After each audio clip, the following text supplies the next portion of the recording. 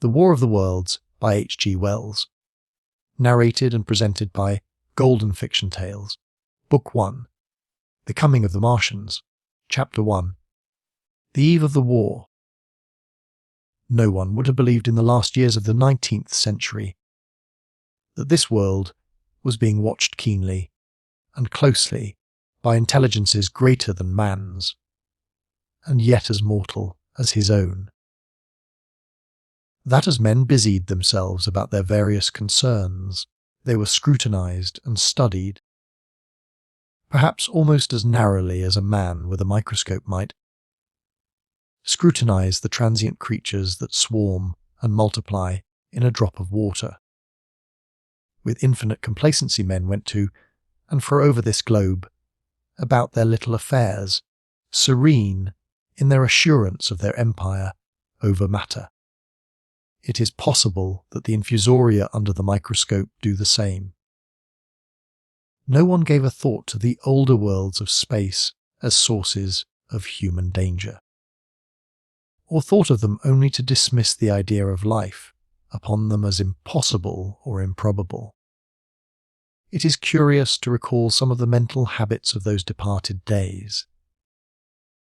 At most terrestrial men fancied there might be other men upon Mars, perhaps inferior to themselves and ready to welcome a missionary enterprise. Yet across the gulf of space, minds that are to our minds as ours are to those of the beasts that perish, intellects vast and cool and unsympathetic, regarded this earth with envious eyes, and slowly and surely drew their plans against us. And early in the 20th century came the Great Disillusionment. The planet Mars, I scarcely need remind the reader, revolves about the Sun at a mean distance of 140 million miles. And the light and heat it receives from the Sun is barely half of that received by this world. It must be, if the nebula hypothesis has any truth, older than our world, and long before this earth ceased to be molten. Life upon its surface must have begun its course. The fact that it is scarcely 1/7 of the volume of the earth must have accelerated its cooling to the temperature at which life could begin. It has air and water and all that is necessary for the support of animated existence. Yet so vain is man, and so blinded by his vanity, that no writer, up to the very end of the 19th century, expressed any idea that intelligent life might have developed there far, or indeed at all, beyond its earthly level. Nor was it generally understood that since Mars is older than our Earth, with scarcely a quarter of the superficial area and remoter from the Sun, it necessarily follows that it is not only more distant from time's beginning, but near its end. The secular cooling that must someday overtake our planet has already gone far indeed with our neighbour. Its physical condition is still largely a mystery. But we know now that even in its equatorial region, the midday temperature barely approaches that of our coldest winter. Its air is much more attenuated than ours. Its oceans have shrunk until they cover but 1/3 of its surface, and as its slow season change, huge snowcaps gather and melt about either pole and periodically inundate its temperate zones. That last stage of exhaustion, which to us is still incredibly remote, has become a present-day problem for the inhabitants of Mars. The immediate pressure of necessity has brightened their intellects, enlarged their powers, and hardened their hearts. And looking across space with instruments and intelligences such as we have scarcely dreamed of, they see, at its nearest distance only 35 million of miles sunward of them, a morning star of hope, our own warmer planet, green with vegetation and grey with water, with a cloudy atmosphere eloquent of fertility, with glimpses through its drifting cloud wisps of broad stretches of populous country and narrow, navy-crowded seas. And we men, the creatures who inhabit this earth, must be to them at least as alien and lowly as are the monkeys and lemurs to us. The intellectual side of man already admits that life is an incessant struggle for existence, and it would seem that this too is the belief of the minds upon Mars. Their world is far gone in its cooling, and this world is still crowded with life, but crowded only with what they regard as inferior animals. To carry warfare sunward is, indeed, their only escape from the destruction that, the generation after generation, creeps upon them. And before we judge of them too harshly, we must remember what ruthless and utter destruction our own species has wrought, not only upon animals, such as the vanished bison and the dodo, but upon its inferior races. The Tasmanians, in spite of their human likeness, were entirely swept out of existence in a war of extermination waged by European immigrants in the space of 50 years. Are we such apostles of mercy as to complain if the Martians warred in the same spirit? The Martians seem to have calculated their descent with amazing subtlety. Their mathematical learning is evidently far in excess of ours, and to have carried out their preparations with a well-nigh perfect unanimity. Had our instruments permitted it, we might have seen the gathering trouble far back in the 19th century. Men like Schiaparelli watched the Red Planet. It is odd, by the by, that for countless centuries Mars has been the star of war, but failed to interpret the fluctuating appearances of the markings they mapped so well. All that time the Martians must have been getting ready. During the opposition of 1894, a great light was seen on the illuminated part of the disk, first at the Lick Observatory, then by Perrotin of Nice, and then by other observers. English readers heard of it first in the issue of Nature dated August 2. I am inclined to think that this blaze may have been the casting of the huge gun in the vast pit sunk into their planet from which their shots were fired at us. Peculiar markings, as yet unexplained, were seen near the site of that outbreak during the next two oppositions. The storm burst upon us 6 years ago now, as Mars approached opposition. Laval of Java set the wires of the astronomical exchange palpitating with the amazing intelligence of a huge outbreak of incandescent gas upon the planet. It had occurred towards midnight of the 12th, and the spectroscope, to which he had at once resorted, indicated a mass of flaming gas, chiefly hydrogen, moving with an enormous velocity towards this Earth. This jet of fire had become invisible about 12:15. He compared it to a colossal puff of flame suddenly and violently squirted out of the planet as flaming gases rushed out of a gun. A singularly appropriate phrase it proved.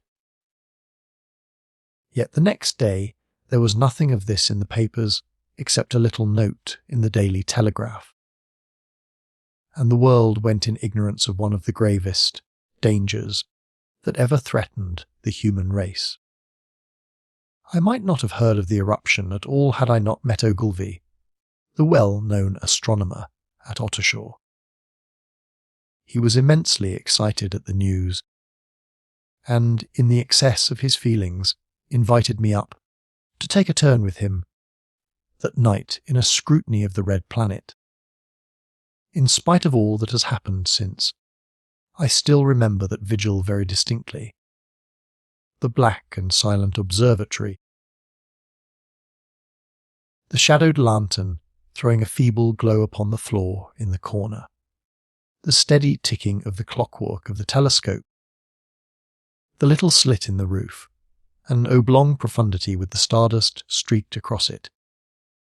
Ogilvy moved about, invisible but audible. Looking through the telescope, one saw a circle of deep blue and the little round planet swimming in the field. It seemed such a little thing, so bright and small and still, faintly marked with transverse stripes and slightly flattened from the perfect round. But so little it was, so silvery warm, a pin's head of light? It was as if it quivered. But really this was the telescope vibrating with the activity of the clockwork that kept the planet in view. As I watched, the planet seemed to grow larger and smaller, and to advance and recede, but that was simply that my eye was tired. 40 millions of miles it was from us. More than 40 millions of miles of void. Few people realize the immensity of vacancy in which the dust of the material universe swims. Near it in the field, I remember, were 3 faint points of light, 3 telescopic stars infinitely remote. And all around it was the unfathomable darkness of empty space. You know how that blackness looks on a frosty starlight night. In a telescope it seems far profounder, and invisible to me because it was so remote and small, flying swiftly and steadily towards me across that incredible distance, drawing nearer every minute by so many thousands of miles. Came the thing they were sending us, the thing that was to bring so much struggle and calamity and death to the earth. I never dreamed of it then as I watched. No one on earth dreamed of that unerring missile. That night, too, there was another jetting out of gas from the distant planet. I saw it, a reddish flash at the edge. The slightest projection of the outline, just as the chronometer struck midnight. And at that I told Ogilvy, and he took my place. The night was warm, and I was thirsty. And I went stretching my legs clumsily and feeling my way in the darkness to the little table where the siphon stood, while Ogilvy exclaimed at the streamer of gas that came out towards us. That night another invisible missile started on its way to the Earth from Mars, just a second or so under 24 hours after the first one. I remember how I sat on the table there in the blackness, with patches of green and crimson swimming before my eyes. I wished I had a light to smoke by. Little suspecting the meaning of the minute gleam I had seen, and all that it would presently bring me. Ogilvy watched till 1, and then gave it up. And we lit the lantern and walked over to his house. Down below in the darkness were Ottershaw and Chertsey, and all their hundreds of people, sleeping in peace. He was full of speculation that night about the condition of Mars, and scoffed at the vulgar idea of its having inhabitants who were signalling us. His idea was that meteorites might be falling in a heavy shower upon the planet, or that a huge volcanic explosion was in progress. He pointed out to me how unlikely it was that organic evolution had taken the same direction in the 2 adjacent planets. The chances against anything manlike on Mars are 1,000,000 to 1, he said.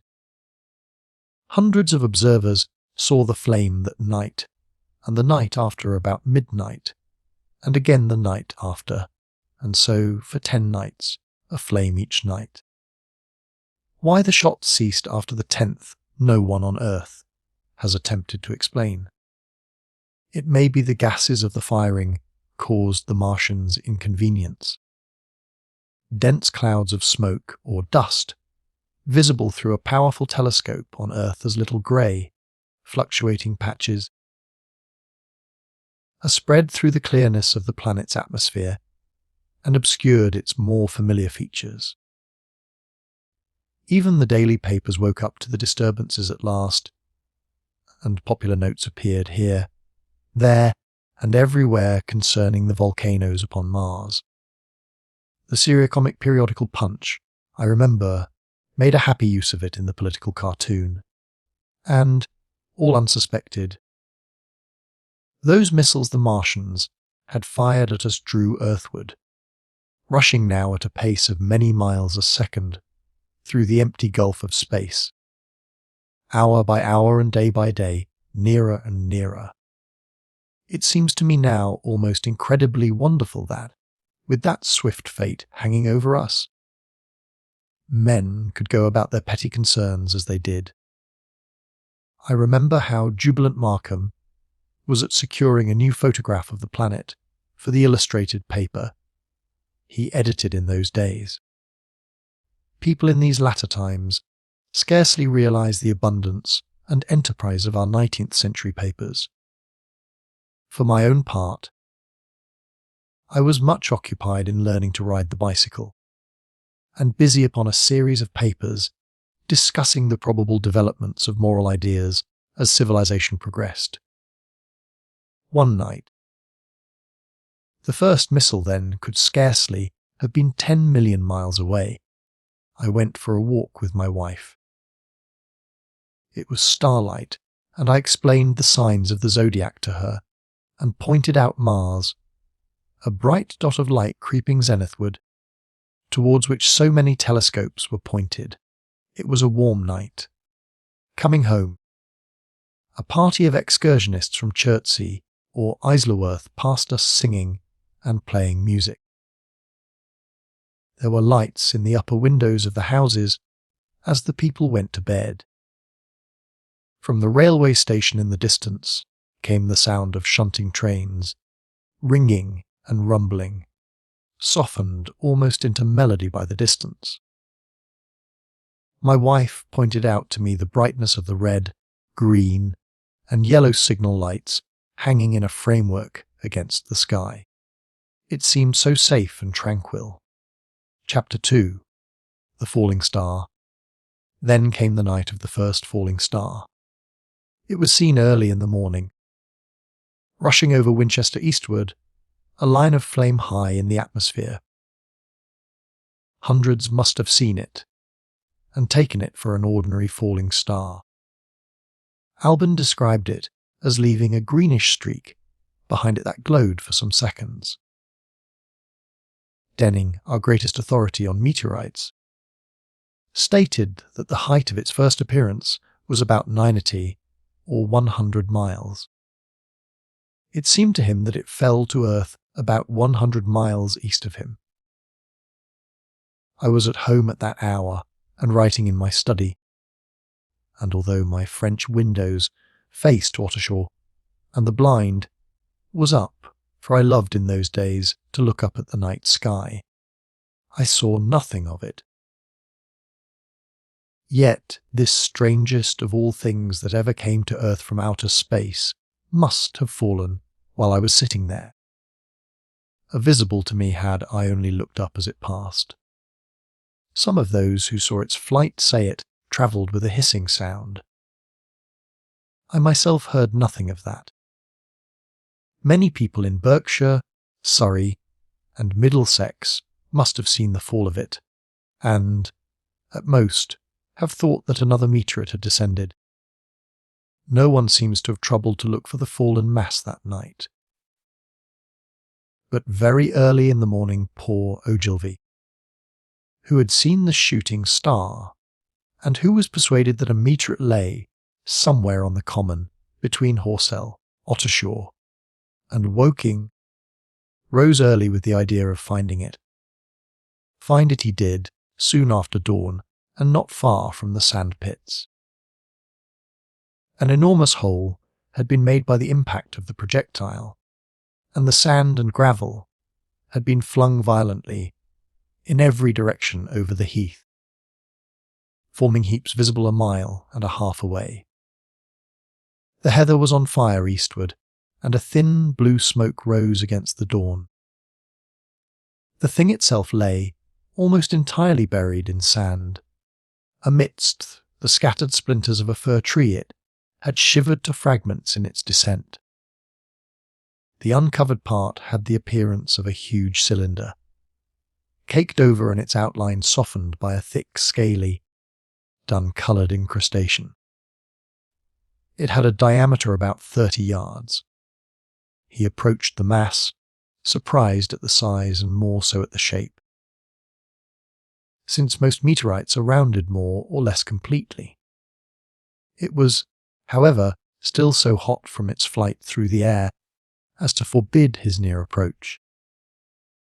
A stirring noise within its cylinder he ascribed to the unequal cooling of its surface, for at that time it had not occurred to him that it might be hollow. He remained standing at the edge of the pit that the thing had made for itself, staring at its strange appearance, astonished chiefly at its unusual shape and colour, and dimly perceiving even then some evidence of design in its arrival. The early morning was wonderfully still, and the sun, just clearing the pine trees towards Weybridge, was already warm. He did not remember hearing any birds that morning. There was certainly no breeze stirring, and the only sounds were the faint movements from within the cindery cylinder. He was all alone on the common. Then suddenly he noticed with a start that some of the grey clinker, the ashy incrustation that covered the meteorite, was falling off the circular edge of the end. It was dropping off in flakes and raining down upon the sand. A large piece suddenly came off and fell with a sharp noise that brought his heart into his mouth. For a minute he scarcely realized what this meant, and, although the heat was excessive, he clambered down into the pit close to the bulk to see the thing more clearly. He fancied even then that the cooling of the body might account for this. But what disturbed that idea was the fact that the ash was falling only from the end of the cylinder. And then he perceived that, very slowly, the circular top of the cylinder was rotating on its body. It was such a gradual movement that he discovered it only through noticing that a black mark that had been near him 5 minutes ago was now at the other side of the circumference.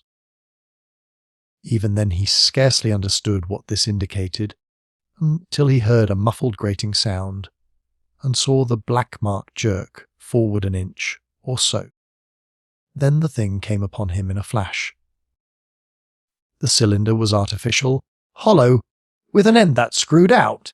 Something within the cylinder was unscrewing the top. "Good heavens," said Ogilvy. "There's a man in it, men in it. Half roasted to death. Trying to escape." At once, with a quick mental leap, he linked the thing with the flash upon Mars. The thought of the confined creature was so dreadful to him that he forgot the heat and went forward to the cylinder to help turn. But luckily the dull radiation arrested him before he could burn his hands on the still glowing metal. At that he stood irresolute for a moment, then turned, scrambled out of the pit, and set off, running wildly into Woking. The time then must have been somewhere about 6 o'clock. He met a waggoner and tried to make him understand, but the tale he told and his appearance were so wild, his hat had fallen off in the pit, that the man simply drove on. He was equally unsuccessful with the potman, who was just unlocking the doors of the public house by Horsell Bridge. The fellow thought he was a lunatic at large, and made an unsuccessful attempt to shut him into the tape-room. That sobered him a little, and when he saw Henderson, the London journalist, in his garden, he called over the palings and made himself understood. "Henderson," he called, "you saw that shooting star last night?" "Well," said Henderson, "it's out on Horsell Common now." "Good Lord," said Henderson. "Fallen meteorite. That's good. But it's something more than a meteorite. It's a cylinder, an artificial cylinder, man. And there's something inside." Henderson stood up with his spade in his hand. "What's that?" he said. He was deaf in one ear. Ogilvy told him all that he had seen. Henderson was a minute or so taking it in. Then he dropped his spade, snatched up his jacket, and came out into the road.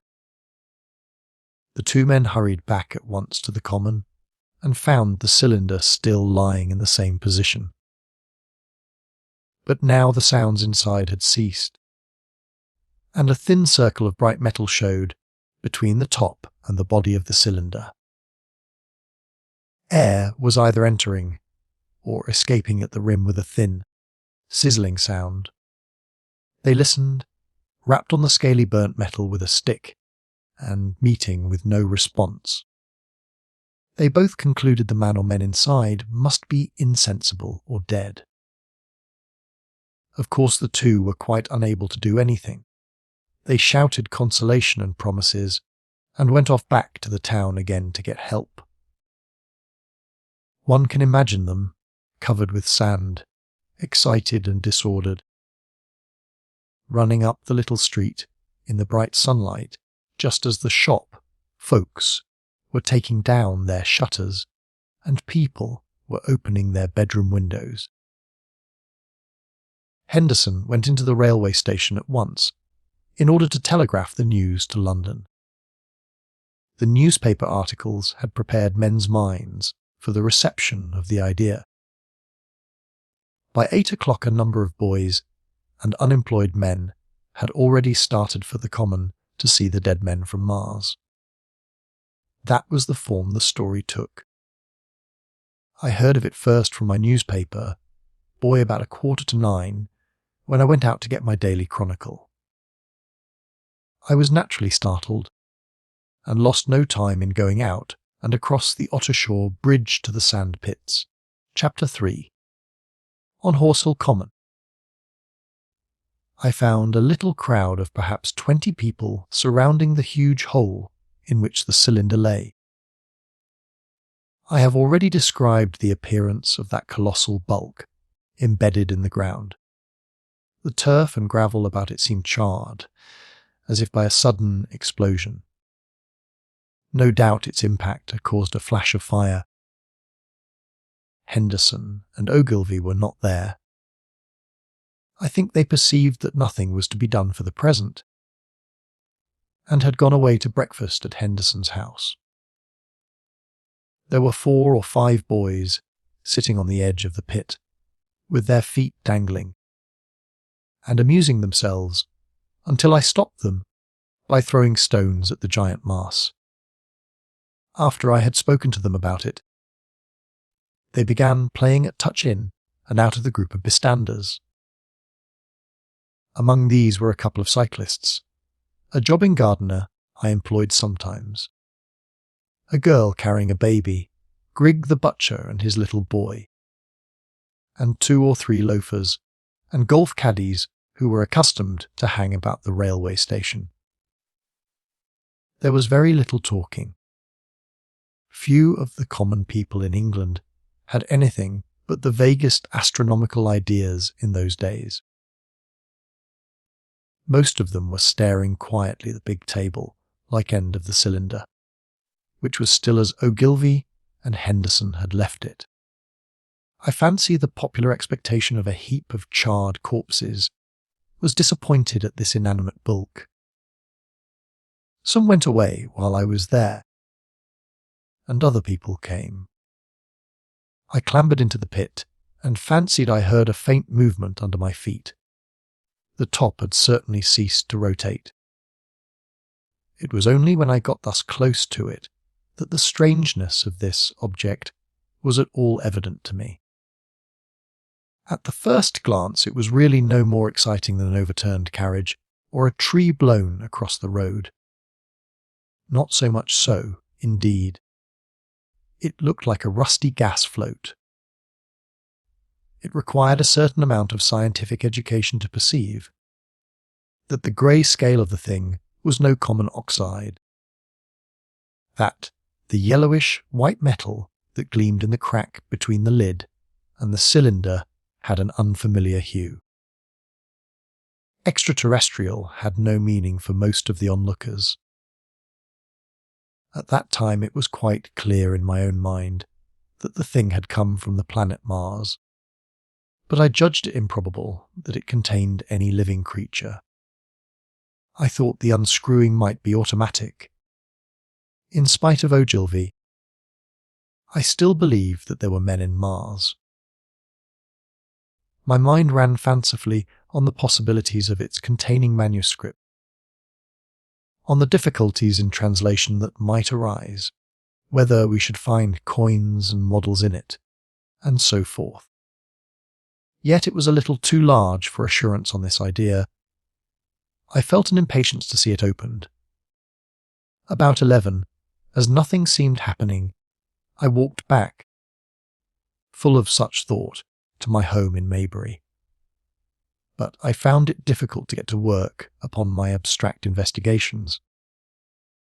In the afternoon the appearance of the Common had altered very much.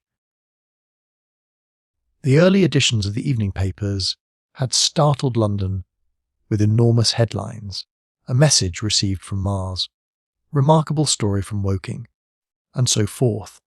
In addition, Ogilvy's wire to the Astronomical Exchange had roused every observatory in the 3 kingdoms.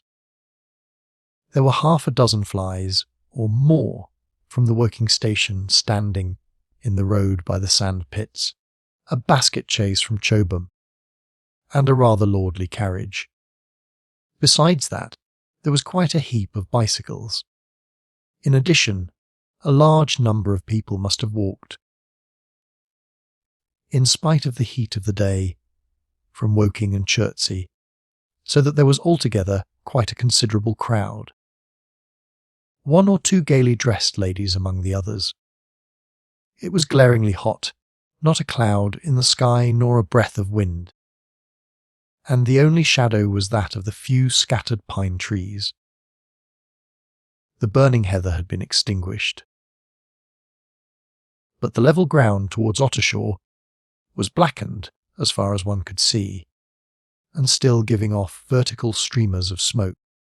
An enterprising sweet stuff dealer in the Chobham road had sent up his son with a barrow load of green apples and ginger beer.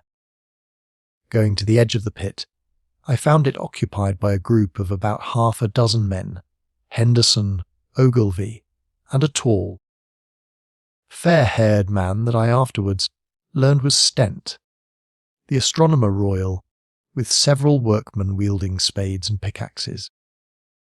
Stent was giving directions in a clear, high-pitched voice. He was standing on the cylinder, which was now evidently much cooler. His face was crimson and streaming with perspiration, and something seemed to have irritated him. A large portion of the cylinder had been uncovered, although its lower end was still embedded. As soon as Ogilvy saw me among the staring crowd on the edge of the pit, he called to me to come down, and asked me if I would mind going over to see Lord Hilton, the Lord of the Manor. The growing crowd, he said. It was becoming a serious impediment to their excavations, especially the boys. They wanted a light railing put up and help to keep the people back. He told me that a faint stirring was occasionally still audible within the case, but that the workmen had failed to unscrew the top, as it afforded no grip to them. The case appeared to be enormously thick, and it was possible that the faint sounds we heard represented a noisy tumult in the interior. I was very glad to do as he asked, and so become one of the privileged spectators within the contemplated enclosure. I failed to find Lord Hilton at his house, but I was told he was expected from London by the 6 o'clock train from Waterloo, and as it was then about 5:15, I went home, had some tea, and walked up to the station to waylay him. Chapter 4. The cylinder opens. When I returned to the common, the sun was setting. Scattered groups were hurrying from the direction of Woking, and 1 or 2 persons were returning.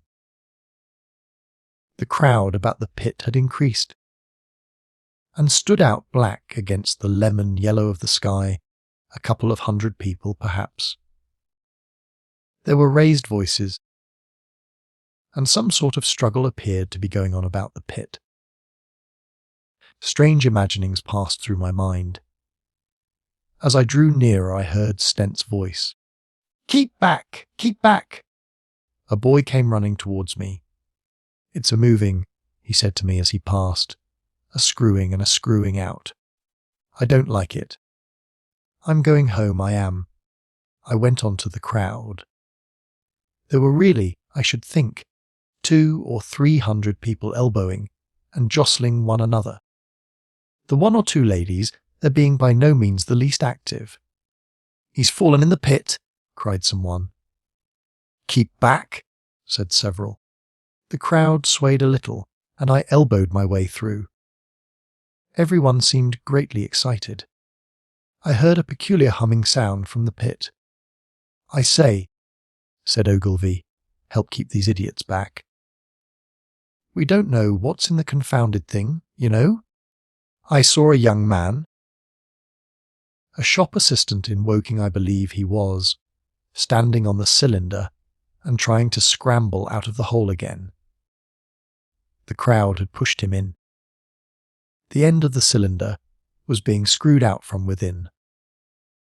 Nearly 2 feet of shining screw projected.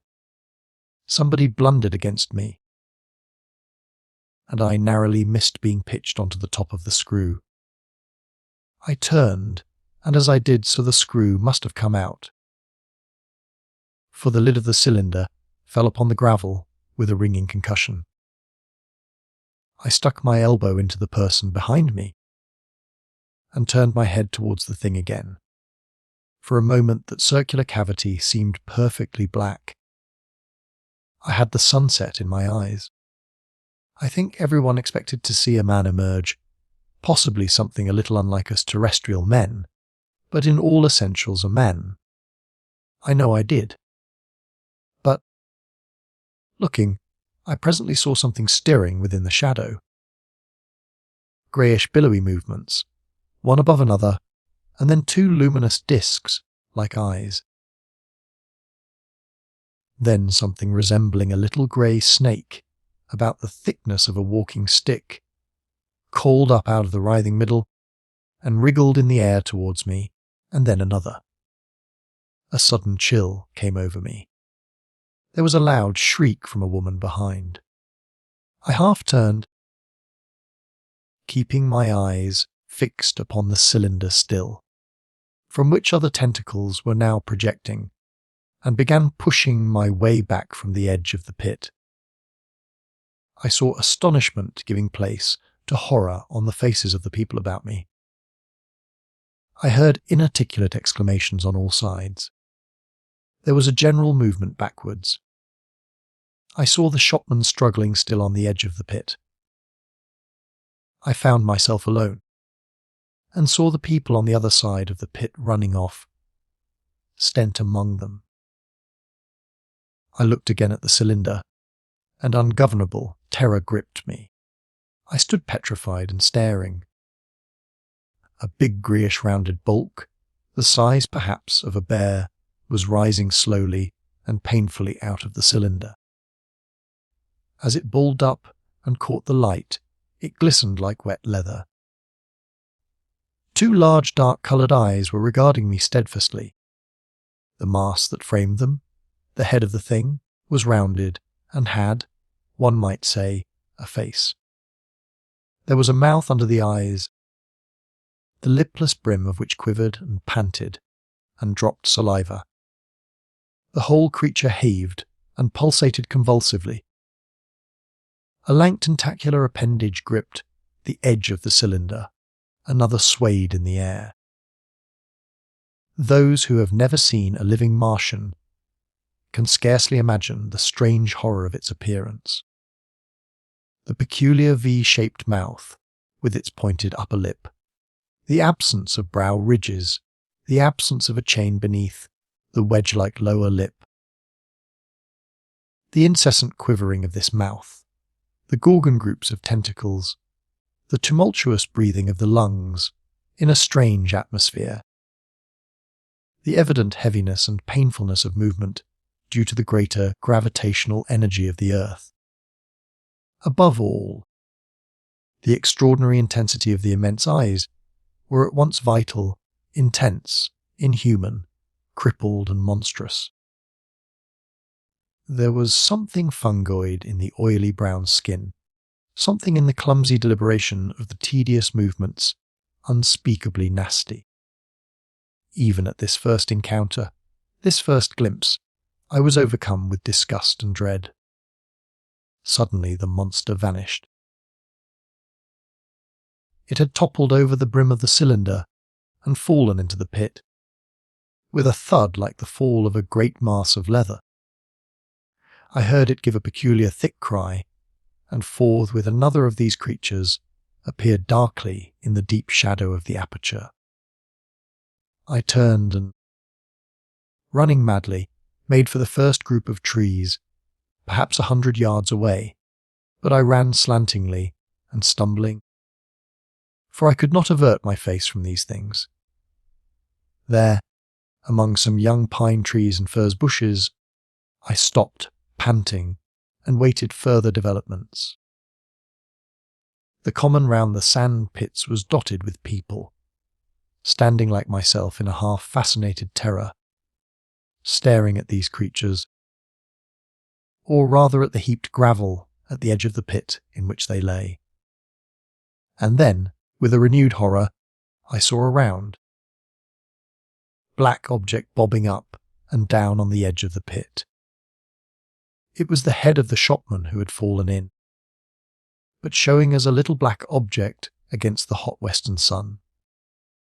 Now he got his shoulder and knee up, and again he seemed to slip back until only his head was visible. Suddenly he vanished, and I could have fancied a faint shriek had reached me. I had a momentary impulse to go back and help him that my fears overruled. Everything was then quite invisible, hidden by the deep pit and the heap of sand that the fall of the cylinder had made. Anyone coming along the road from Chobham or Woking would have been amazed at the sight. A dwindling multitude of perhaps 100 people or more standing in a great irregular circle, in ditches, behind bushes, behind gates and hedges, saying little to one another, and that in short, excited shouts, and staring hard at a few heaps of sand. The barrow of Ginger Bear stood, a queer derelict, black against the burning sky, and in the sand pits was a row of deserted vehicles, with their horses feeding out of nosebags or pawing the ground. Chapter 5. The Heat Ray. After the glimpse I had of the Martians, emerging from the cylinder in which they had come to the Earth from their planet, a kind of fascination paralysed my actions. I remained standing knee-deep in the heather, staring at the mound that hid them. I was a battleground of fear and curiosity. I did not dare to go back towards the pit, but I felt a passionate longing to peer into it. I began walking. Therefore, in a big curve, seeking some point of vantage, and continually looking at the sand heaps that hid these newcomers to our Earth. Once a leash of thin black whips, like the arms of an octopus, flashed across the sunset, and was immediately withdrawn, and afterwards a thin rod rose up, joint by joint, bearing at its apex a circular disc that spun with a wobbling motion. What could be going on there? Most of the spectators had gathered in one or two groups, one a little crowd towards Woking, the other a knot of people in the direction of Chobham. Evidently they shared my mental conflict. There were few near me. One man I approached, he was, I perceived, a neighbour of mine, though I did not know his name, and accosted. But it was scarcely a time for articulate conversation. "What ugly brutes!" he said. "Good God!" "What ugly brutes!" He repeated this over and over again. "Did you see a man in the pit?" I said, but he made no answer to that. We became silent, and stood watching for a time side by side, deriving, I fancy, a certain comfort in one another's company. Then I shifted my position to a little knoll that gave me the advantage of a yard or more of elevation, and when I looked for him presently, he was walking towards Woking. The sunset faded to twilight before anything further happened. The crowd far away on the left, towards Woking, seemed to grow, and I heard now a faint murmur from it. The little knot of people towards Chobham dispersed. There was scarcely an intimation of movement from the pit. It was this, as much as anything, that gave people courage, and I suppose the new arrivals from Woking also helped to restore confidence. At any rate, as the dusk came on, a slow, intermittent movement upon the sand pits began. A movement that seemed to gather force as the stillness of the evening about the cylinder remained unbroken. Vertical black figures in twos and threes would advance, stop, watch, and advance again, spreading out as they did so in a thin, irregular crescent that promised to enclose the pit in its attenuated horns. I, too, on my side, began to move towards the pit. Then I saw some cabmen and others had walked boldly into the sand pits, and heard the clatter of hoofs and the gride of wheels. I saw a lad trundling off the barrow of apples. And then, within 30 yards of the pit, advancing from the direction of Horsell, I noted a little black knot of men, the foremost of whom was waving a white flag. This was the deputation. There had been a hasty consultation, and since the Martians were evidently, in spite of their repulsive forms, intelligent creatures, it had been resolved to show them, by approaching them with signals, that we too were intelligent. Flutter, flutter, went the flag, first to the right, then to the left. It was too far for me to recognise anyone there, but afterwards I learned that Ogilvy, Stent, and Henderson were with others in this attempt at communication. This little group had in its advance dragged inward, so to speak, the circumference of the now almost complete circle of people, and a number of dim black figures followed it at discreet distances. Suddenly there was a flash of light, and a quantity of luminous greenish smoke came out of the pit in 3 distinct puffs, which drove up, one after the other, straight into the still air. This smoke, or flame, perhaps, would be the better word for it.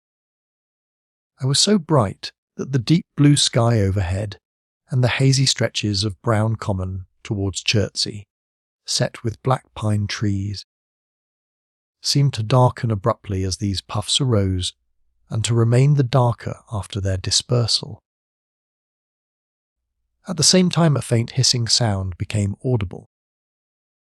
Beyond the pit stood the little wedge of people with the white flag at its apex, arrested by these phenomena. A little knot of small vertical black shapes upon the black ground. As the green smoke arose, their faces flashed out pallid green, and faded again as it vanished. Then slowly the hissing passed into a humming, into a long, loud, droning noise. Slowly a humped shape rose out of the pit, and the ghost of a beam of light seemed to flicker out from it, forth with flashes of actual flame. A bright glare leaping from one to another sprang from the scattered group of men. It was as if some invisible jet impinged upon them and flashed into white flame. It was as if each man were suddenly and momentarily turned to fire. Then, by the light of their own destruction, I saw them staggering and falling, and their supporters turning to run. I stood staring, not as yet realizing that this was death leaping from man in that little, distant crowd. All I felt was that it was something very strange. An almost noiseless and blinding flash of light, and a man fell headlong and lay still, and as the unseen shaft of heat passed over them, a pine trees burst into fire, and every dry furze bush became with one dull that a mass of flames. And far away towards Nafil, I saw the flashes of trees and hedges and wooden buildings suddenly set alight. It was sweeping round swiftly and steadily.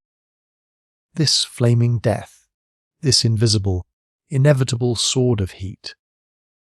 I perceived it coming towards me by the flashing bushes it touched, and was too astounded and stupefied to steer. I heard the crackle of fire in the sand pits, and the sudden squeal of a horse that was as suddenly stilled. Then it was as if an invisible, yet intensely heated, finger were drawn through the heather between me and the Martians, and all along a curving line beyond the sand pits the dark ground smoked and crackled. Something fell with a crash far away to the left, where the road from Woking Station opens out on the common. Forth with the hissing and humming ceased, and the black, dome-like object sank slowly out of sight into the pit.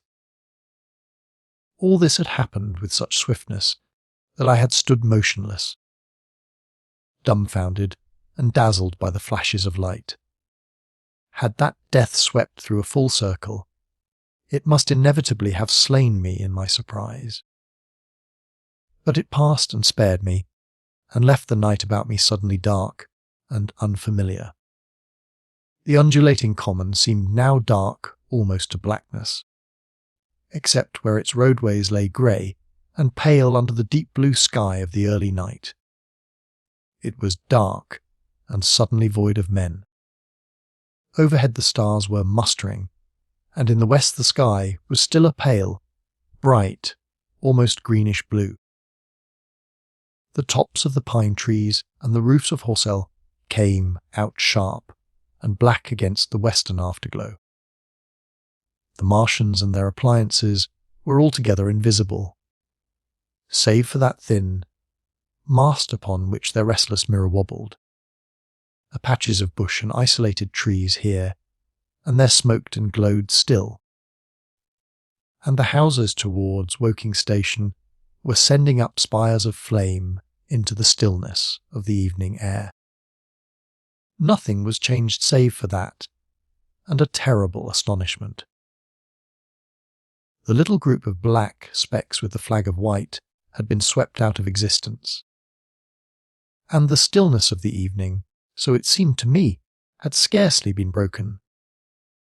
It came to me that I was upon this dark common, helpless, unprotected, and alone. Suddenly, like a thing falling upon me from without, came fear. With an effort I turned, and began a stumbling run through the heather. The fear I felt was no rational fear, but a panic terror not only of the Martians, but of the dusk and stillness all about me. Such an extraordinary effect in unmanning me it had that I ran weeping silently, as a child might do. Once I had turned, I did not dare to look back. I remember I felt an extraordinary persuasion that I was being played with, that presently, when I was upon the very verge of safety, This mysterious death, as swift as the passage of light, would leap after me from the pit about the cylinder and strike me down. Chapter 6. The heat ray in the Chobham road. It is still a matter of wonder how the Martians are able to slay men so swiftly and so silently. Many think that in some way they are able to generate an intense heat in a chamber of practically absolute non-conductivity. This intense heat they project in a parallel beam against any object they choose, by means of a polished parabolic mirror of unknown composition, much as the parabolic mirror of a lighthouse projects a beam of light. But no one has absolutely proved these details. However it is done, it is certain that a beam of heat is the essence of the matter. Heat, and invisible, instead of visible, light. Whatever is combustible flashes into flame at its touch, lead runs like water, it softens iron, cracks and melts glass, and when it falls upon water, incontinently that explodes into steam. That night nearly 40 people lay under the starlight about the pit, charred and distorted beyond recognition. And all night long the common from Horsell to Maybury was deserted and brightly ablaze. The news of the massacre probably reached Chobham, Woking, and Ottershaw about the same time. In Woking the shops had closed when the tragedy happened, and a number of people, shop people, and so forth, attracted by the stories they had heard, were walking over the Horsell bridge and along the road between the hedges that runs out at last upon the common. You may imagine the young people, brushed up after the labours of the day, and making this novelty, as they would make any novelty, the excuse for walking together and enjoying a trivial flirtation. You may figure to yourself the hum of voices along the road in the gloaming. As yet, of course, few people in Woking even knew that the cylinder had opened, though poor Henderson had sent a messenger on a bicycle to the post office with a special wire to an evening paper. As these folks came out by twos and threes upon the open, they found little knots of people talking excitedly and peering at the spinning mirror over the sand pits, and the newcomers were, no doubt, soon infected by the excitement of the occasion. By 8:30, when the deputation was destroyed, there may have been a crowd of 300 people or more at this place, besides those who had left the road to approach the Martians nearer. There were 3 policemen too, one of whom was mounted, doing their best, under instructions from Stent, to keep the people back and deter them from approaching the cylinder. There was some bowing from those more thoughtless and excitable souls to whom a crowd is always an occasion for noise and horseplay. Stent and Ogilvy, anticipating some possibilities of a collision, had telegraphed from Horsell to the barracks, as soon as the Martians emerged, for the help of a company of soldiers to protect these strange creatures from violence. After that they returned to lead that ill-fated advance. The description of their death, as it was seen by the crowd, tallies very closely with my own impressions. The 3 puffs of green smoke, the deep humming note, and the flashes of flame. But that crowd of people had a far narrower escape than mine. Only the fact that a hummock of heathery sand intercepted the lower part of the heat ray saved them. Had the elevation of the parabolic mirror been a few yards higher, none could have lived to tell the tale. They saw the flashes and the men falling, and an invisible hand, as it were, lit the bushes as it hurried towards them through the twilight. Then, with a whistling note that rose above the droning of the pit. The beam swung close over their heads, lighting the tops of the beech trees that lined the road and splitting the bricks, smashing the windows, firing the window frames, and bringing down in crumbling ruin a portion of the gable of the house nearest the corner. In the sudden thud, hiss, and glare of the igniting trees, the panic-stricken crowd seems to have swayed hesitatingly for some moments. Sparks and burning twigs began to fall into the road, and single leaves like puffs of flame. Hats and dresses caught fire. Then came a crying from the common. There were shrieks and shouts. And suddenly a mounted policeman came galloping through the confusion with his hands clasped over his head, screaming, "They're coming!" A woman shrieked. And incontinently everyone was turning and pushing at those behind in order to clear their way to walking again. They must have bolted as blindly as a flock of sheep. Where the road grows narrow and black between the high banks, the crowd jamed, and a desperate struggle occurred. All that crowd did not escape. 3 persons at least, 2 women and a little boy, were crushed and trampled there, and left to die amid the terror and the darkness. Chapter 7. How I reached home. For my own part, I remember nothing of my flight except the stress of blundering against trees and stumbling through the heather. All about me gathered the invisible terrors of the Martians that pitiless, this sword of heat seemed whirling to and fro, flourishing overhead before it descended and smote me out of life. I came into the road between the crossroads and Horsell, and ran along this to the crossroads. At last I could go no further. I was exhausted with the violence of my emotion and of my flight, and I staggered and fell by the wayside. That was near the bridge that crosses the canal by the gasworks. I fell and lay still. I must have remained there some time. I sat up, strangely perplexed. For a moment, perhaps, I could not clearly understand how I came there. My terror had fallen from me like a garment. My hat had gone, and my collar had burst away from its fastener. A few minutes before, there had only been 3 real things before me: the immensity of the night and space and nature, my own feebleness and anguish, and the near approach of death. Now it was as if something turned over, and the point of view altered abruptly. There was no sensible transition from one state of mind to the other. I was immediately the self of every day again, a decent, ordinary citizen. The silent common, the impulse of my flight, the starting flames, were as if they had been in a dream. I asked myself had these latter things indeed happened. I could not credit it. I rose and walked unsteadily up the steep incline of the bridge.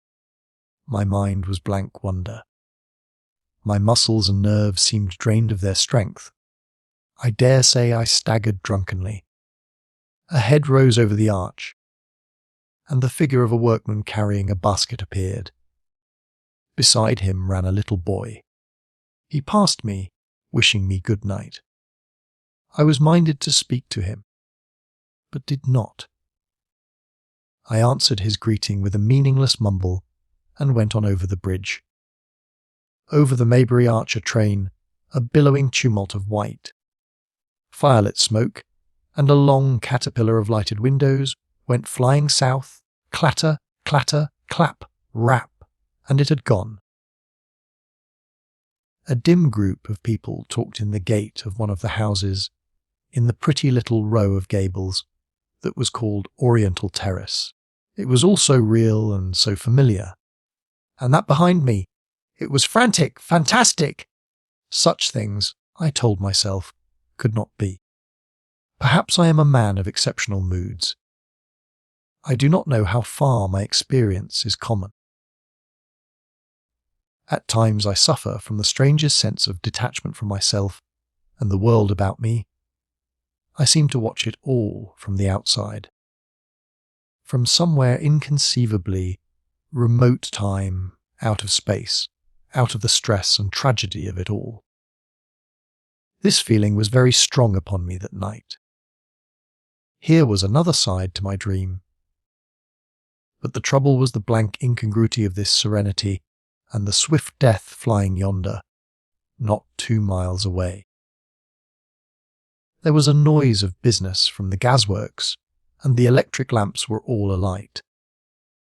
I stopped the group of people. "What news from the common?"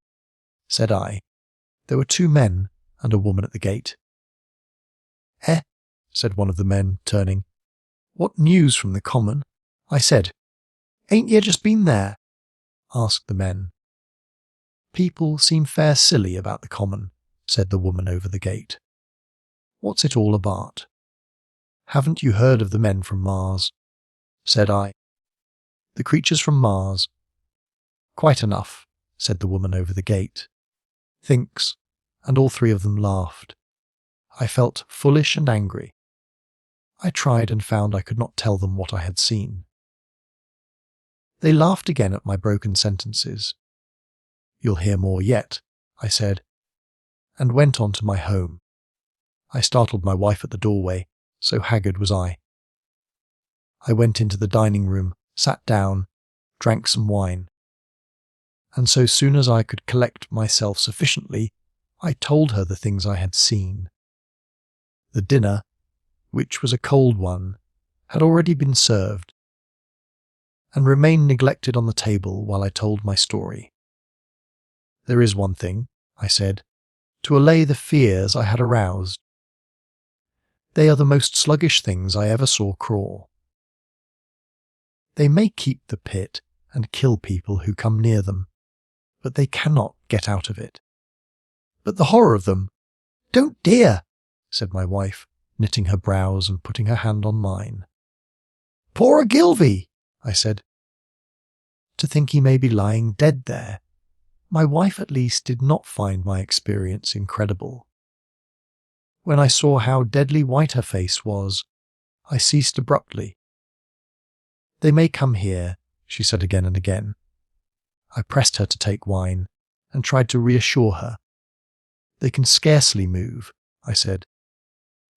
I began to comfort her, and myself, by repeating all that Ogilvy had told me of the impossibility of the Martians establishing themselves on the earth. In particular, I laid stress on the gravitational difficulty. On the surface of the earth, the force of gravity is 3 times what it is on the surface of Mars. A Martian, therefore, would weigh 3 times more than on Mars, albeit his muscular strength would be the same.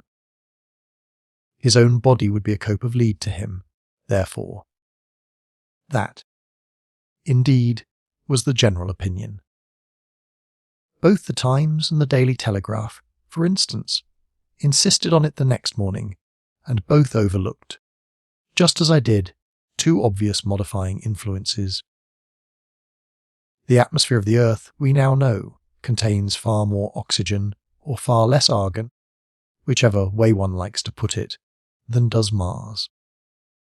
The invigorating influences of this excess of oxygen upon the Martians indisputably did much to counterbalance the increased weight of their bodies.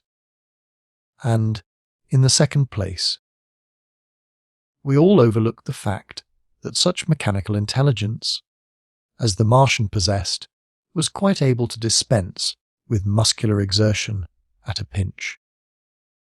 But I did not consider these points at the time, and so my reasoning was dead against the chances of the invaders. With wine and food, the confidence of my own table, and the necessity of reassuring my wife, I grew by insensible degrees courageous and secure.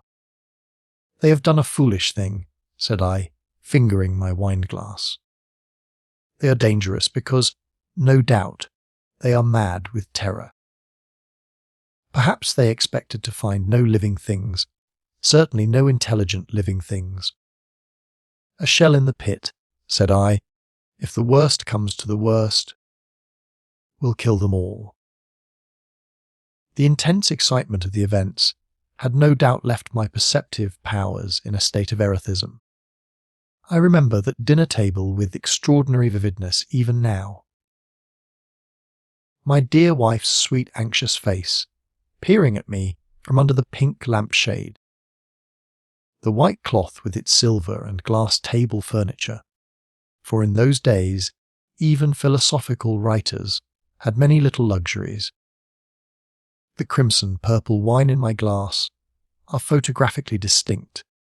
At the end of it I sat, tempering nuts with a cigarette, regretting Ogilvy's rashness, and denouncing the short-sighted timidity of the Martians. So some respectable dodo in the Mauritius might have lauded in his nest, and discussed the arrival of that shipful of pitiless sailors in want of animal food. We will peck them to death tomorrow, my dear. I did not know it, but that was the last civilized dinner I was to eat for very many strange and terrible days. Chapter 8. Friday Night. The most extraordinary thing to my mind, of all the strange and wonderful things that happened upon that Friday, was the dovetailing of the commonplace habits of our social order with the first beginnings of the series of events that was to topple that social order headlong. If on Friday night you had taken a pair of compasses and drawn a circle with a radius of 5 miles round the Woking sand pits, I doubt if you would have had one human being outside it, unless it were some relation of Stent or of the 3 or 4 cyclists or London people lying dead on the common, whose emotions or habits were at all affected by the newcomers. Many people had heard of the cylinder, of course, and talked about it in their leisure, but it certainly did not make the sensation that an ultimatum to Germany would have done. In London that night poor Henderson's telegram, describing the gradual unscrewing of the shot, was judged to be a canard, and his evening paper, after wiring for authentication from him and receiving no reply, the man was killed, decided not to print a special edition. Even within the 5-mile circle, the great majority of people were inert. I have already described the behaviour of the men and women to whom I spoke. All over the district people were dining and supping. Working men were gardening after the labours of the day. Children were being put to bed. Young people were wandering through the lanes love-making. Students sat over their books. Maybe there was a murmur in the village streets. A novel and dominant topic in the public houses, and here and there a messenger, or even an eyewitness of the later occurrences, caused a whirl of excitement, a shouting, and a running to and fro. But for the most part the daily routine of working, eating, drinking, sleeping, went on as it had done for countless years, as though no planet Mars existed in the sky. Even at Woking Station and Horsell and Chobham that was the case. In Woking Junction, until a late hour, trains were stopping and going on, others were shunting on the sidings, passengers were alighting and waiting, and everything was proceeding in the most ordinary way. A boy from the town, trenching on Smith's Monopoly, was selling papers with the afternoon's news. The ringing impact of trucks, the sharp whistle of the engines from the junction, mingled with their shouts of men from Mars.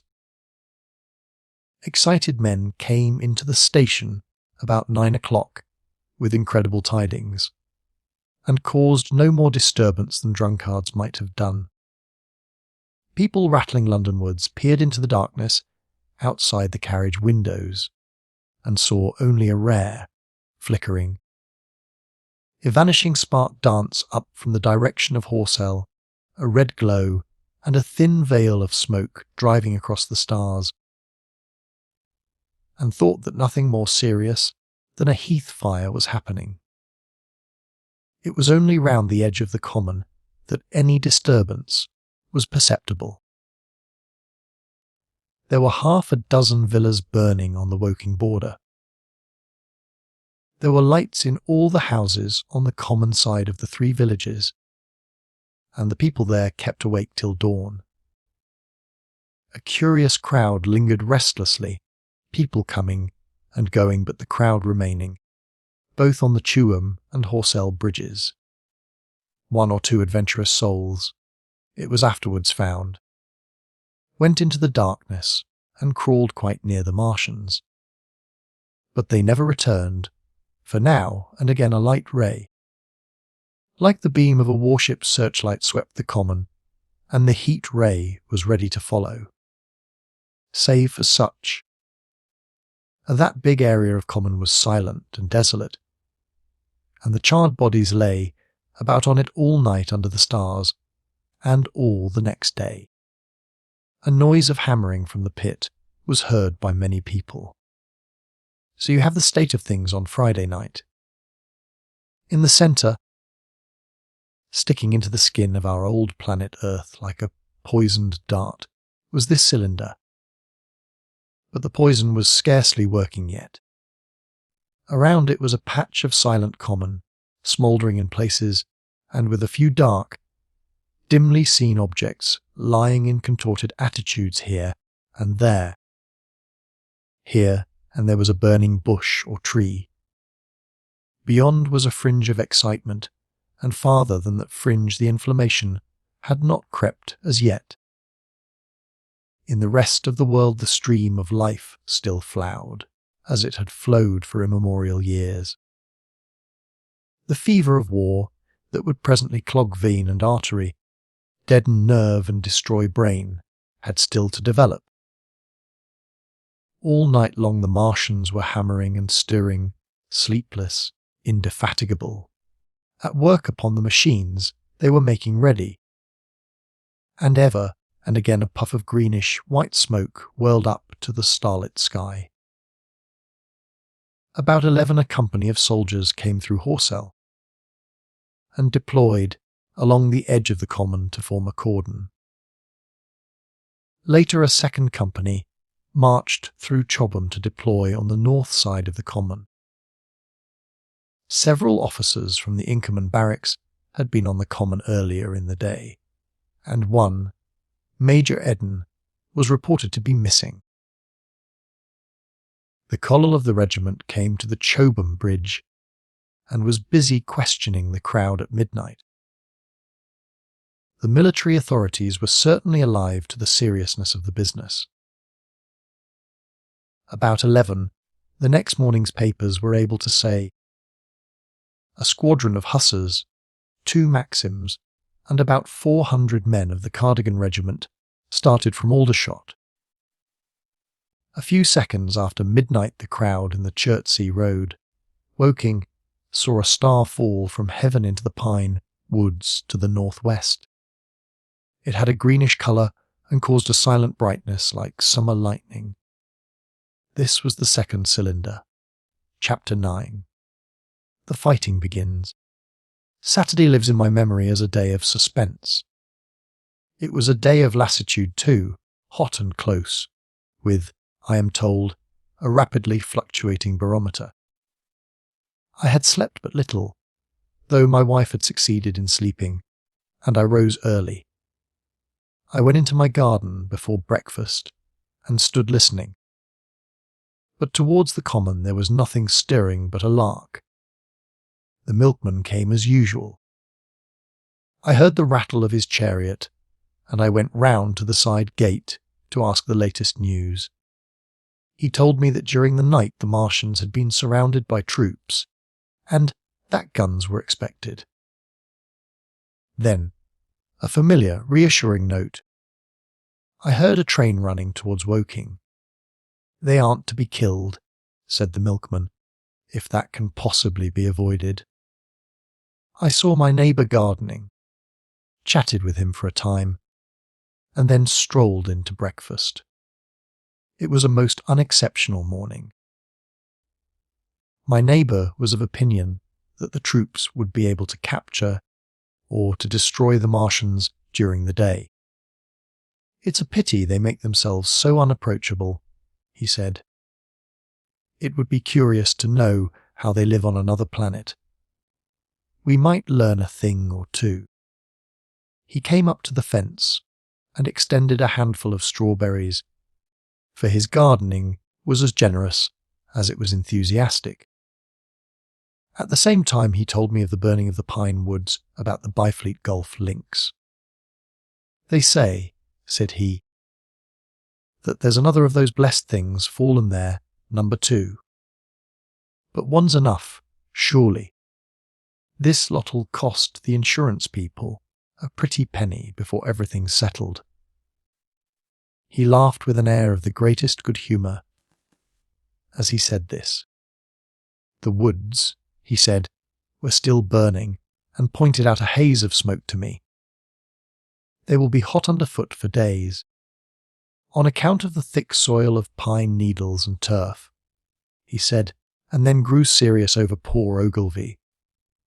After breakfast, instead of working, I decided to walk down towards the common. Under the railway bridge I found a group of soldiers, sappers, I think men in small round caps. A dirty red jackets unbuttoned, and showing their blue shirts, dark trousers, and boots coming to the calf. They told me no one was allowed over the canal. And, looking along the road towards the bridge, I saw one of the cardigan men standing sentinel there. I talked with these soldiers for a time. I told them of my sight of the Martians on the previous evening. None of them had seen the Martians, and they had but the vaguest ideas of them, so that they plied me with questions. They said that they did not know who had authorized the movements of the troops. Their idea was that a dispute had arisen at the Horse Guards. The ordinary sapper is a great deal better educated than the common soldier, and they discussed the peculiar conditions of the possible fight with some acuteness. I described the heat ray to them, and they began to argue among themselves. Crawl up under cover and rush them, say I, said one.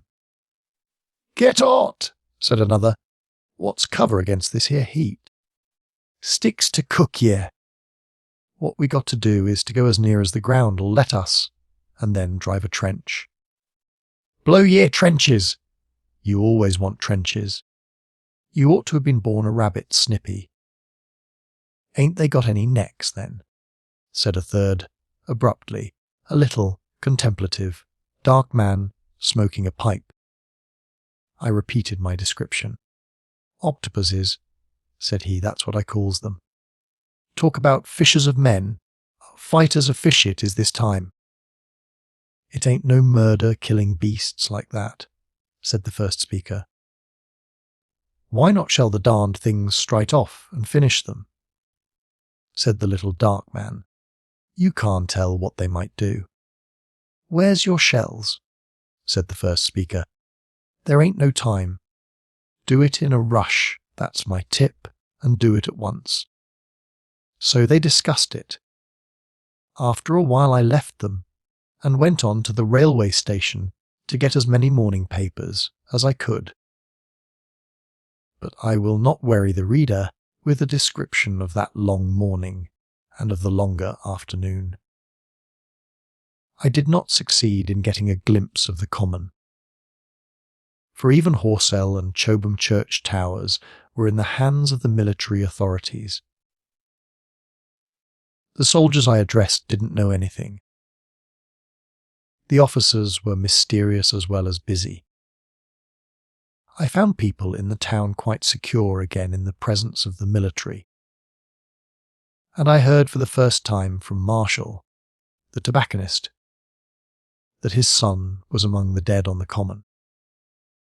The soldiers had made the people on the outskirts of Horsell lock up and leave their houses. I got back to lunch about 2, very tired for, as I have said, the day was extremely hot and dull, and in order to refresh myself, I took a cold bath in the afternoon.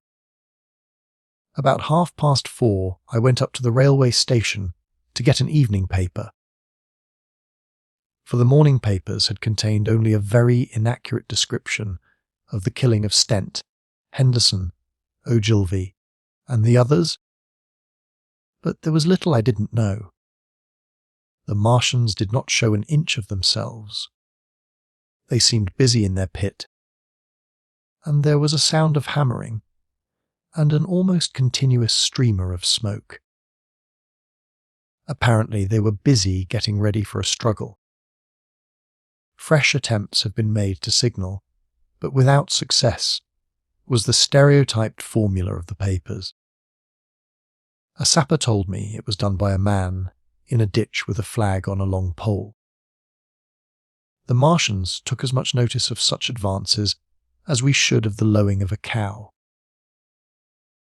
I must confess the sight of all this armament, all this preparation, greatly excited me.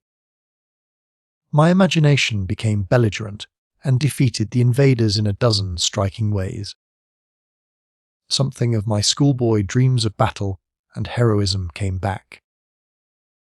It hardly seemed a fair fight to me at that time.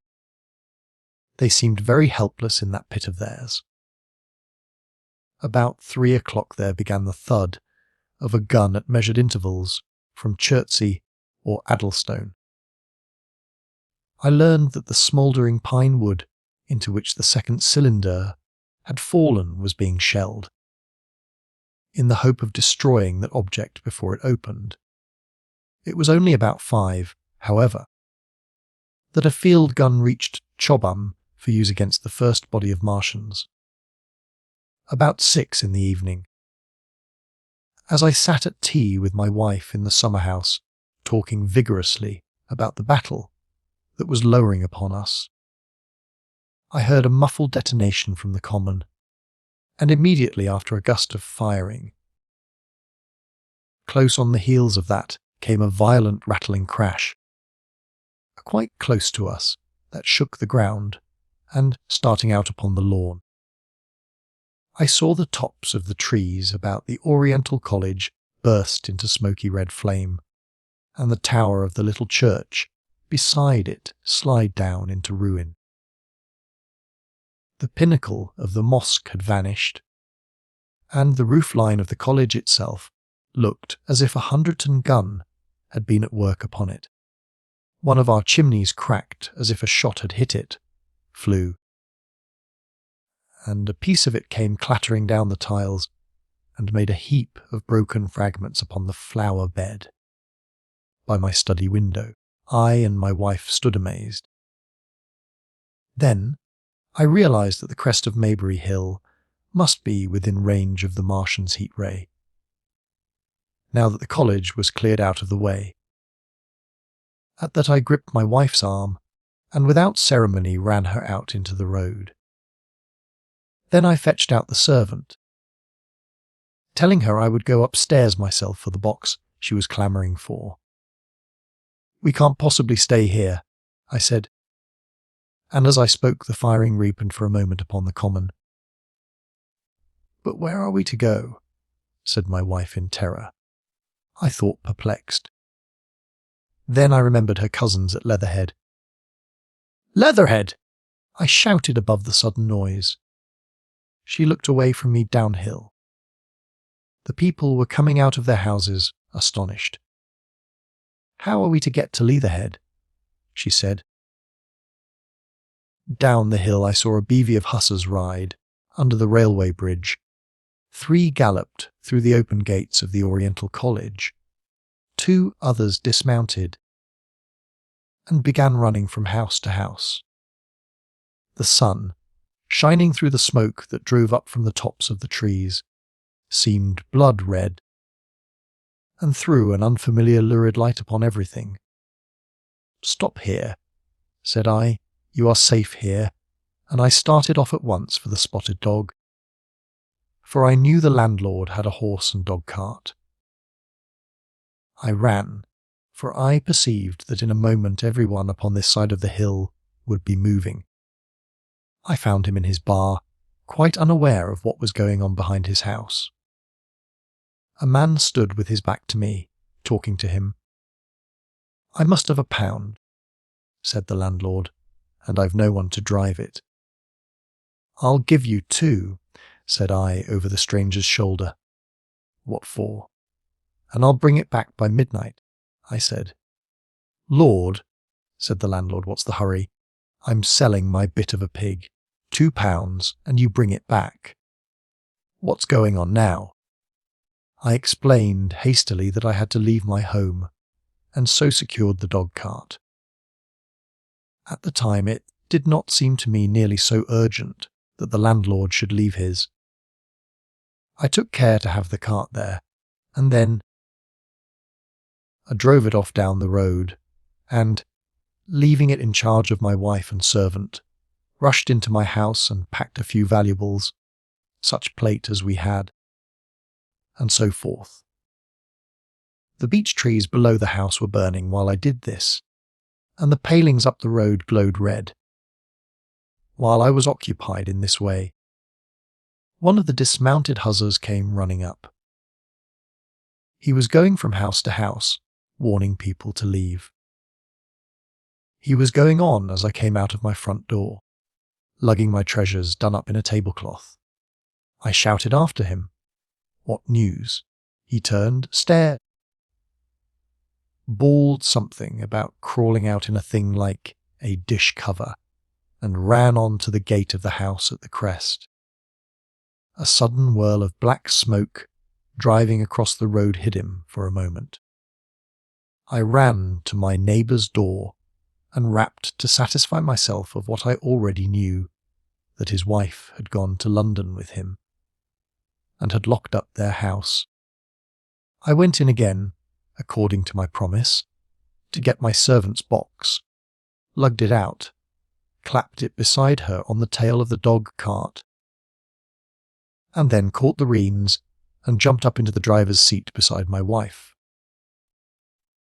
In another moment we were clear of the smoke and noise, and spanking down the opposite slope of Maybury Hill towards Old Woking. In front was a quiet sunny landscape, a wheat field ahead on either side of the road, and the Maybury Inn with its swinging sign. I saw the doctor's cart ahead of me. At the bottom of the hill I turned my head to look at the hillside I was leaving. Thick streamers of black smoke, shot with threads of red fire, were driving up into the still air, and throwing dark shadows upon the green treetops eastward. The smoke already extended far away to the east and west, to the Byfleet pine woods eastward, and to Woking on the west. The road was dotted with people running towards us, and very faint now, but very distinct through the hot, quiet air. One heard the wear of a machine gun that was presently stilled, and an intermittent cracking of rifles. Apparently the Martians were setting fire to everything within range of their heat ray. I am not an expert driver, and I had immediately to turn my attention to the horse. When I looked back again, the second hill had hidden the black smoke.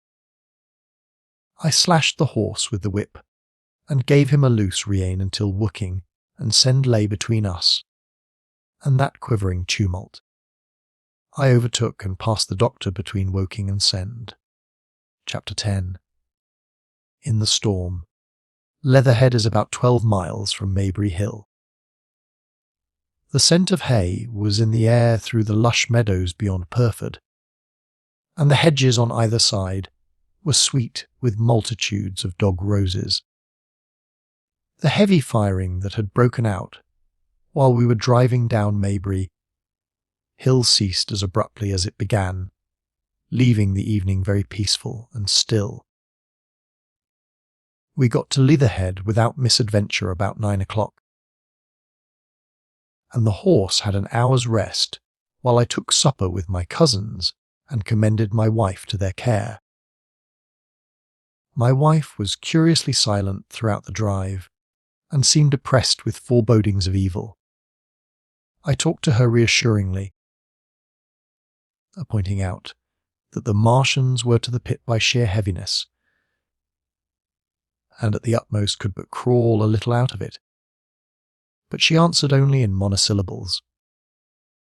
Had it not been for my promise to the innkeeper, she would, I think, have urged me to stay in Leatherhead that night.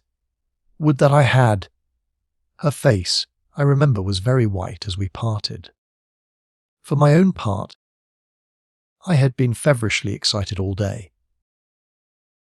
Something very like the war fever that occasionally runs through a civilized community had got into my blood, and in my heart I was not so very sorry that I had to return to Maybury that night.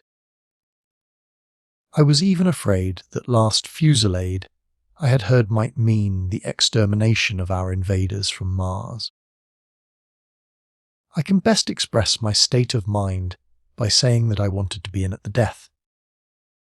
It was nearly 11 when I started to return. The night was unexpectedly dark, to me. Walking out of the lighted passage of my cousin's house, it seemed indeed black, and it was as hot and close as the day. Overhead the clouds were driving fast, albeit not a breath stirred the shrubs about us. My cousin's man lit both lamps. Happily, I knew the road intimately. My wife stood in the light of the doorway and watched me until I jumped up into the dog cart. Then abruptly she turned and went in, leaving my cousin side by side, wishing me good hap. I was a little depressed at first, with the contagion of my wife's fears, but very soon my thoughts reverted to the Martians. At that time I was absolutely in the dark as to the course of the evening's fighting. I did not know even the circumstances that had precipitated the conflict. As I came through Ockham, for that was the way I returned, and not through Send and Old Woking, I saw along the western horizon a blood-red glow, which as I drew nearer, crept slowly up the sky. The driving clouds of the gathering thunderstorm mingled there with masses of black and red smoke. Ripley Street was deserted, and except for a lighted window, also the village showed not a sign of life. But I narrowly escaped an accident at the corner of the road to Purford, where a knot of people stood with their backs to me. They said nothing to me as I passed. I do not know what they knew of the things happening beyond the hill, nor do I know if the silent houses I passed on my way were sleeping securely, or deserted and empty, or harassed and watching against the terror of the night. From Ripley until I came through Purford, I was in the valley of the Wey, and the red glare was hidden from me. As I ascended the little hill beyond Purford Church, the glare came into view again, and the trees about me shivered with the first intimation of the storm that was upon me.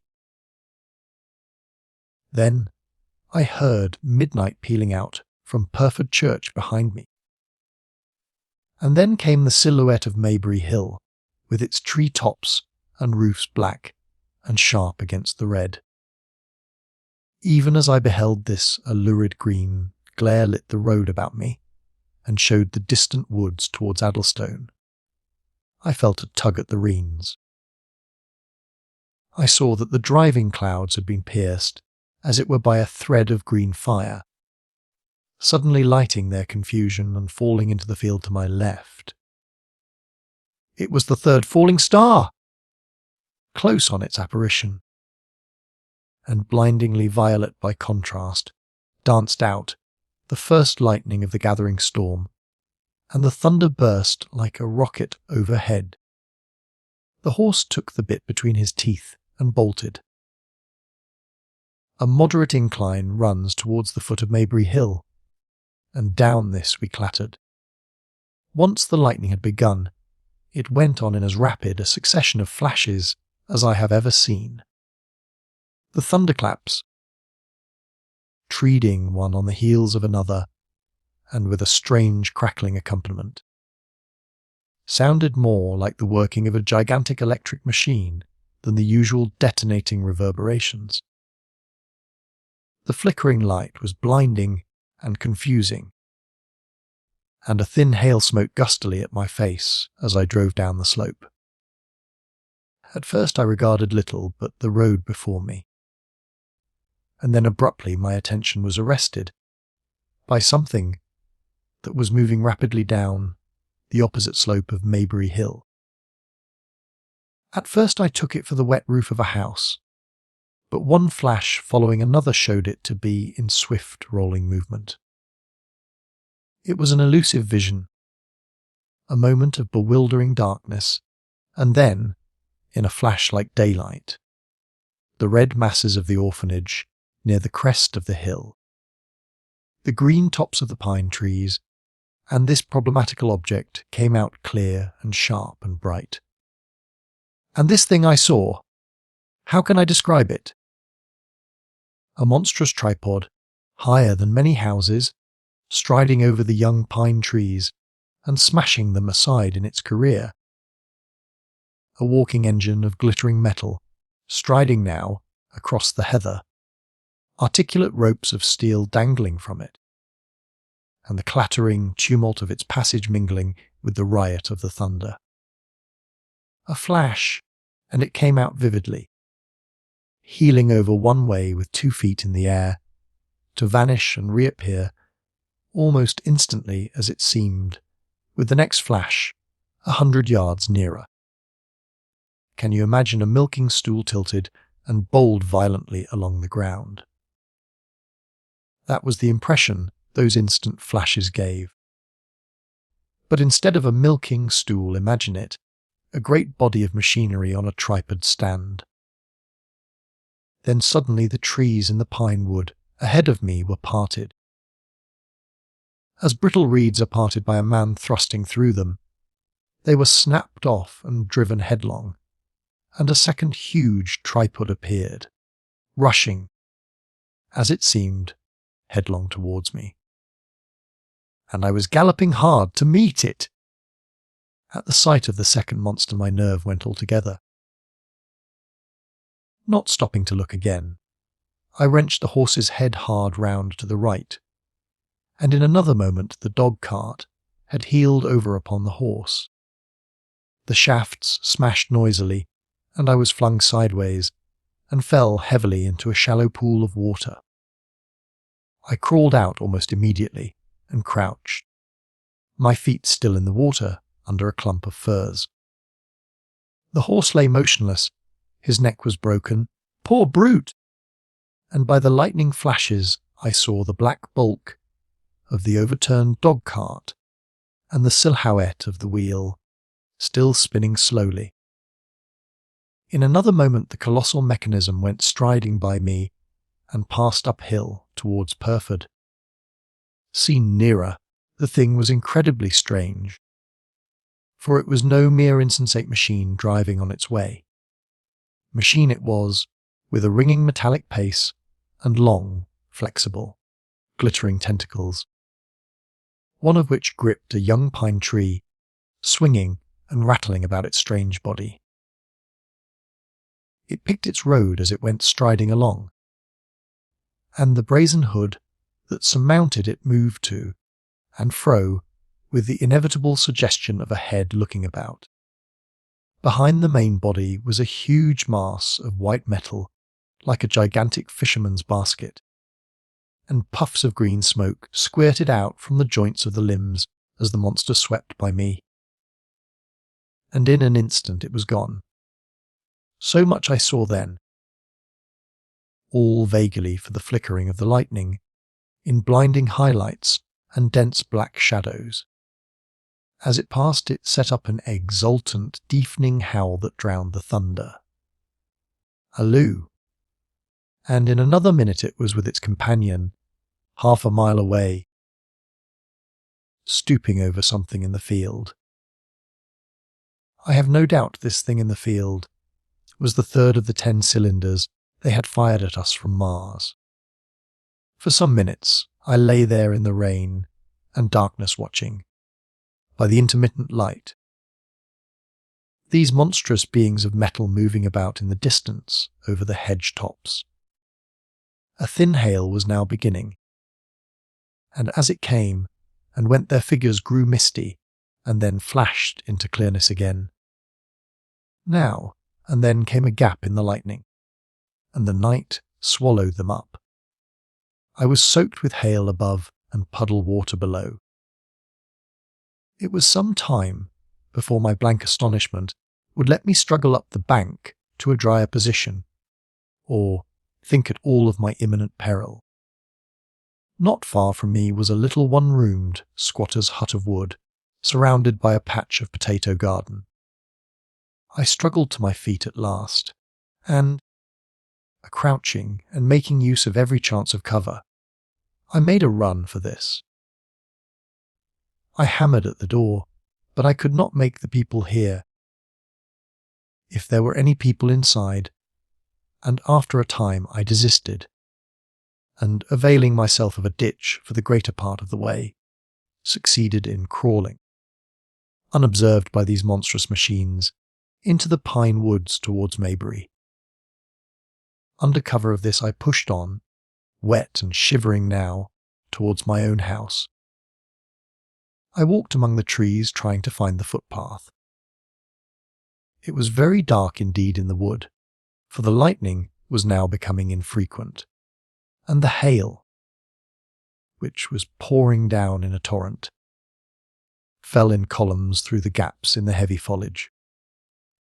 If I had fully realized the meaning of all the things I had seen, I should have immediately worked my way round through Byfleet to Street Chobham, and so gone back to rejoin my wife at Leatherhead. But that night the strangeness of things about me, and my physical wretchedness, prevented me, for I was bruised, weary, wet to the skin, deafened and blinded by the storm. I had a vague idea of going on to my own house, and that was as much motive as I had. I staggered through the trees, fell into a ditch, and bruised my knees against a plank, and finally splashed out into the lane that ran down from the College Arms. I say splashed, for the storm water was sweeping the sand down the hill in a muddy torrent. There in the darkness a man blundered into me and sent me reeling back. He gave a cry of terror, sprang sideways, and rushed on before I could gather my wits sufficiently to speak to him. So heavy was the stress of the storm, just at this place that I had the hardest task, to win my way up the hill. I went close up to the fence on the left and worked my way along its palings. Near the top I stumbled upon something soft, and, by a flash of lightning, saw between my feet a heaped black broadcloth and a pair of boots. Before I could distinguish clearly how the man lay, the flicker of light had passed. I stood over him waiting for the next flash. When it came, I saw that he was a sturdy man, cheaply but not shabbily dressed. His head was bent under his body, and he lay crumpled up close to the fence, as though he had been flung violently against it. Overcoming the repugnance natural to one who had never before touched a dead body, I stooped and turned him over to feel for his heart. He was quite dead. Apparently his neck had been broken. The lightning flashed for a third time, and his face leaped upon me.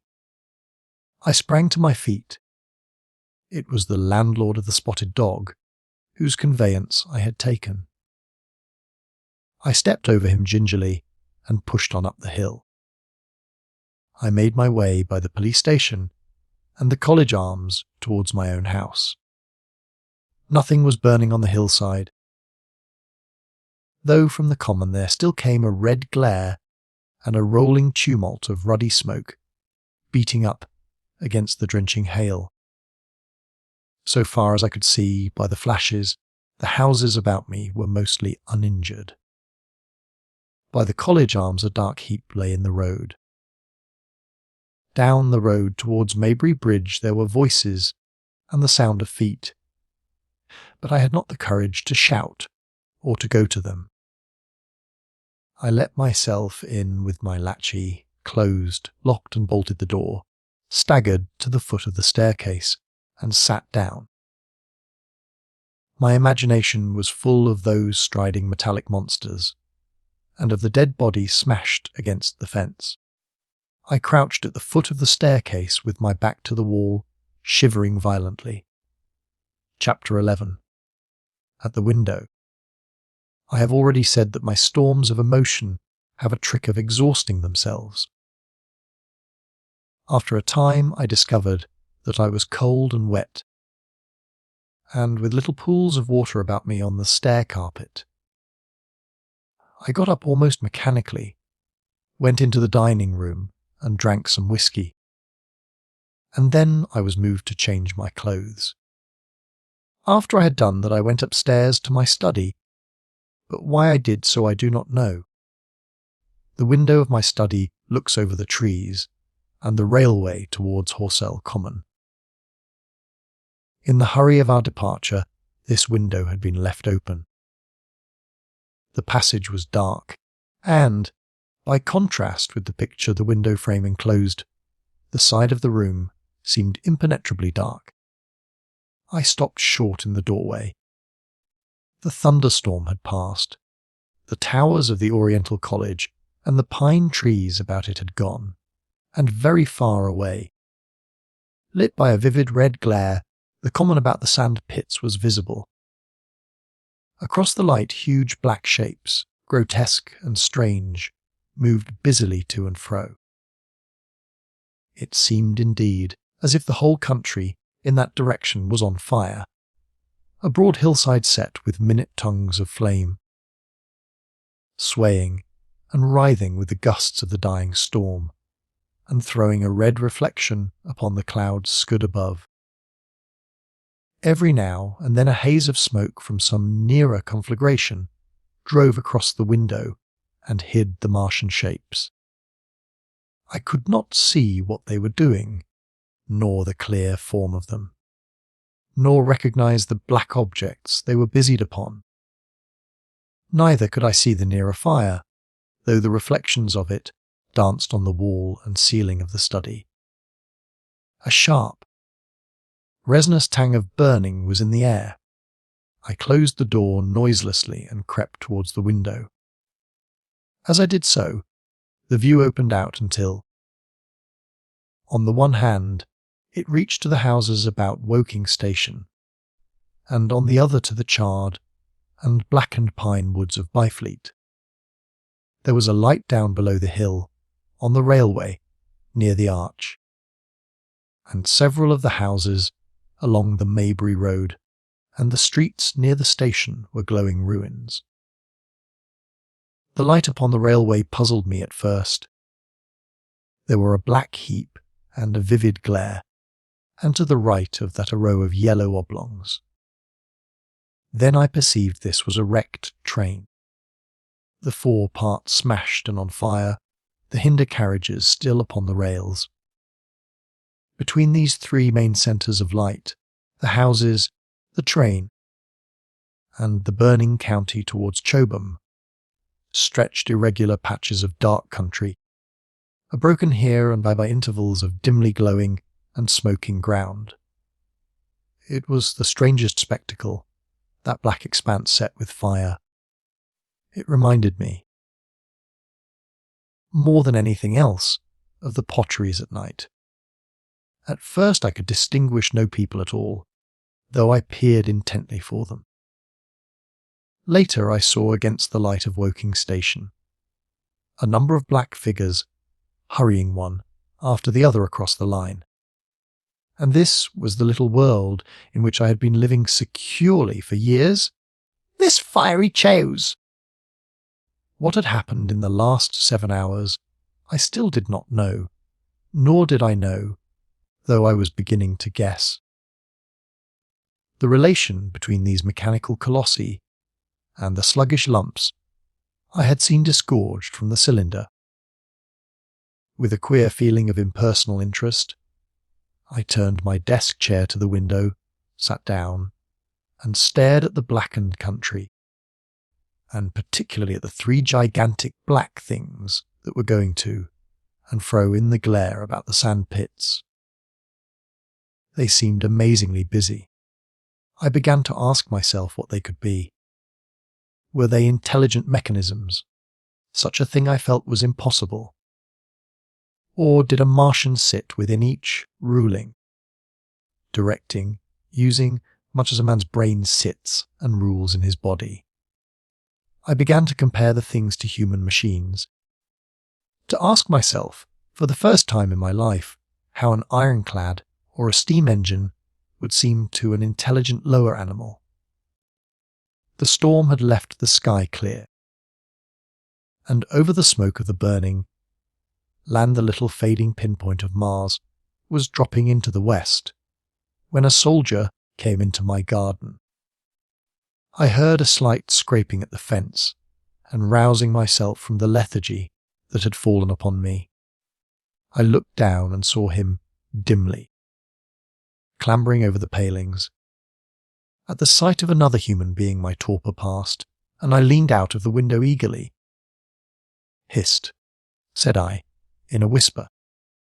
He stopped astride of the fence in doubt. Then he came over and across the lawn to the corner of the house.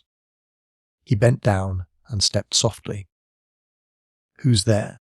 he said, also whispering, standing under the window and peering up. "Where are you going?" I asked. "God knows. Are you trying to hide?" "That's it." "Come into the house," I said. I went down, unfastened the door, and let him in, and locked the door again. I could not see his face. He was hatless, and his coat was unbuttoned. "My God," he said, as I drew him in. "What has happened?" I asked. "What hasn't?" In the obscurity I could see he made a gesture of despair. "They wiped us out, simply wiped us out," he repeated again and again. He followed me, almost mechanically, into the dining room. "Take some whiskey," I said, pouring out a stiff dose. He drank it. Then abruptly he sat down before the table, put his head on his arms, and began to sob and weep like a little boy, in a perfect passion of emotion, while I, with a curious forgetfulness of my own recent despair, stood beside him, wondering. It was a long time before he could steady his nerves to answer my questions, and then he answered perplexingly and brokenly. He was a driver in the artillery, and had only come into action about 7. At that time firing was going on across the common, and it was said the first party of Martians were crawling slowly towards their second cylinder under cover of a metal shield. Later this shield staggered up on tripod legs and became the first of the fighting machines I had seen. The gun he drove had been unlimbered near Horsell, in order to command the sand pits, and its arrival it was that had precipitated the action. As the limber gunners went to the rear, his horse trod in a rabbit hole and came down, throwing him into a depression of the ground. At the same moment the gun exploded behind him. The ammunition blew up, there was fire all about him, and he found himself lying under a heap of charred dead men and dead horses. "I lay still," he said, "scared out of my wits, with the forequarter of a horse atop of me. We'd been wiped out. And the smell, good God, like burnt meat. I was hurt across the back by the fall of the horse, and there I had to lie until I felt better. Just like Parade It had been a minute before. Then stumble, bang, swish. Wiped out, he said. He had hid under the dead horse for a long time, peeping out furtively across the common. The Cardigan men had tried a rush, in skirmishing order, at the pit, simply to be swept out of existence. Then the monster had risen to its feet, and had begun to walk leisurely to, and from across the common among the few fugitives, with its head-like hood turning about, exactly like the head of a cowled human being. A kind of arm carried a complicated metallic case, about which green flashes scintillated, and out of the funnel of this there smoked the heat ray. In a few minutes there was, so far as the soldier could see, not a living thing left upon the common, and every bush and tree upon it that was not already a blackened skeleton was burning. The huzzas had been on the road beyond the curvature of the ground, and he saw nothing of them. He heard the Maxims rattle for a time, and then become still. The giant saved Woking station and its cluster of houses until the last. Then, in a moment the heat ray was brought to bear, and the town became a heap of fiery ruins. Then the thing shot off the heat ray, and turning its back upon the artilleryman, began to waddle away towards the smouldering pine woods that sheltered the second cylinder. As it did so, a second glittering Titan built itself up out of the pit. The second monster followed the first, and the artilleryman began to crawl very cautiously across the hot heather ash towards Horsell. He managed to get alive into the ditch by the side of the road, and so escaped to Woking. There his story became ejaculatory. The place was impassable. It seems there were a few people alive there, frantic for the most part, and many burned and scalded. He was turned aside by the fire, and hid among some almost scorching heaps of broken wall as one of the Martian giants returned. He saw this one pursue a man, catch him up in one of its steely tentacles, and knock his head against the trunk of a pine tree. At last, after nightfall, the artilleryman made a rush for it and got over the railway embankment. Since then he had been skulking along towards Maybury, in the hope of getting out of danger Lunward. People were hiding in trenches and cellars, and many of the survivors had made off towards Woking village and Send. He had been consumed with thirst until he found one of the water mains near the railway arch smashed, and the water bubbling out like a spring upon the road. That was the story I got from him, bit by bit. He grew calmer telling me, and trying to make me see the things he had seen. He had eaten no food since midday, he told me early in his narrative. And I found some mutton and bread in the pantry, and brought it into the room. We lit no lamp for fear of attracting the Martians, and ever and again our hands would touch upon bread or meat. As he talked, things about us came darkly out of the darkness, and the trampled bushes and broken rose trees outside the window grew distinct. It would seem that a number of men or animals had rushed across the lawn. I began to see his face, blackened and haggard, as no doubt mine was also. When we had finished eating, we went softly upstairs to my study, and I looked again out of the open window. In one night the valley had become a valley of ashes. The fires had dwindled now. Where flames had been, there were now streamers of smoke, but the countless ruins of shattered and gutted houses and blasted and blackened trees that the night had hidden stood out now gaunt and terrible in the pitiless light of dawn. Yet here and there some object had had the luck to escape, a white railway signal here, the end of a greenhouse there, white and fresh amid the wreckage. Never before in the history of warfare had destruction been so indiscriminate and so universal, and shining with the growing light of the east. 3 of the metallic giants stood about the pit, their cowls rotating as though they were surveying the desolation they had made. It seemed to me that the pit had been enlarged, and ever and again puffs of vivid green, vapour streamed up and out of it towards the brightening dawn. Streamed up, whirled, broke, and vanished. Beyond were the pillars of fire about Chobham. They became pillars of bloodshot smoke at the first touch of day. Chapter 12. What I saw of the destruction of Weybridge and Shepperton. As the dawn grew brighter, we withdrew from the window, from which we had watched the Martians, and went very quietly downstairs. The artilleryman agreed with me that the house was no place to stay in. He proposed, he said, to make his way Londonward, and thence rejoin his battery, number 12 of the Horse Artillery. My plan was to return at once to Leatherhead.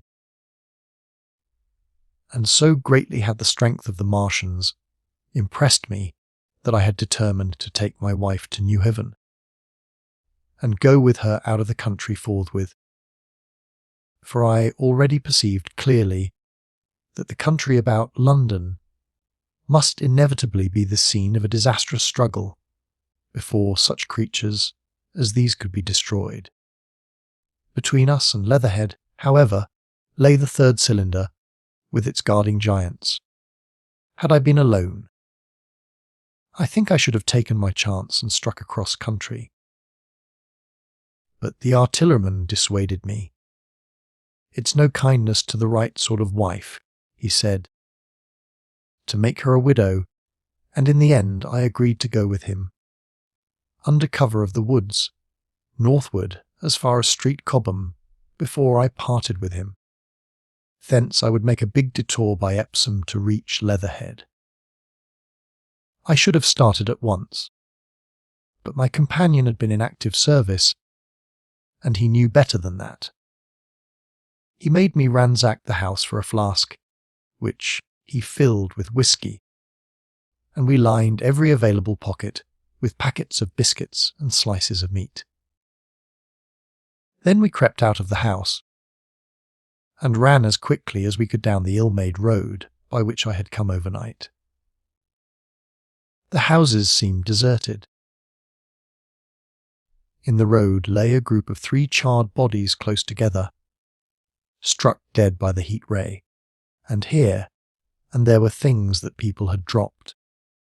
A clock, a slipper, a silver spoon, and the like poor valuables. At the corner, turning up towards the post office, a little cart, filled with boxes and furniture, and horseless, heeled over on a broken wheel. A cash box had been hastily smashed open and thrown under the debris. Except the lodge at the orphanage, which was still on fire, none of the houses had suffered very greatly here. The heat ray had shaved the chimney tops and passed. Yet, save ourselves, there did not seem to be a living soul on Maybury Hill. The majority of the inhabitants had escaped, I suppose, by way of the old Woking road, the road I had taken when I drove to Leatherhead, or they had hidden. We went down the lane, by the body of the man in black, sodden now from the overnight hail, and broke into the woods at the foot of the hill. We pushed through these towards the railway without meeting a soul. The woods across the line were but the scarred and blackened ruins of woods, For the most part the trees had fallen, but a certain proportion still stood. Dismal grey stems with dark brown foliage instead of green. On our side the fire had done no more than scorch the nearer trees. It had failed to secure its footing. In one place the woodman had been at work on Saturday. Trees, felled and freshly trimmed, lay in a clearing, with heaps of sawdust by the sawing machine and its engine. Hard by was a temporary hut, deserted. There was not a breath of wind this morning, and everything was strangely still. Even the birds were hushed, and as we hurried along I and the artilleryman talked in whispers and looked now and again over our shoulders. Once or twice we stopped to listen. After a time we drew near the road, and as we did so we heard the clatter of hoofs, and saw through the tree stems 3 cavalry soldiers riding slowly towards Woking. We hailed them, and they halted while we hurried towards them. It was a lieutenant and a couple of privates of the 8th Hussars, with a stand like a theodolite, which the artilleryman told me was a heliograph. "You are the first men I've seen coming this way this morning," said the lieutenant. "What's brewing?" His voice and face were eager. The men behind him stared curiously. The artilleryman jumped down the bank into the road and saluted. "A gun destroyed last night, sir. Have been hiding. Trying to rejoin battery, sir. You'll come in sight of the Martians, I expect. About half a mile along this road." "What are they like?" asked the lieutenant. "Giants in armour, sir. 100 feet high.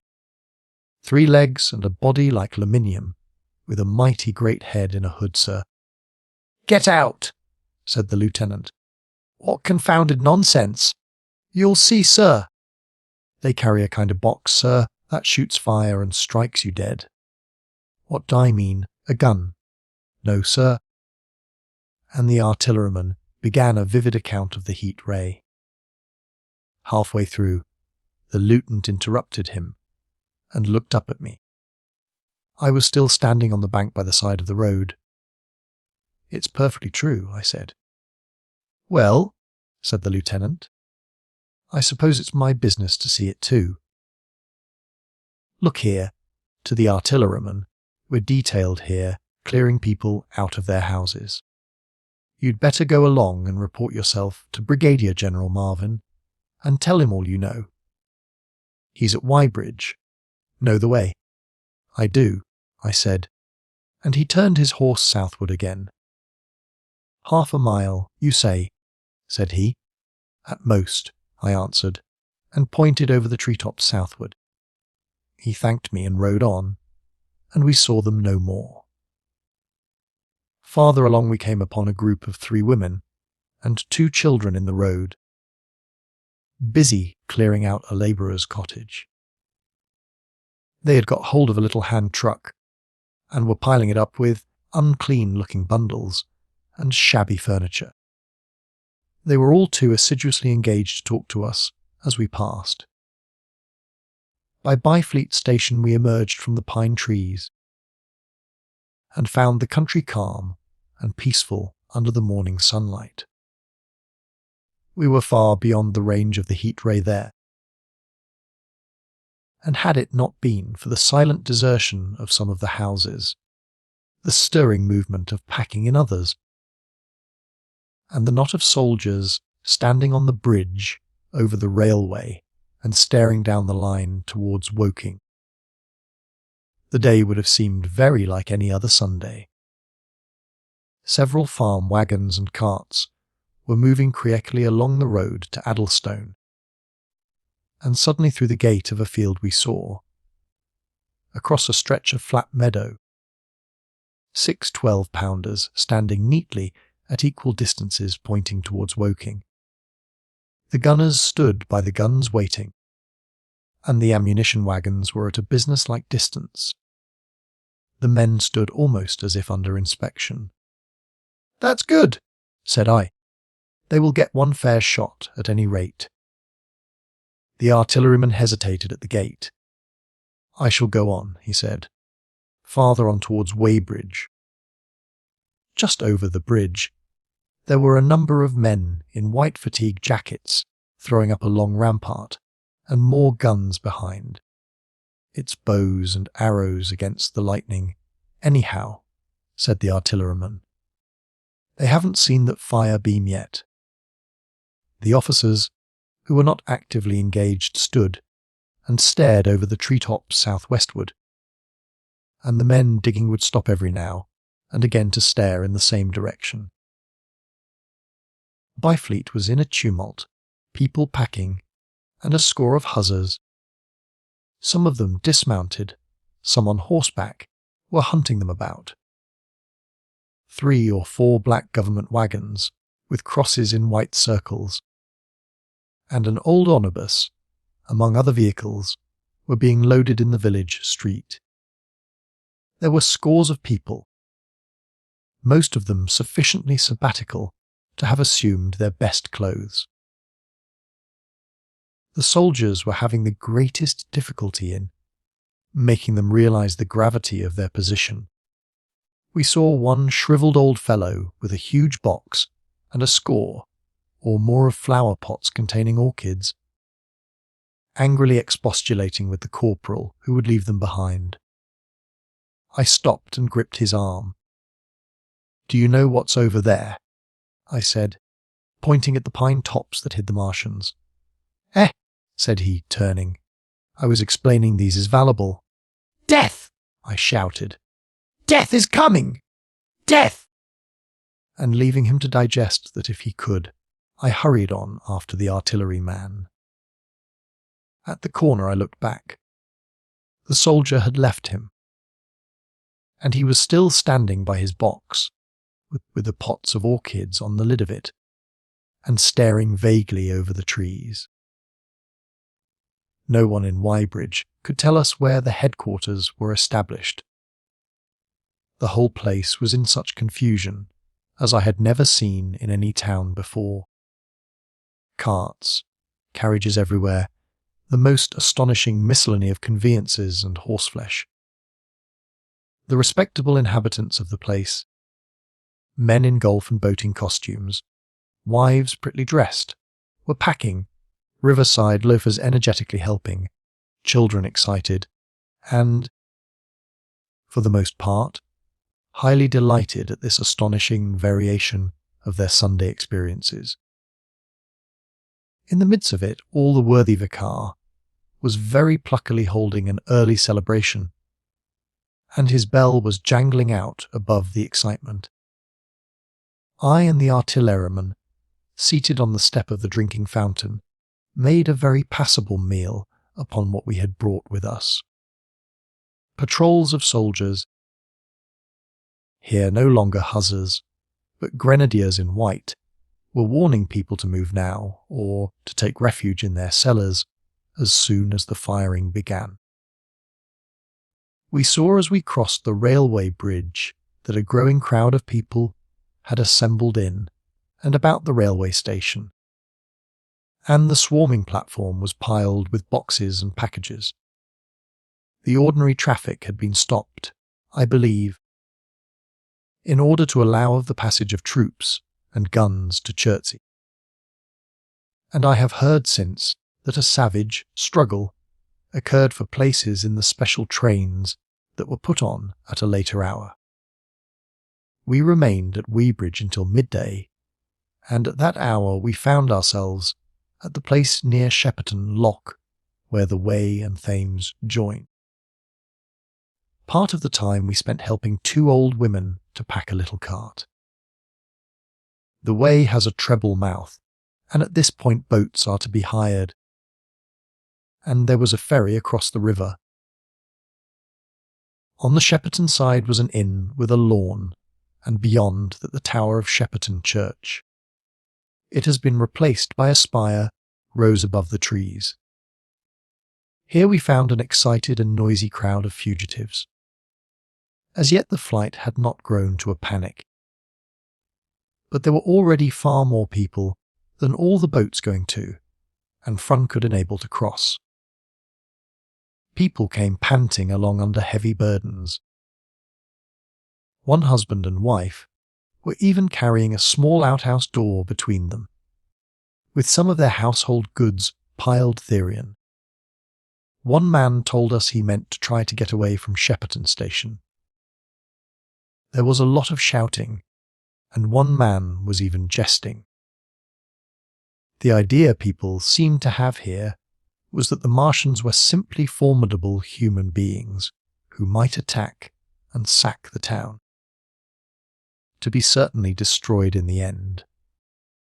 Every now and then people would glance nervously across the way at the meadows towards Chertsey, but everything over there was still. Across the Thames, except just where the boots landed, everything was quiet, in vivid contrast with the Surrey side. The people who landed there from the boats went tramping off down the lane. The big ferry boat had just made a journey. 3 or 4 soldiers stood on the lawn of the inn, staring and jesting at the fugitives without offering to help. The inn was closed, as it was now within prohibited hours. "What's that?" cried a boatman. "And shut up, you fool," said a man near me to a yelping dog. Then the sound came again, this time from the direction of Chertsey, a muffled thud, the sound of a gun. The fighting was beginning. Almost immediately unseen batteries across the river to our right, unseen because of the trees, took up the chorus, firing heavily one after the other. A woman screamed. Everyone stood arrested by the sudden stir of battle, near us and yet invisible to us. Nothing was to be seen save flat meadows, cows feeding unconcernedly for the most part, and silvery pollard willows motionless in the warm sunlight. "The soldiers will stop them," said a woman beside me, doubtfully. A haziness rose over the treetops. Then suddenly we saw a rush of smoke far away up the river. A puff of smoke that jerked up into the air and hung, and forth with the ground, heaved underfoot, and a heavy explosion shook the air, smashing 2 or 3 windows in the houses near, and leaving us astonished. "Here they are," shouted a man in a blue jersey. "Yonder! Dyer see them." "Yonder!" quickly, one after the other one. 2, 3, 4 of the armoured Martians appeared, far away over the little trees. Across the flat meadows that stretched towards Chertsey, and striding hurriedly towards the river. Little cowled figures they seemed at first, going with a rolling motion and as fast as flying birds. Then, advancing obliquely towards us, came a 5th. Their armoured bodies glittered in the sun as they swept swiftly forward upon the guns, growing rapidly larger as they drew nearer. One on the extreme left, the remotest that is, flourished a huge case high in the air, and the ghostly, terrible heat ray I had already seen on Friday night smote towards Chertsey and struck the town. At sight of these strange, swift, and terrible creatures the crowd near the waters, as edge seemed to be, for a moment horror-struck. There was no screaming or shouting, but a silence.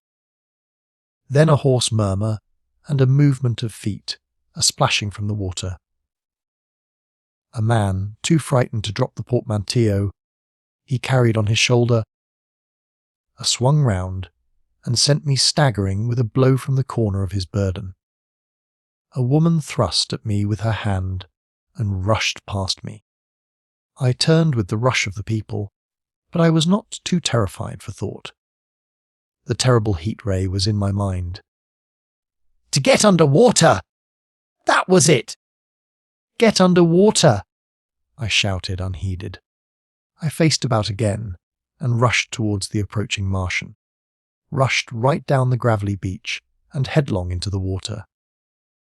Others did the same. A boatload of people putting back came leaping out as I rushed past. The stones under my feet were muddy and slippery, and the river was so low that I ran perhaps 20 feet, scarcely waist deep. Then, as the Martian towered overhead, scarcely a couple of 100 yards away, I flung myself forward under the surface. The splashes of the people in the boats leaping into the river sounded like thunderclaps in my ears. People were landing hastily on both sides of the river. But the Martian machine took no more notice for the moment of the people running this way, and than a man would of the confusion of ants in a nest against which his foot has kicked. When, half suffocated, I raised my head above water, the Martian's hood pointed at the batteries that were still firing across the river, and as it advanced it swung loose what must have been the generator of the heat ray. In another moment it was on the bank, and in a stride wading halfway across. The knees of its foremost legs bent at the farther bank, and in another moment it had raised itself to its full height again, close to the village of Shepperton. Forthwith the 6 guns which, unknown to anyone on the right bank, had been hidden behind the outskirts of that village, fired simultaneously. The sudden near concussion, the last close upon the first, made my heart jump. The monster was already raising the case, generating the heat ray, as the first shell burst 6 yards above the hood. I gave a cry of astonishment. I saw and thought nothing of the other 4 Martian monsters.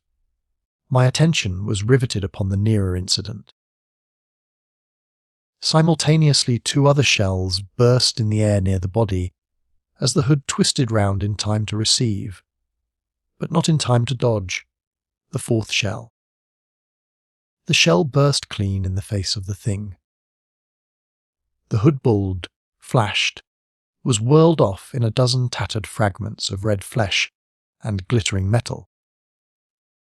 "Hit!" shouted I, with something between a scream and a cheer. I heard answering shouts from the people in the water about me. I could have leaped out of the water with that momentary exultation. The decapitated colossus reeled like a drunken giant, but it did not fall over.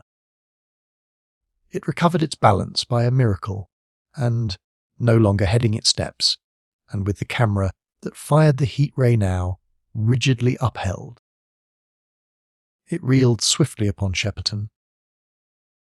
The living intelligence, the Martian within the hood, was slain and splashed to the 4 winds of heaven, and the thing was now but a mere intricate device of metal whirling to destruction. It drove along in a straight line, incapable of guidance.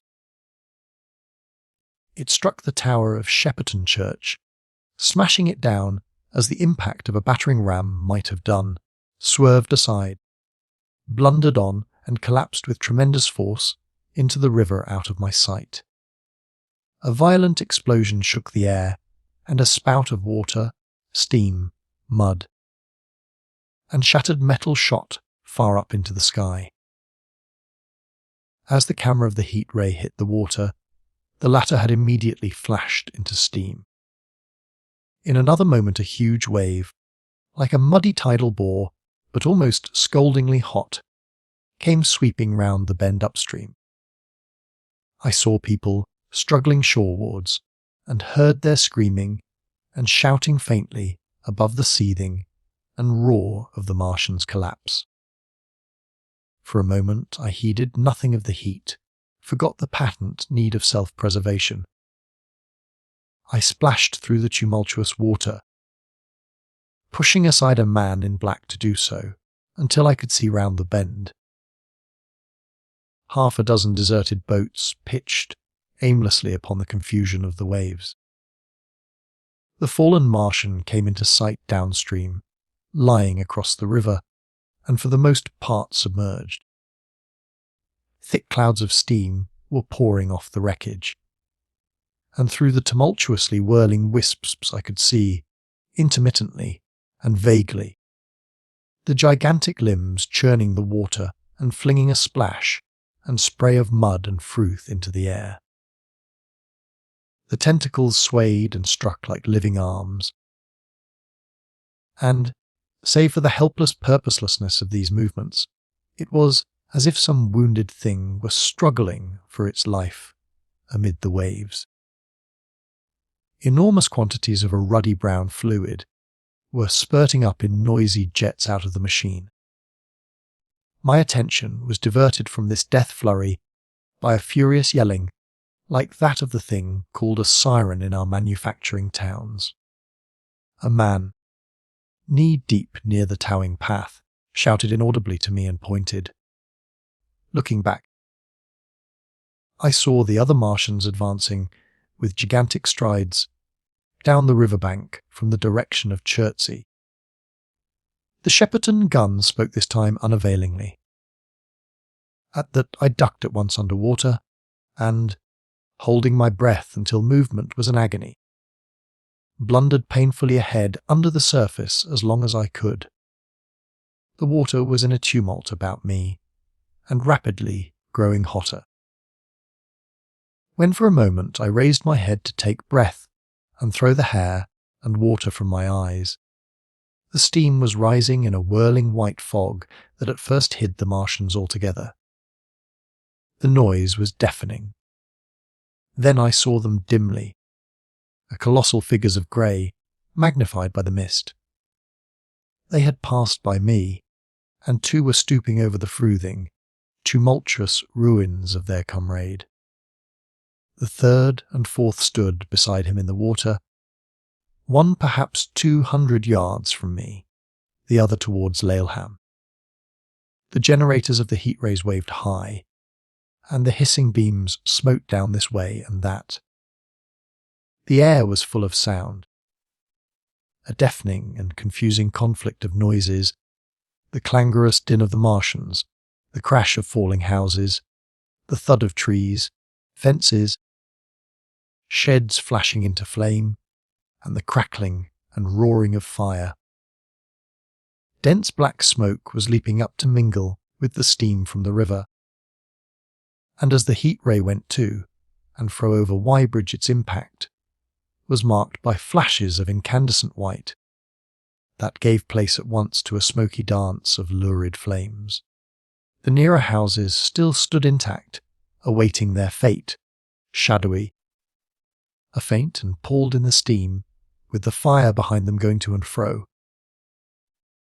For a moment perhaps I stood there, breast high in the almost boiling water, dumbfounded at my position, hopeless of escape.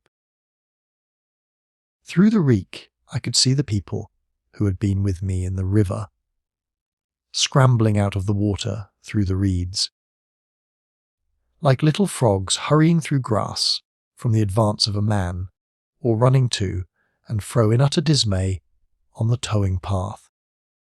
Then suddenly the white flashes of the heat ray came leaping towards me. The houses caved in as they dissolved at its touch and darted out flames. The trees changed to fire with a roar. The ray flickered up and down the towing path, licking off the people who ran this way and that, and came down to the water's edge not 50 yards from where I stood. It swept across the river to Shepperton, and the water in its track rose in a boiling wheel crested with steam. I turned shoreward. In another moment the huge wave, well nigh at the boiling point, had rushed upon me. I screamed aloud, and scalded, half-blinded, agonized, I staggered through the leaping, hissing water towards the shore. Had my foot stumbled, it would have been the end. I fell helplessly, in full sight of the Martians, upon the Broad, a bare gravelly spit that runs down to mark the angle of the Wey and Thames. I expected nothing but death. I have a dim memory of the foot of a Martian coming down within a score of yards of my head, driving straight into the loose gravel, whirling it this way and that, and lifting again, of a long suspense, and then of the four carrying the debris of their comrade between them. Now clear, and then presently faint through a veil of smoke, receding interminably, as it seemed to me, across a vast space of river and meadow. And then, very slowly, I realised that by a miracle I had escaped. Chapter 13. How I Fell In With the Curate. After getting this sudden lesson in the power of terrestrial weapons, the Martians retreated to their original position upon Horsell Common. And in their haste, and encumbered with debris of their smashed companion, they no doubt overlooked many such a stray and negligible victim as myself. Had they left their comrade and pushed on forthwith, there was nothing at that time between them and London but batteries of 12-pounder guns, and they would certainly have reached the capital in advance of the tidings of their approach, as sudden, dreadful, and destructive their advent would have been as the earthquake that destroyed Lisbon a century ago. But they were in no hurry. Cylinder followed cylinder on its interplanetary flight. Every 24 hours brought them reinforcement. And meanwhile the military and naval authorities, now fully alive to the tremendous power of their antagonists, worked with furious energy. Every minute a fresh gun came into position until, before twilight, every copse. Every row of suburban villas on the hilly slopes about Kingston and Richmond masked an expectant black muzzle. And through the charred and desolated area, perhaps 20 square miles altogether, that encircled the Martian encampment on Horsell Common, through charred and ruined villages among the green trees, through the blackened and smoking arcades that had been but a day ago pine spinneys, crawled the devoted scouts with the heliographs that were presently to warn the gunners of the Martian approach. But the Martians now understood our command of artillery and the danger of human proximity, and not a man ventured within a mile of either cylinder, save at the price of his life. It would seem that these giants spent the earlier part of the afternoon in going to and fro, transferring everything from the second and third cylinders, the second in Adlerstone Golf Links, and the third at Purford, to their original pit on Horsell Common. Over that, above the blackened heather and ruined buildings that stretched far and wide, stood one as sentinel, while the rest abandoned their vast fighting machines and descended into the pit. They were hard at work there far into the night, and the towering pillar of dense green smoke that rose therefrom could be seen from the hills about Merrow, and even, it is said, from Banstead and Epsom Downs. And while the Martians behind me were thus preparing for their next sally, and in front of me humanity gathered for the battle, I made my way with infinite pains and labour from the fire and smoke of burning Weybridge towards London. I saw an abandoned boat, very small and remote, drifting downstream and throwing off the most of my sodden clothes. I went after it, gained it, and so escaped out of that destruction. There were no oars in the boat, but I contrived to paddle, as well as my parboiled hands would allow, down the river towards Halliford and Walton, going very tediously and continually looking behind me, as you may well understand. I followed the river, because I considered that the water gave me my best chance of escape should these giants return. The hot water from the Martians' overthrow drifted downstream with me, so that for the best part of a mile I could see little of either bank. Once, however, I made out a string of black figures hurrying across the meadows from the direction of Weybridge. Halliford, it seemed, was deserted, and several of the houses facing the river were on fire. It was strange to see the place quite tranquil, quite desolate under the hot blue sky, with the smoke and little threads of flame going straight up into the heat of the afternoon. Never before had I seen houses burning without the accompaniment of an obstructive crowd. A little farther on the dry reeds up the bank were smoking and glowing, and a line of fire inland was marching steadily across a late field of hay. For a long time I drifted, so painful and weary was I after the violence I had been through, and so intense the heat upon the water. Then my fears got the better of me again, and I resumed my paddling. The sun scorched my bare back, at last, as the bridge at Walton was coming into sight round the bend. My fever and faintness overcame my fears, and I landed on the Middlesex bank and lay down, deadly sick, amid the long grass. I suppose the time was then about 4 or 5 o'clock. I got up presently, walked perhaps half a mile without meeting a soul, and then lay down again in the shadow of a hedge. I seemed to remember talking, wanderingly, to myself during that last spurt. I was also very thirsty, and bitterly regretful I had drunk no more water. It is a curious thing that I felt angry with my wife. I cannot account for it.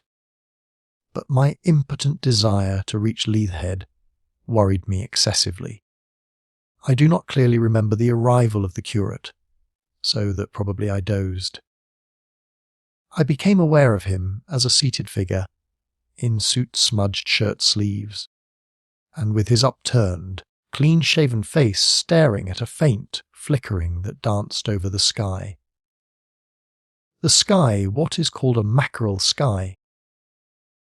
Rows and rows of faint down plumes of cloud, just tinted with the midsummer sunset. I sat up, and at the rustle of my motion he looked at me quickly.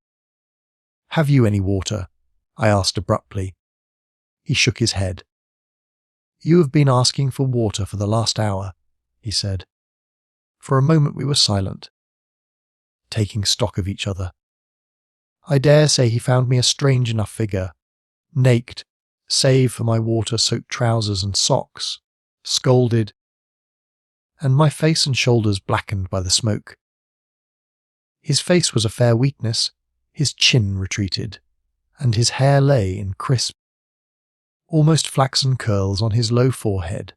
His eyes were rather large, pale blue, and blankly staring. He spoke abruptly, looking vacantly away from me. "What does it mean?" he said. "What do these things mean?" I stared at him and made no answer. He extended a thin white hand and spoke in almost a complaining tone. "Why are these things permitted? What sins have we done?"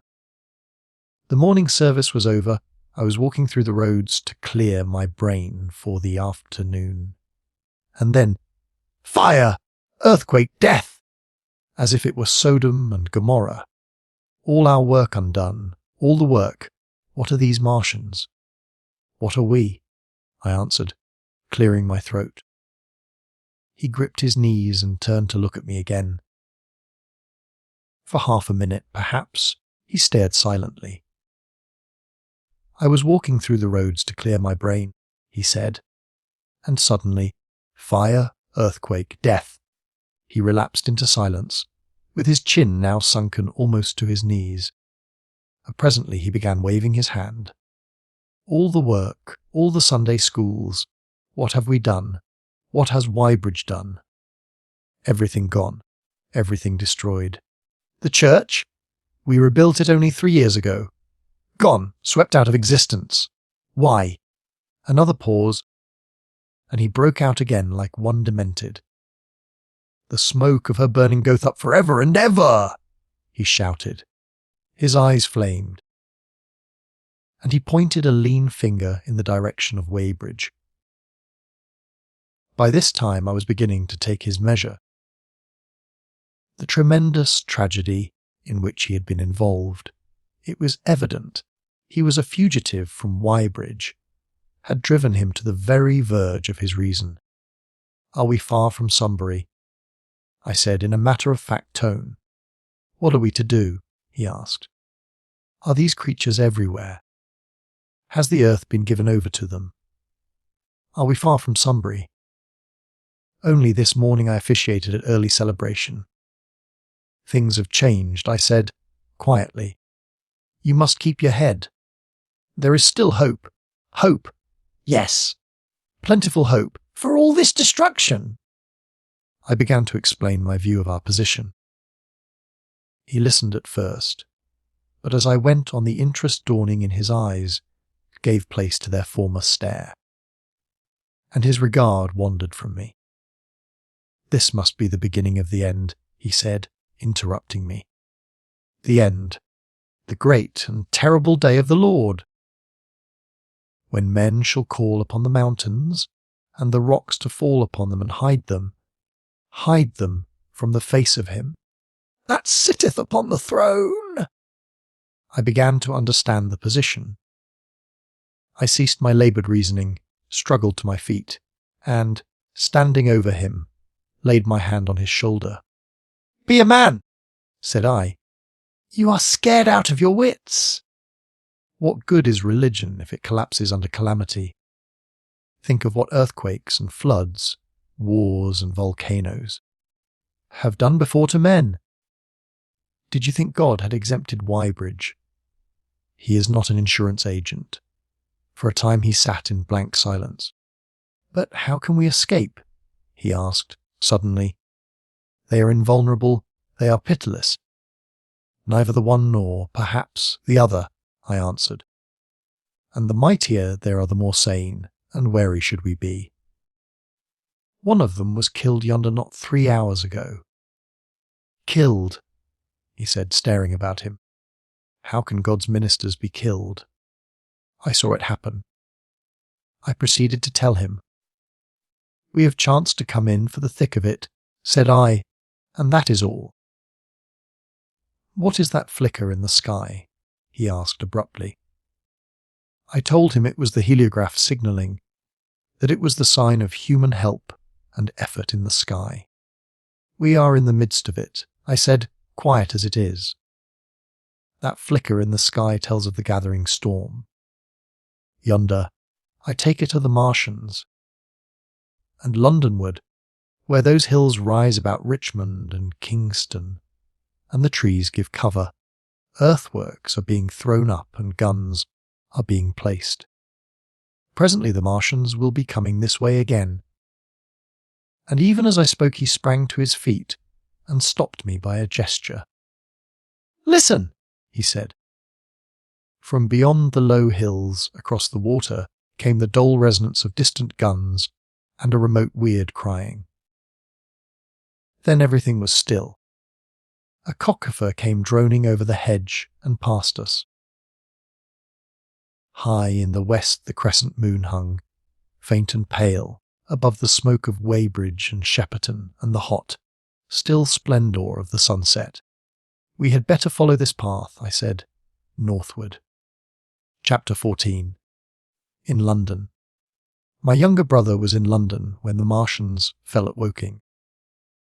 He was a medical student working for an imminent examination, and he heard nothing of the arrival until Saturday morning.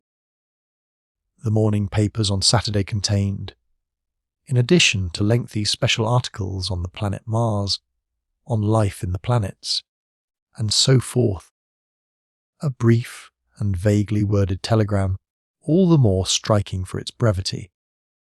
The Martians, alarmed by the approach of a crowd, had killed a number of people with a quick-firing gun, so the story ran. The telegram concluded with the words, formidable as they seem to be.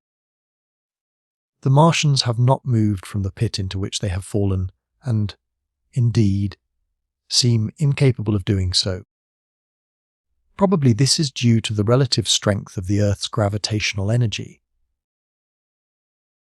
On that last text their leader-writer expanded very comfortingly.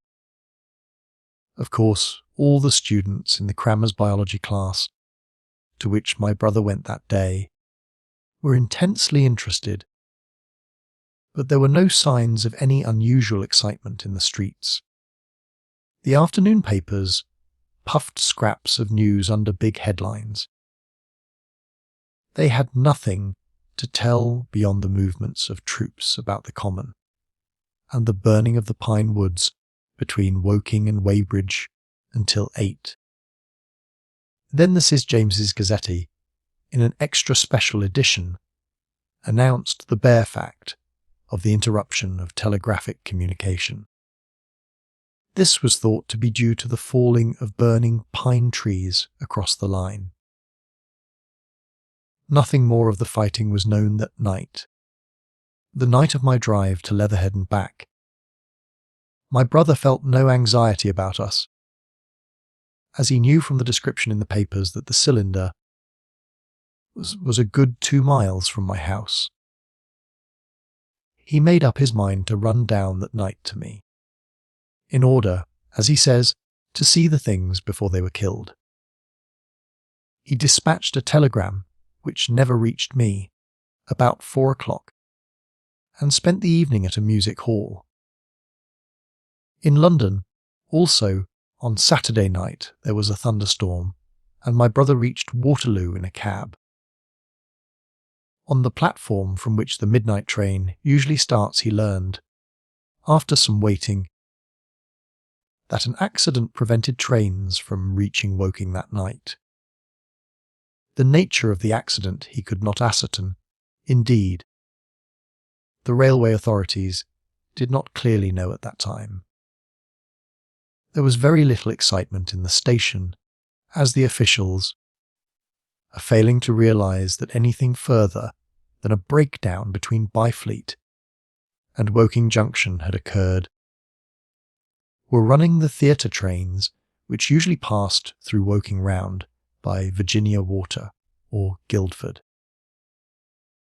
They were busy making the necessary arrangements to alter the route of the Southampton and Portsmouth Sunday League excursions. A nocturnal newspaper reporter, mistaking my brother for the traffic manager, to whom he bears a slight resemblance, waylaid and tried to interview him. Few people, excepting the railway officials, connected the breakdown with the Martians. I have read, in another account of these events, that on Sunday morning all London was electrified by the news from Woking. As a matter of fact, there was nothing to justify that very extravagant phrase.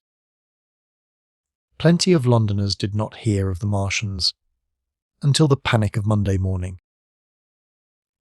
Those who did took some time to realise all that the hastily worded telegrams in the Sunday papers conveyed.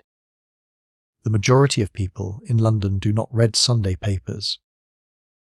The habit of personal security, moreover, is so deeply fixed in the Londoner's mind, and startling intelligence so much a matter of course in the papers, that they could read without any personal tremors.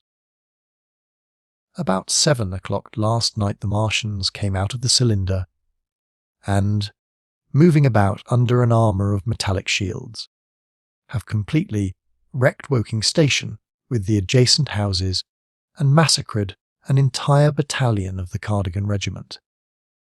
No details are known. Maxims have been absolutely useless against their armour. The field guns have been disabled by them.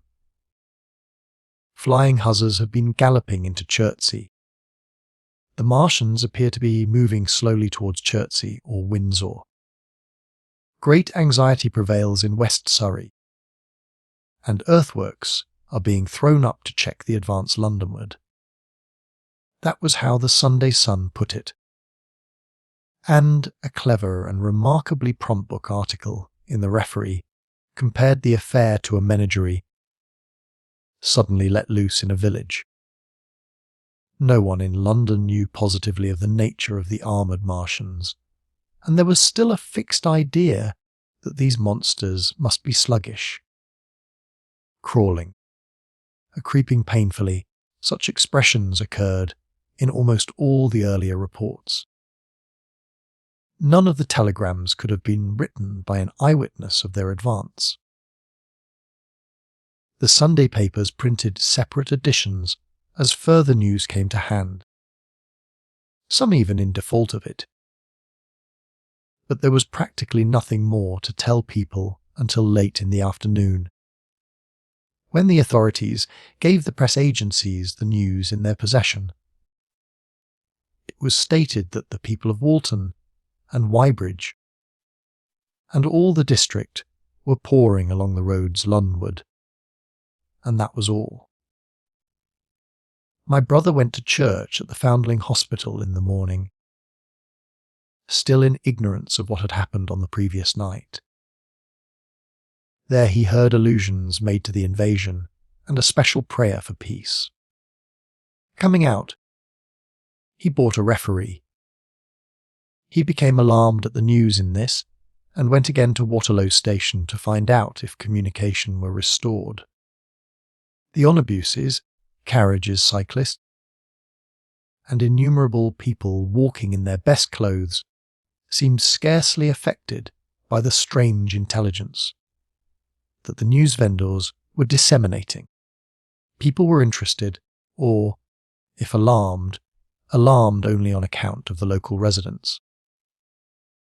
At the station he heard for the first time that the Windsor and Chertsey lines were now interrupted.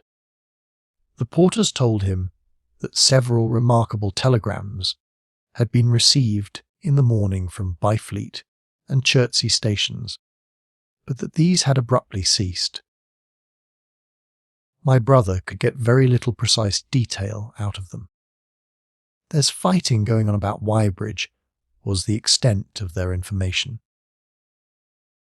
The train service was now very much disorganised.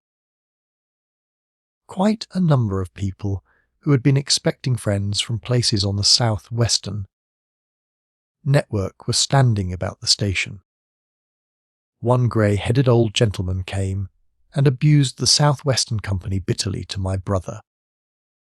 "It wants showing up," he said. 1 or 2 trains came in from Richmond, Putney, and Kingston, containing people who had gone out for a day's boating and found the locks closed and a feeling of panic in the air.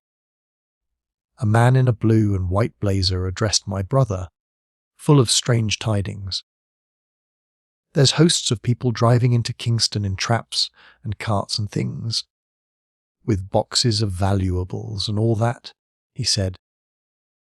"They come from Molesey and Weybridge and Walton, and they say there's been guns heard at Chertsey, heavy firing, and that mounted soldiers have told them to get off at once, because the Martians are coming. We heard guns firing at Hampton Court Station, but we thought it was thunder. What does it all mean? The Martians can't get out of their pit, can they?" My brother could not tell him. Afterwards, he found that the vague feeling of alarm had spread to the clients of the Underground Railway, and that the Sunday excursionists began to return from all over the south-western lung, Barnes, Wimbledon, Richmond Park, Kew, and so forth, at unnaturally early hours, but not a soul had anything more than vague hearsay to tell of. Everyone connected with the terminus seemed ill-tempered.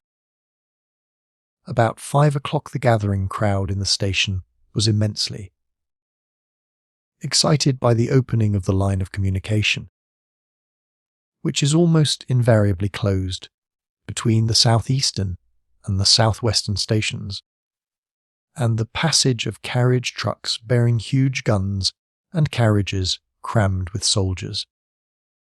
These were the guns that were brought up from Woolwich and Chatham to cover Kingston. There was an exchange of pleasantries. "You'll get eaten!" "We're the beast tamers!" and so forth. A little while after that, a squad of police came into the station and began to clear the public off the platforms. And my brother went out into the street again. The church bells were ringing for evensong, and a squad of Salvation Army lassies came singing down Waterloo Road. On the bridge a number of loafers were watching a curious brown scum that came drifting down the stream in patches. The sun was just setting, and the clock tower and the Houses of Parliament rose against one of the most peaceful skies it is possible to imagine, a sky of gold, barred with long transverse stripes of reddish-purple cloud. There was talk of a floating body. One of the men there, a reservist he said he was, had told my brother he had seen the heliograph flickering in the west. In Wellington Street, my brother met a couple of sturdy roughs who had just been rushed out of Fleet Street with still wet newspapers and staring placards. "Dreadful catastrophe!" they bawled one to the other down Wellington Street. "Fighting at Weybridge! Full description! Repulse of the Martians! London in danger!" He had to give threepence for a copy of that paper. Then it was, and then only, that he realised something of the full power and terror of these monsters. He learned that they were not merely a handful of small sluggish creatures, but that they were minds swaying vast mechanical bodies, and that they could move swiftly and smite with such power that even the mightiest guns could not stand against them. They were described as vast spider-like machines, nearly 100 feet high, capable of the speed of an express train, and able to shoot out a beam of intense heat. Masked batteries, chiefly of field guns, had been planted in the country about Horsell Common, and especially between the Woking district and London. 5 of the machines had been seen moving towards the Thames, and one, by a happy chance, had been destroyed. In the other cases the shells had missed, and the batteries had been at once annihilated by the heat rays. Heavy losses of soldiers were mentioned, but the tone of the dispatch was optimistic. The Martians had been repulsed. They were not invulnerable. They had retreated to their triangle of cylinders again, in the circle about Woking. Signallers with heliographs were pushing forward upon them from all sides.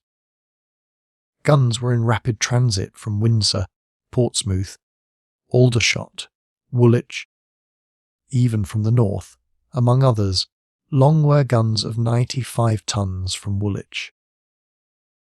Altogether, 116 were in position or being hastily placed, chiefly covering London. Never before in England had there been such a vast or rapid concentration of military material. Any further cylinders that fell, it was hoped, could be destroyed at once by high explosives, which were being rapidly manufactured and distributed. No doubt, ran the report, the situation was of the strangest and gravest description, but the public was exhorted to avoid and discourage panic. No doubt the Martians were strange and terrible in the extreme, but at the outside there could not be more than 20 of them against our millions. The authorities had reason to suppose, from the size of the cylinders, that at the outside there could not be more than 5 in each cylinder, 15 altogether, and one at least was disposed of, perhaps more. The public would be fairly warned of the approach of danger, and elaborate measures were being taken for the protection of the people in the threatened southwestern suburbs. And so, with reiterated assurances of the safety of London and the ability of the authorities to cope with the difficulty, this quasi-proclamation closed. This was printed in enormous type on paper, so fresh that it was still wet, and there had been no time to add a word of comment. It was curious. My brother said, to see how ruthlessly the usual contents of the paper had been hacked and taken out to give this place. All down Wellington Street, people could be seen fluttering out the pink sheets and reading, and the Strand was suddenly noisy with the voices of an army of hawkers following these pioneers. Men came scrambling off buses to secure copies. Certainly this news excited people intensely, whatever their previous apathy. The shutters of a map shop in the Strand were being taken down, my brother said, and a man in his Sunday raiment, lemon-yellow gloves even, was visible inside the window, hastily fastening maps of Surrey to the glass. Going on along the Strand to Trafalgar Square, the paper in his hand, my brother saw some of the fugitives from West Surrey. There was a man with his wife and 2 boys, and some articles of furniture in a cart, such as greengrocers use. He was driving from the direction of Westminster Bridge, and close behind him came a hay wagon with 5 or 6 respectable-looking people in it, and some boxes and bundles. The faces of these people were haggard, and their entire appearance contrasted conspicuously with the Sabbath best appearance of the people on the omnibuses. People in fashionable clothing peeped at them out of cabs. They stopped at the square as if undecided which way to take, and finally turned eastward along the Strand. Some way behind these came a man in workday clothes, riding one of those old-fashioned tricycles with a small front wheel. He was dirty and white in the face. My brother turned down towards Victoria and met a number of such people. He had a vague idea that he might see something of me. He noticed an unusual number of police regulating the traffic. Some of the refugees were exchanging news with the people on the omnibuses. One was professing to have seen the Martians. Boilers on stilts, I tell you, striding along like men. Most of them were excited and animated by their strange experience. Beyond Victoria, the public houses were doing a lively trade with these arrivals. At all the street corners, groups of people were reading papers, talking excitedly, or staring at these unusual Sunday visitors. They seemed to increase as night drew on, until at last the roads, my brother said, were like Epsom High Street on a Derby day.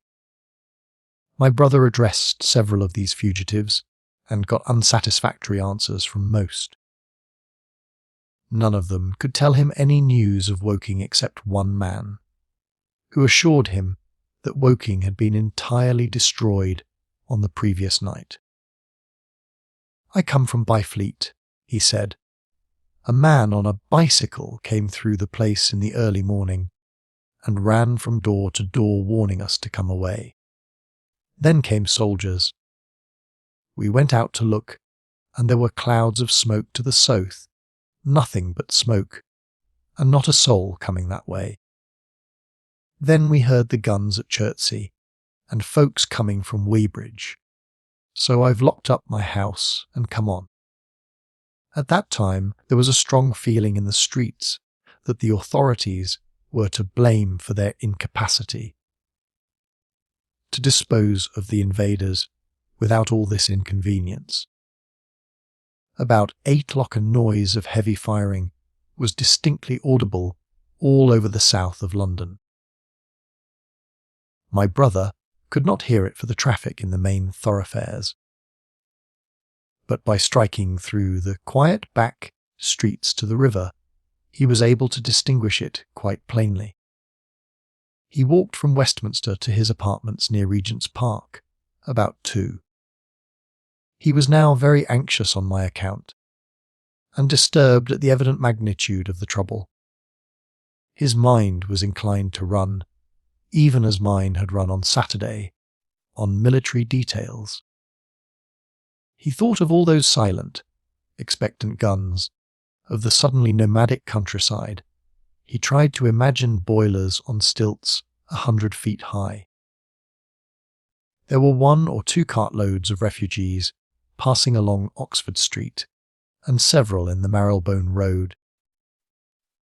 But so slowly was the news spreading that Regent Street and Portland Place were full of their usual Sunday night promenaders, albeit they talked in groups. And along the edge of Regent's Park, there were as many silent couples walking out together under the scattered lamps as ever there had been. The night was warm and still, and a little oppressive. The sound of guns continued intermittently, and after midnight there seemed to be sheet lightning in the south. He read and re-read the paper, fearing the worst had happened to me. He was restless, and after supper prowled out again aimlessly. He returned and tried in vain to divert his attention to his examination notes. He went to bed a little after midnight, and was awakened from lurid dreams in the small hours of Monday by the sound of door knockers, a feet running in the street, distant drumming, and a clamour of bells. Red reflections danced on the ceiling. For a moment he lay astonished, wondering whether day had come or the world gone mad. Then he jumped out of bed and ran to the window. His room was an attic, and as he thrust his head out, up and down the street there were a dozen echoes to the noise of his window sash, and heads in every kind of night disarray appeared. Inquiries were being shouted. "They are coming!" bawled a policeman, hammering at the door. "The Martians are coming!" and hurried to the next door. The sound of drumming and trumpeting came from the Albany Street barracks. And every church within earshot was hard at work killing sleep with a vehement, disorderly tocsin. There was a noise of doors opening, and window after window in the houses opposite flashed from darkness into yellow illumination. Up the street came galloping a closed carriage, bursting abruptly into noise at the corner, rising to a clattering climax under the window, and dying away slowly in the distance. Close on the rear of this came a couple of cabs, the forerunners of a long procession of flying vehicles, going for the most part to Chalk Farm Station, where the Northwestern Special trains were loading up, instead of coming down the gradient into Euston. For a long time my brother stared out of the window in blank astonishment, watching the policemen hammering at door after door, and delivering their incomprehensible message. Then the door behind him opened, and the man who lodded across the landing came in, dressed only in shirt, trousers and slippers, his braces loose about his waist, his hair disordered from his pillow. "What the devil is it?" he asked. "A fire." "What a devil of a row!" They both craned their heads out of the window, straining to hear what the policemen were shouting. People were coming out of the side streets and standing in groups at the corners talking. "What the devil is it all about?" said my brother's fellow lodger. My brother answered him vaguely and began to dress, running with each garment to the window in order to miss nothing of the growing excitement. And presently men selling unnaturally early newspapers came bawling into the street. London in danger of suffocation! The Kingston and Richmond defences forced. Fearful massacres in the Thames Valley, and all about him in the rooms below.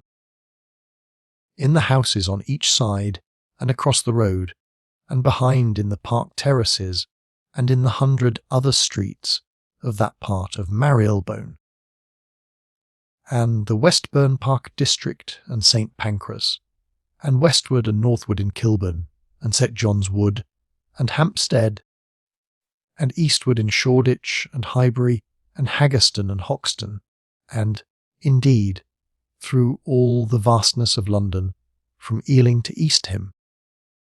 People were rubbing their eyes and opening windows to stare out and ask aimless questions, dressing hastily as the first breath of the coming storm of fear blew through the streets. It was the dawn of the Great Panic.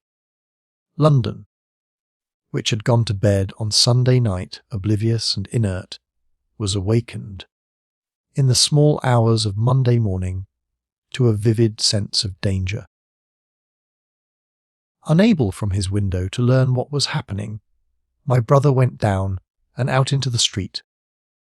Just as the sky between the parapets of the houses grew pink with the early dawn, the flying people on foot and in vehicles grew more numerous every moment.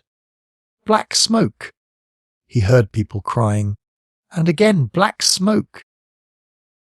The contagion of such a unanimous fear was inevitable. As my brother hesitated on the doorstep, he saw another news vendor approaching, and got a paper forthwith. The man was running away with the rest, and selling his papers for £1 each as he ran. A grotesque mingling of profit and panic. And from this paper my brother read the catastrophic dispatch of the Commander-in-Chief. The Martians are able to discharge enormous clouds of a black and poisonous vapour by means of rockets. They have smothered our batteries, destroyed Richmond, Kingston, and Wimbledon, and are advancing slowly towards London, destroying everything on the way. It is impossible to stop them. There is no safety from the black smoke but in instant flight. That was all, but it was enough. The whole population of the great 6 million city was stirring, slipping, running. Presently it would be pouring in mass northward. "Black smoke!" the voices cried. "Fire!" The bells of the neighbouring church made a jangling tumult. A cart, carelessly driven, smashed, amid shrieks and curses. Against the water, drew up the street. Sickly yellow lights went to and from in the houses, and some of the passing cabs flaunted unextinguished lamps. And overhead the dawn was growing brighter, clear and steady and calm. He heard footsteps running to and from in the rooms, and up and down stairs behind him. His landlady came to the door, loosely wrapped in dressing gown and shawl. Her husband followed, ejaculating. As my brother began to realize the import of all these things, he turned hastily to his own room, put all his available money, some £10 altogether, into his pockets, and went out again into the streets. Chapter 15. What had happened in Surrey. It was while the curate had sat and talked so wildly to me under the hedge in the flat meadows near Halliford, and while my brother was watching the fugitive stream over Westminster Bridge, that the Martians had resumed the offensive, so far as one can ascertain from the conflicting accounts that have been put forth. The majority of them remained busied with preparations in the Horsell pit until 9 that night, hurrying on some operation that disengaged huge volumes of green smoke. But 3 certainly came out about 8 o'clock and, advancing slowly and cautiously, made their way through Byfleet and Pirford towards Ripley and Weybridge. and so came in sight of the expectant batteries against the setting sun. These Martians did not advance in a body, but in a line, each perhaps a mile and a half from his nearest fellow. They communicated with one another by means of siren-like howls, running up and down the scale from one note to another. It was this howling and firing of the guns at Ripley and St. George's Hill that we had heard at Upper Halliford. The Ripley gunners, unseasoned artillery volunteers who ought never to have been placed in such a position, fired one wild, premature, ineffectual volley, and bolted on horse and foot through the deserted village, while the Martian, without using his heat ray, walked serenely over their guns, stepped gingerly among them, passed in front of them, and so came unexpectedly upon the guns in Painshall Park, which he destroyed. The St. George's Hill men, however, were better led, or of a better metal. Hidden by a pine wood as they were, they seemed to have been quite unsuspected by the Martian nearest to them. They laid their guns as deliberately as if they had been on parade, and fired at about 1,000 yards range. The shells flashed all round him, and he was seen to advance a few paces, stagger, and go down. Everybody yelled together, and the guns were reloaded in frantic haste. The overthrown Martian set up a prolonged ululation, and immediately a second glittering giant, answering him, appeared over the trees to the south. It would seem that a leg of the tripod had been smashed by one of the shells. The whole of the second volley flew wide of the Martian on the ground, and, simultaneously, both his companions brought their heat rays to bear on the battery. The ammunition blew up. The pine trees all about the guns flashed into fire, and only one or two of the men, who were already running over the crest of the hill, escaped. After this it would seem that the three took counsel together and halted, and the scouts who were watching them report that they remained absolutely stationary for the next half hour. The Martian who had been overthrown crawled tediously out of his hood, a small brown figure, oddly suggestive from that distance of a speck of blight, and apparently engaged in the repair of his support. About 9 he had finished, for his cowl was then seen above the trees again. It was a few minutes past 9 that night when these 3 sentinels were joined by 4 other Martians, each carrying a thick black tube. A similar tube was handed to each of the 3, and the 7 proceeded to distribute themselves at equal distances along a curved line between Sten, George's Hill, Weybridge, and the village of Send, southwest of Ripley. A dozen rockets sprang out of the hills before them so soon as they began to move, and warned the waiting batteries about Ditton and Esher. At the same time 4 of their fighting machines, similarly armed with tubes, crossed the river, and 2 of them, black against the western sky, came into sight of myself and the curate as we hurried warily and painfully along the road that runs northward out of Halliford. They moved, as it seemed to us, upon a cloud, for a milky mist covered the fields and rose to 1/3 of their height. At this sight the curate cried faintly in his throat and began running. But I knew it was no good running from a Martian, and I turned aside and crawled through dry nettles and brambles into the broad ditch by the side of the road. He looked back, saw what I was doing, and turned to join me. The 2 halted, the nearer to us standing and facing Sunbury, the remoter being a grey indistinctness towards the evening star. away towards Staines. The occasional howling of the Martians had ceased. They took up their positions in the huge crescent about their cylinders in absolute silence. It was a crescent with 12 miles between its horns. Never since the devising of gunpowder was the beginning of a battle so still. To us, and to an observer about Ripley, it would have had precisely the same effect. The Martians seemed in solitary possession of the darkling night. Lit only as it was by the slender moon, the stars, the afterglow of the daylight, and the ruddy glare from St. George's Hill and the woods of Painshill. But facing that crescent everywhere, at Staines, Hounslow, Ditton, Esher, Ockham, behind hills and woods south of the river, and across the flat grass meadows to the north of it, wherever a cluster of trees or village houses gave sufficient cover, the guns were waiting.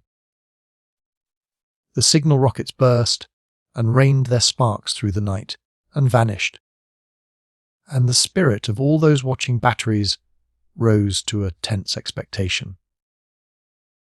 The Martians had but to advance into the line of fire, and instantly those motionless black forms of men, those guns glittering so darkly in the early night, would explode into a thunderous fury of battle. No doubt the thought that was uppermost in 1,000 of those vigilant minds, even as it was uppermost in mine, was the riddle. How much they understood of us. Did they grasp that we in our millions were organised, disciplined, working together? Or did they interpret our spurts of fire, the sudden stinging of our shells, our steady investment of their encampment, as we should the furious unanimity of onslaught in a disturbed hive of bees? Did they dream they might exterminate us?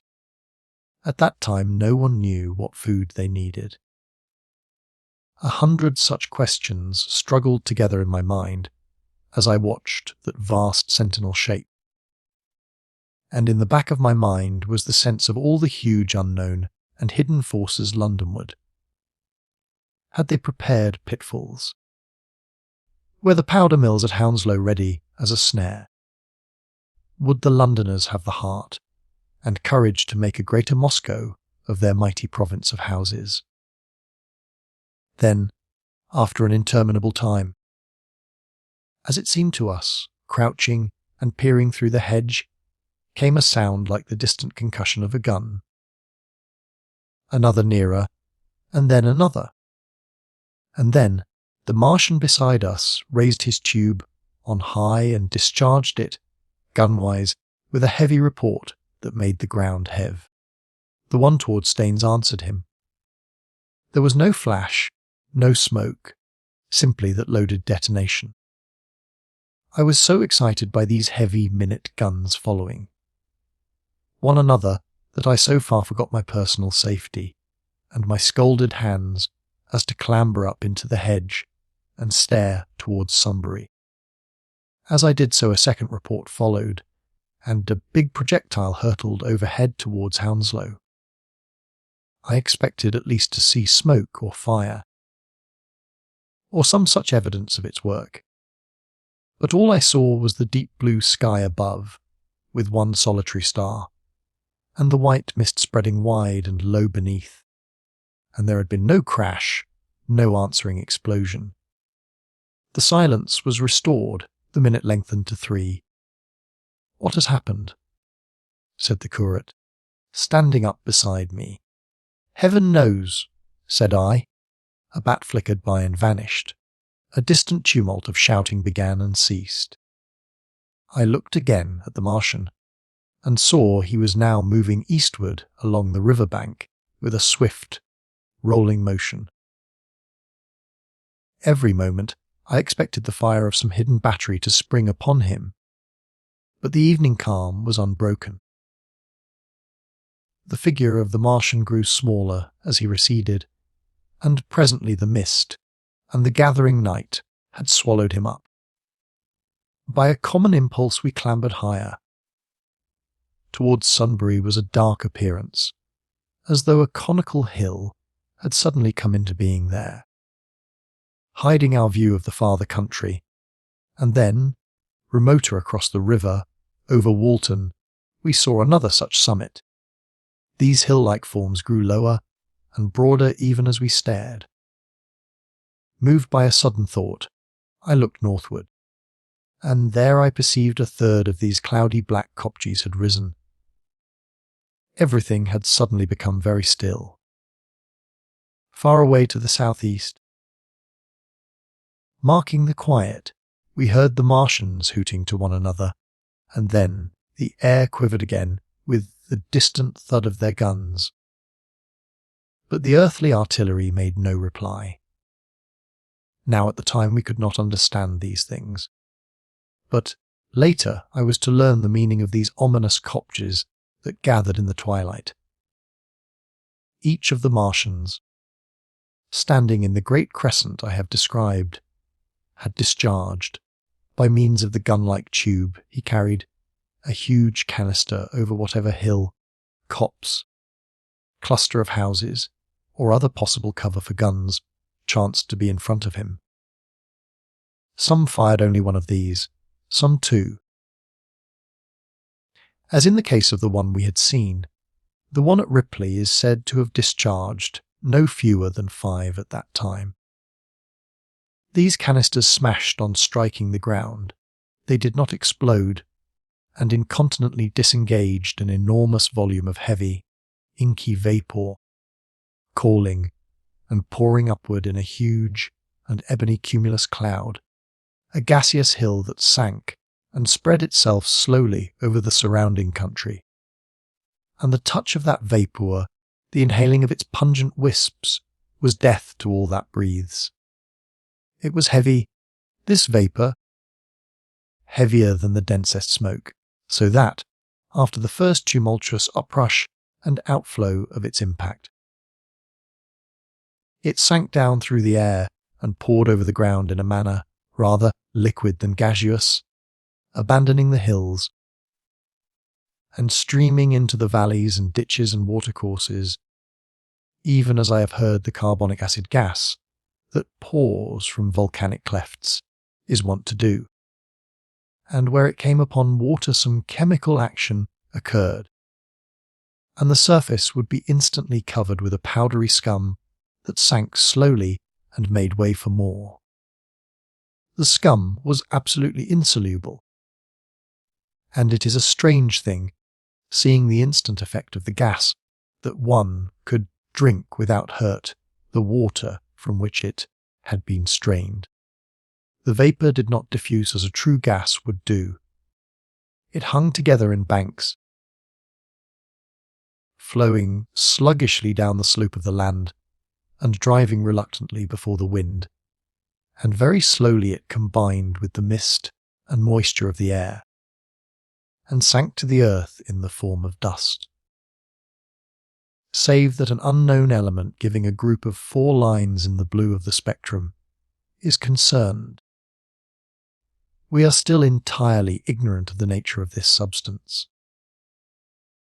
Once the tumultuous upheaval of its dispersion was over, the black smoke clung so closely to the ground, even before its precipitation, that 50 feet up in the air, on the roofs and upper stories of high houses and on great trees, there was a chance of escaping its poison altogether, as was proved even that night at Street Chobham and Ditton.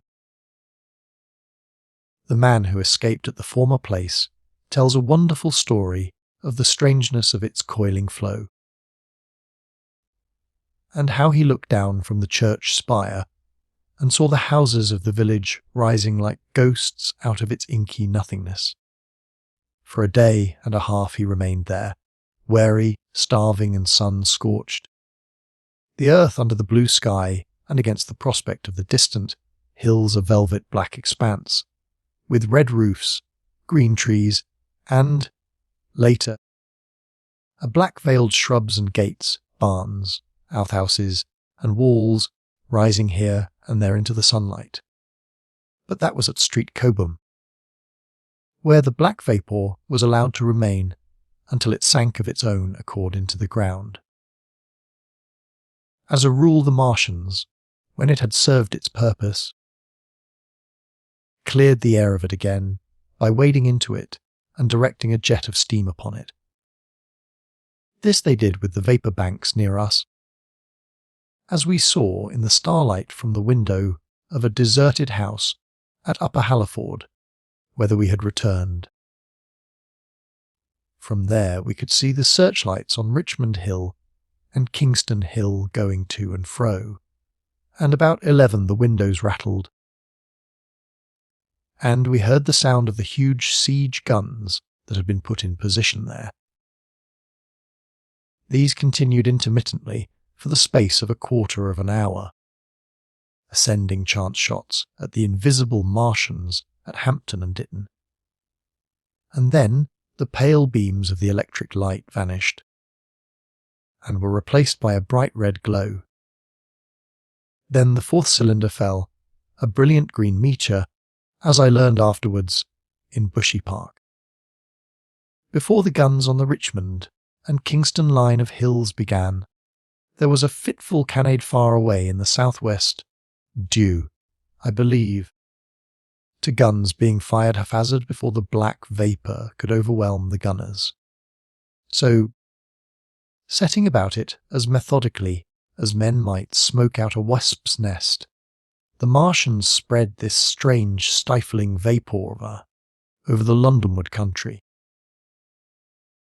The horns of the crescent slowly moved apart, until at last they formed a line from Hanwell to Coombe and Malden.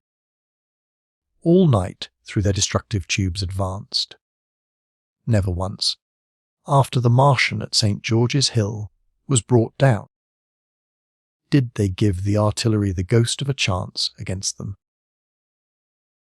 Wherever there was a possibility of guns being laid for them unseen, a fresh canister of the black vapour was discharged, and where the guns were openly displayed the heat ray was brought to bear.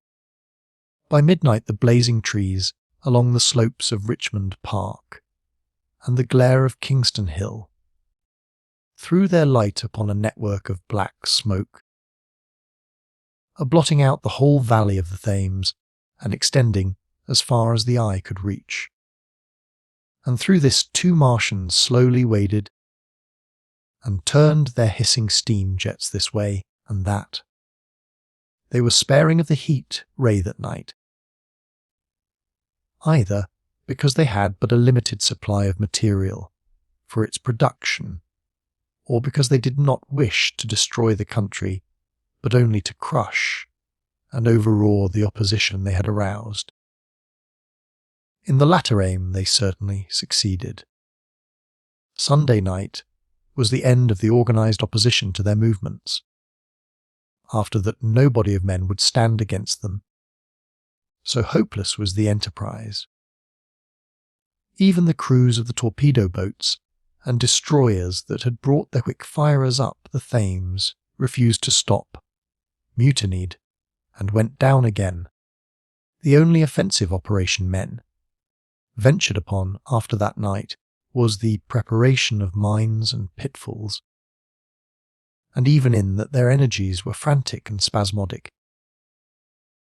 One has to imagine, as well as one may, the fate of those batteries towards Esher, awaiting so tensely in the twilight.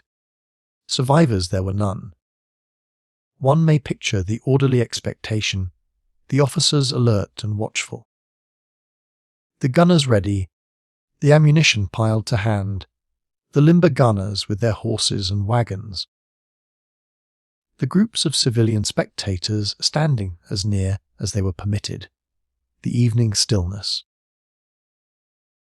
the ambulances and hospital tents with the burned and wounded from Weybridge, then the dull resonance of the shots the Martians fired, and the clumsy projectile whirling over the trees and houses and smashing amid the neighbouring fields.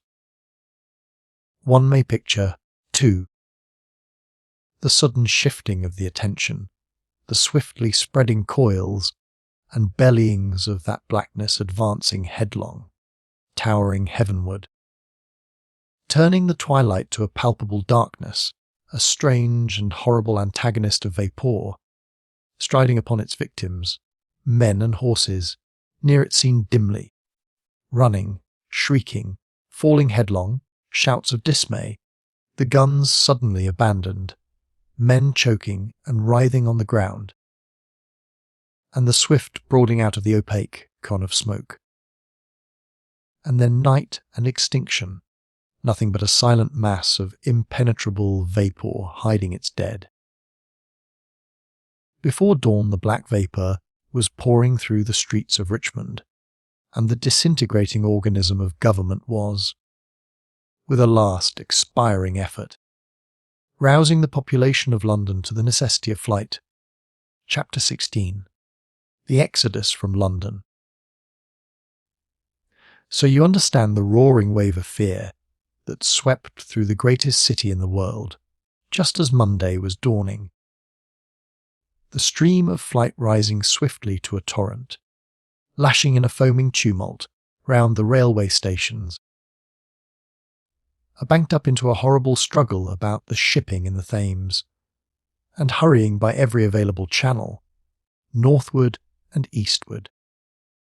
By 10 o'clock the police organisation, and by midday even the railway organisations, were losing coherency, losing shape and efficiency, guttering, softening, running at last in that swift liquefaction of the social body.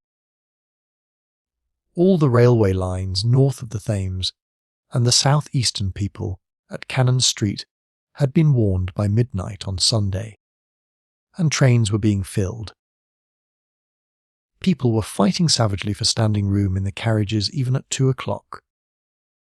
By 3, people were being trampled and crushed even in Bishopsgate Street, a couple of 100 yards or more from Liverpool Street Station. Revolvers were fired, people stabbed, and the policemen who had been sent to direct the traffic, exhausted and infuriated, were breaking the heads of the people they were called out to protect. And as the day advanced, and the engine drivers and stokers refused to return to London, the pressure of the flight drove the people in an ever-thickening multitude away from the stations and along the northward running roads. By midday a Martian had been seen at Barnes, and a cloud of slowly sinking black vapour drove along the Thames and across the flats of Lambeth, cutting off all escape over the bridges in its sluggish advance. Another bank drove over Ealing, and surrounded a little island of survivors on Castle Hill, alive, but unable to escape. After a fruitless struggle to get aboard a northwestern train at Chalk Farm, the engines of the trains that had loaded in the goods yard there ploughed through shrieking people, and a dozen stalwart men fought to keep the crowd from crushing the driver against his furnace. My brother emerged upon the Chalk Farm road, dodged across through a hurrying swarm of vehicles, and had the luck to be foremost in the sack of a cycle shop. The front tyre of the machine he got was punctured in dragging it through the window, but he got up and off, notwithstanding, with no further injury than a cut wrist. The steep foot of Haverstock Hill was impassable, owing to several overturned horses, and my brother struck into Belsize Road. So he got out of the fury of the panic and, skirting the Edgware Road, reached Edgware about 7. Fasting and wearied, but well ahead of the crowd. Along the road people were standing in the roadway, curious, wondering. He was passed by a number of cyclists, some horsemen and 2 motor cars. A mile from Edgware the rim of the wheel broke, and the machine became unrideable. He left it by the roadside and trudged through the village. There were shops half opened in the main street of the place, and people crowded on the pavement, and in the doorways and windows, staring astonished at this extraordinary procession of fugitives that was beginning. He succeeded in getting some food at an inn. For a time he remained in Egware, not knowing what next to do. The flying people increased in number. Many of them, like my brother, seemed inclined to loiter in the place. There was no fresh news of the invaders from Mars. At that time the road was crowded, but as yet far from congested. Most of the fugitives at that hour were mounted on cycles, but there were soon motor cars, hansom cabs, and carriages hurrying along, and the dust hung in heavy clouds along the road to St. Albans. It was perhaps a vague idea of making his way to Chelmsford, where some friends of his lived, that at last induced my brother to strike into a quiet lane running eastward. Presently he came upon a stile, and, crossing it, followed a footpath northeastward. He passed near several farmhouses and some little places whose names he did not learn. He saw few fugitives until, in a grass lane towards High Barnet, he happened upon two ladies who became his fellow travellers. He came upon them just in time to save them. He heard their screams, and, hurrying round the corner, saw a couple of men struggling to drag them out of the little pony chaise in which they had been driving, while a third with difficulty held the frightened pony's head. One of the ladies, a short woman dressed in white, was simply screaming, the other, a dark, slender figure, slashed at the man, who gripped her arm with a whip she held in her disengaged hand. My brother immediately grasped the situation, shouted, and hurried towards the struggle. One of the men desisted and turned towards him, and my brother, realizing from his antagonist's face that a fight was unavoidable, and being an expert boxer, went into him forthwith and sent him down against the wheel of the chaise. It was no time for pugilistic chivalry, and my brother laid him quiet with a kick and gripped the collar of the man who pulled at the slender lady's arm. He heard the clatter of hoofs.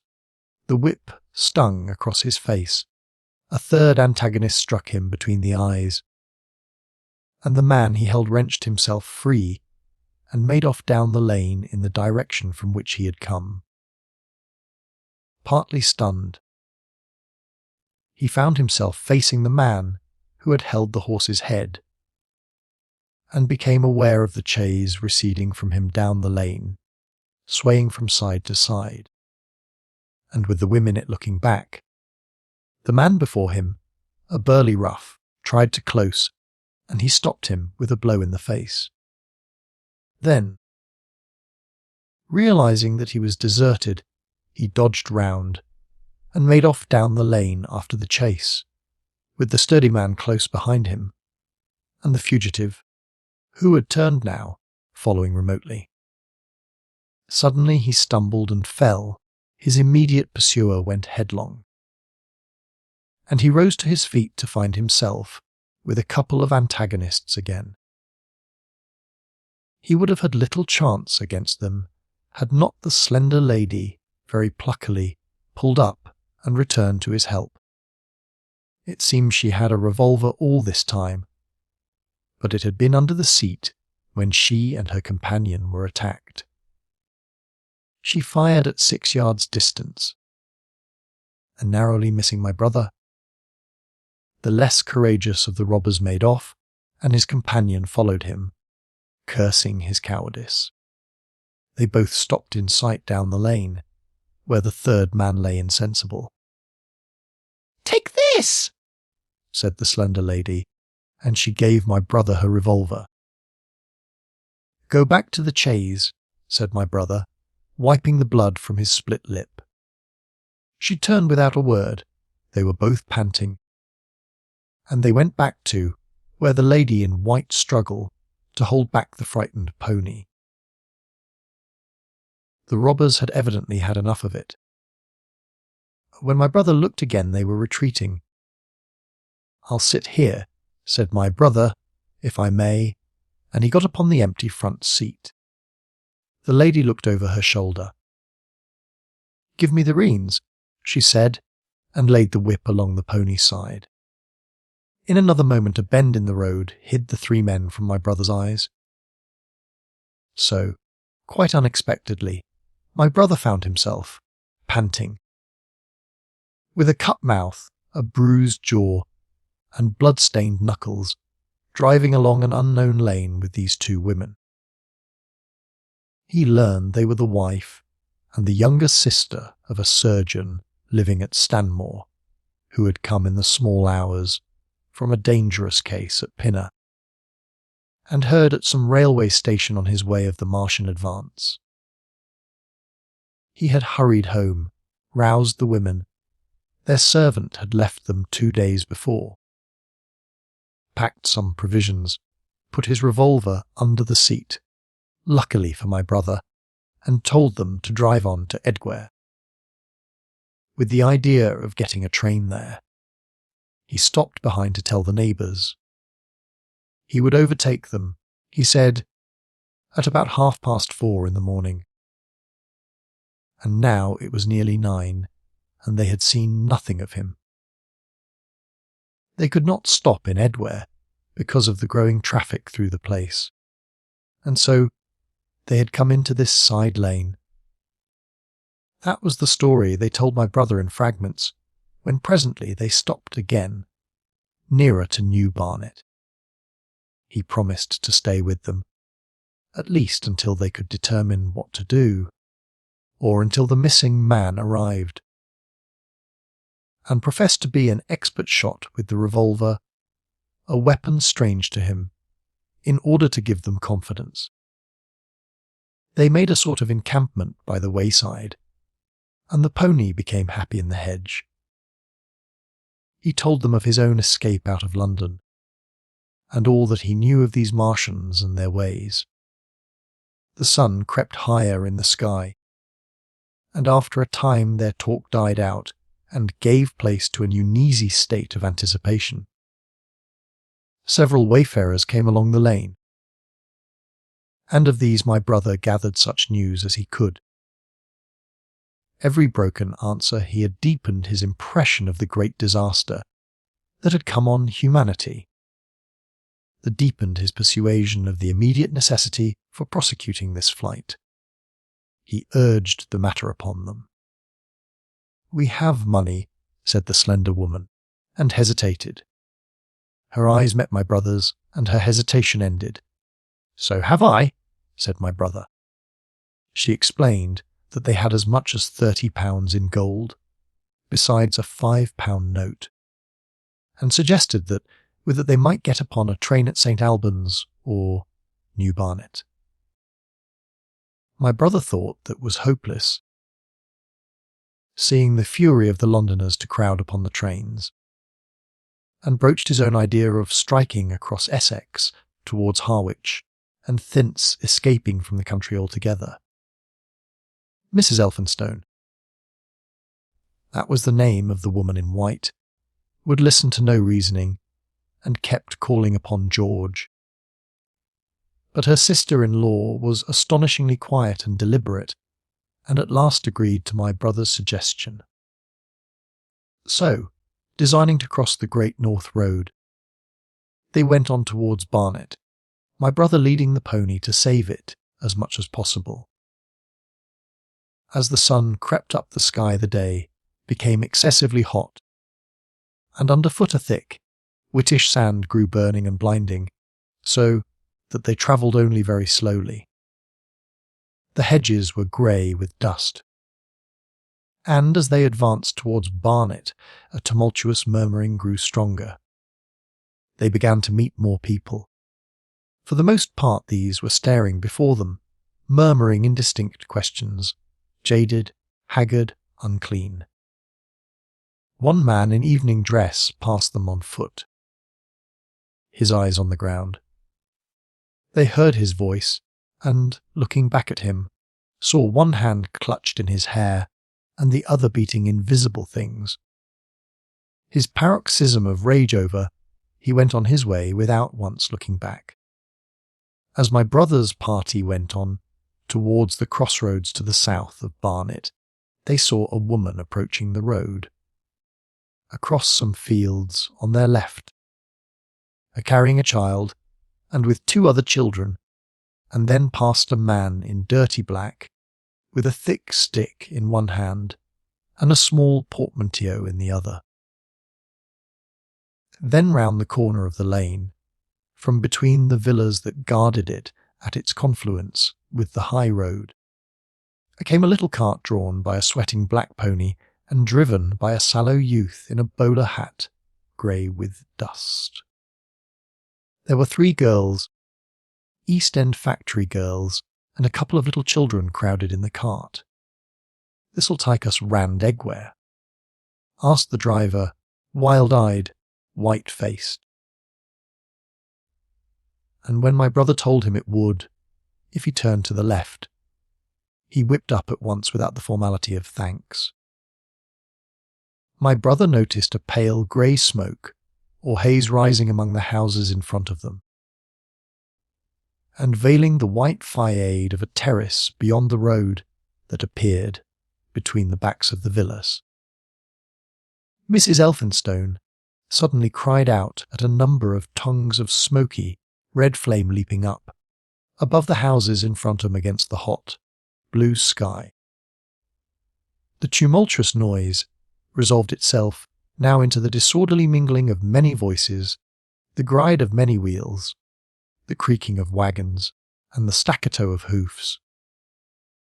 The lane came round sharply not 50 yards from the crossroads. "Good heavens!" cried Miss Elphinstone. "What is this you are driving us into?" My brother stopped. For the main road was a boiling stream of people, a torrent of human beings rushing northward, one pressing on another, a great bank of dust, white and luminous in the blaze of the sun, made everything within 20 feet of the ground grey and indistinct, and was perpetually renewed by the hurrying feet of a dense crowd of horses, and of men and women on foot, and by the wheels of vehicles of every description.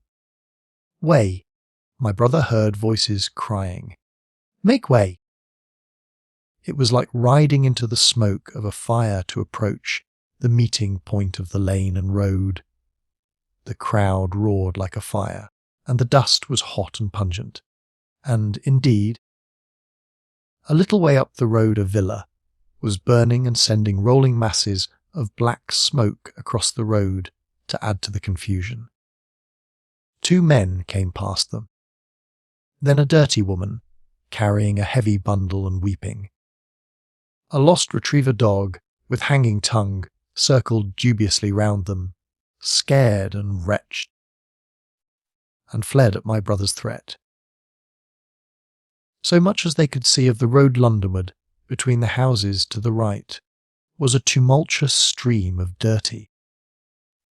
Hurrying people, pent in between the villas on either side, the black heads, the crowded forms, grew into distinctness as they rushed towards the corner, hurried past, and merged their individuality again in a receding multitude that was swallowed up at last in a cloud of dust. "Go on! Go on!" cried the voices. "Way!" One man's hands pressed on the back of another. My brother stood at the pony's head. Irresistibly attracted, he advanced slowly, pace by pace, down the lane. Edware had been a scene of confusion, Chalk Farm a riotous tumult. But this was a whole population in movement. It is hard to imagine that host. It had no character of its own. The figures poured out past the corner, and receded with their backs to the group in the lane. Along the margin came those who were on foot, threatened by the wheels, stumbling in the ditches, blundering into one another. The carts and carriages crowded close upon one another, making little way for those swifter and more impatient vehicles that darted forward every now and then, when an opportunity showed itself of doing so, sending the people scattering against the fences and gates of the villas. "Push on!" was the cry. "Push on! They are coming!" In one cart stood a blind man in the uniform of the Salvation Army, gesticulating with his crooked fingers and bawling, "Eternity! Eternity!"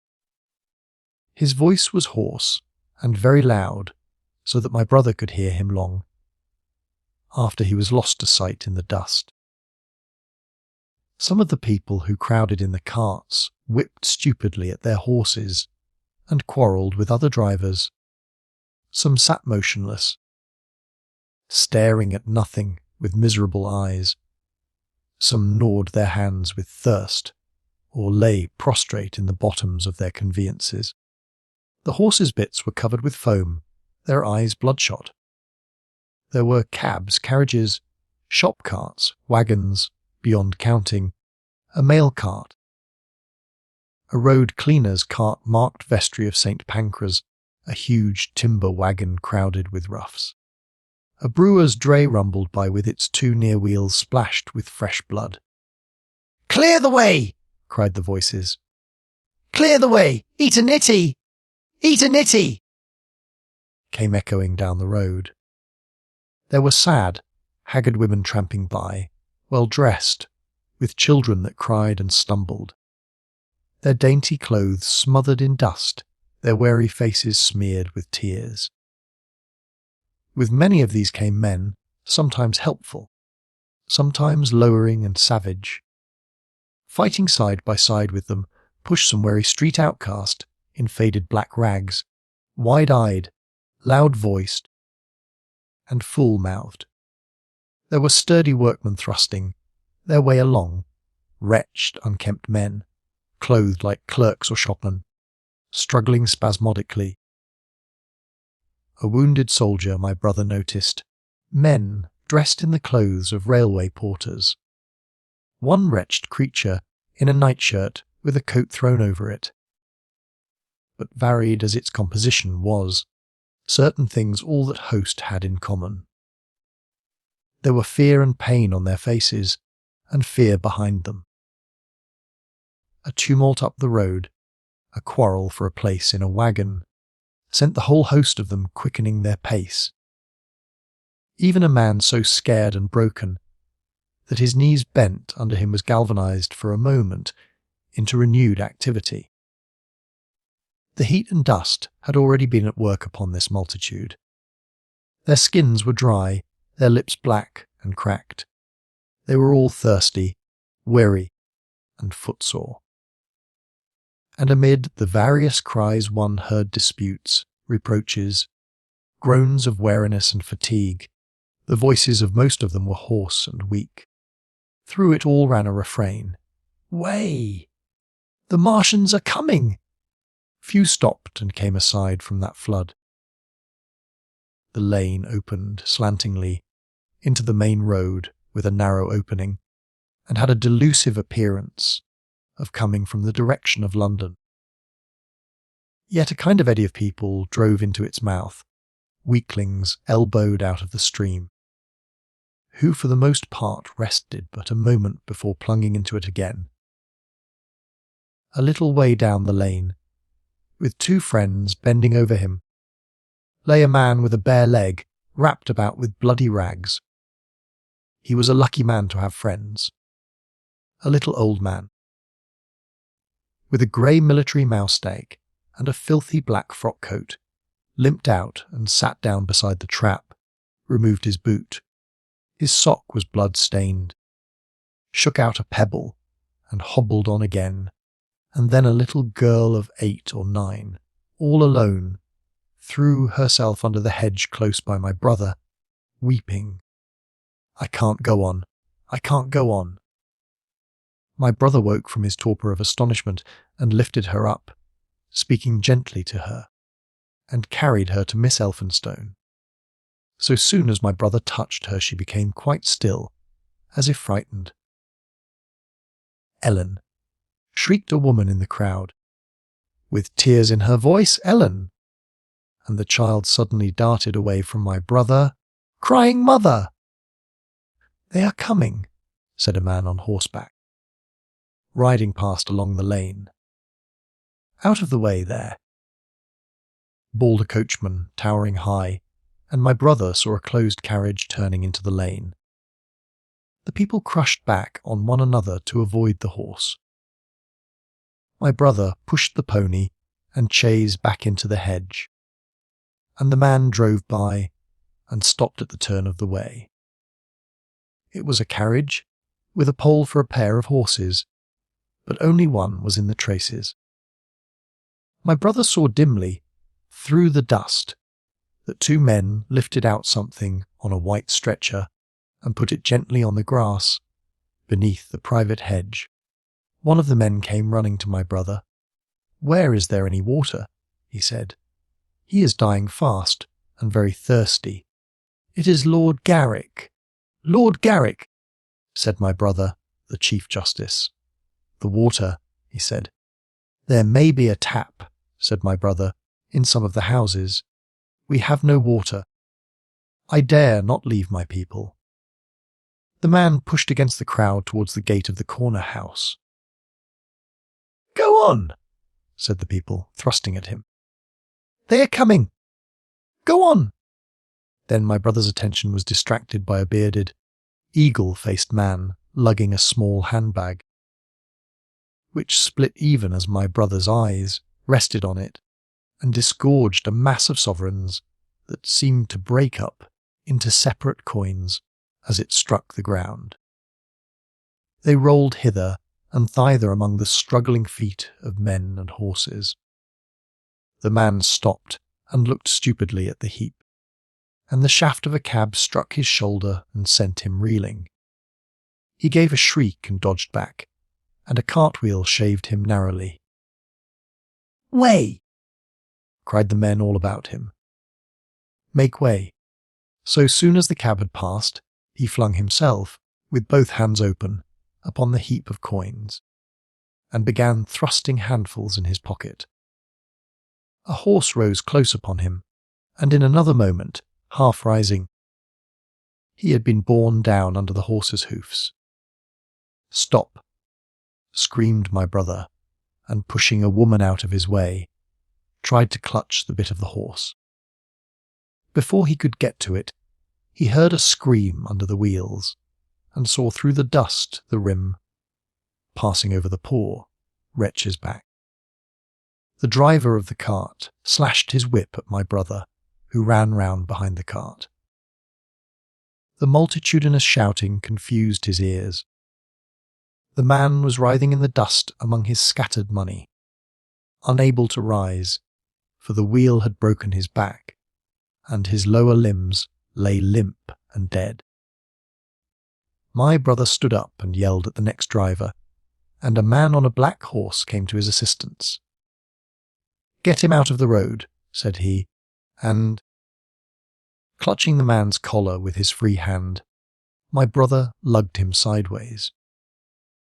But he still clutched after his money, and regarded my brother fiercely, hammering at his arm with a handful of gold. "Go on! Go on!" shouted angry voices behind. "Way! Way!" There was a smash as the pole of a carriage crashed into the cart, that the man on horseback stopped. My brother looked up, and the man with the gold twisted his head round and bit the wrist that held his collar. There was a concussion, and the black horse came staggering sideways, and the cart horse pushed beside it. A hoof missed my brother's foot by a hair's breadth. He released his grip on the fallen man and jumped back. He saw anger change to terror on the face of the poor wretch on the ground.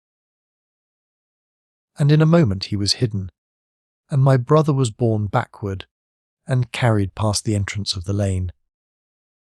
and had to fight hard in the torrent to recover it. He saw Miss Elphinstone covering her eyes, and a little child, with all a child's one of sympathetic imagination, staring with dilated eyes at a dusty something that lay black and still, aground and crushed under the rolling wheels. "Let us go back," he shouted, and began turning the pony round. "We cannot cross this hell," he said, and they went back 100 yards the way they had come, until the fighting crowd was hidden. As they passed the bend in the lane, my brother saw the face of the dying man in the ditch under the private, deadly white and drawn, and shining with perspiration. The two women sat silent, crouching in their seat and shivering. Then beyond the bend my brother stopped again. Miss Elphinstone was white and pale, and her sister-in-law sat weeping, too wretched even to call upon George. My brother was horrified and perplexed. So soon as they had retreated, he realized how urgent and unavoidable it was to attempt this crossing. He turned to Miss Elphinstone, suddenly resolute. "We must go that way," he said, and led the pony round again. For the second time that day this girl proved her quality.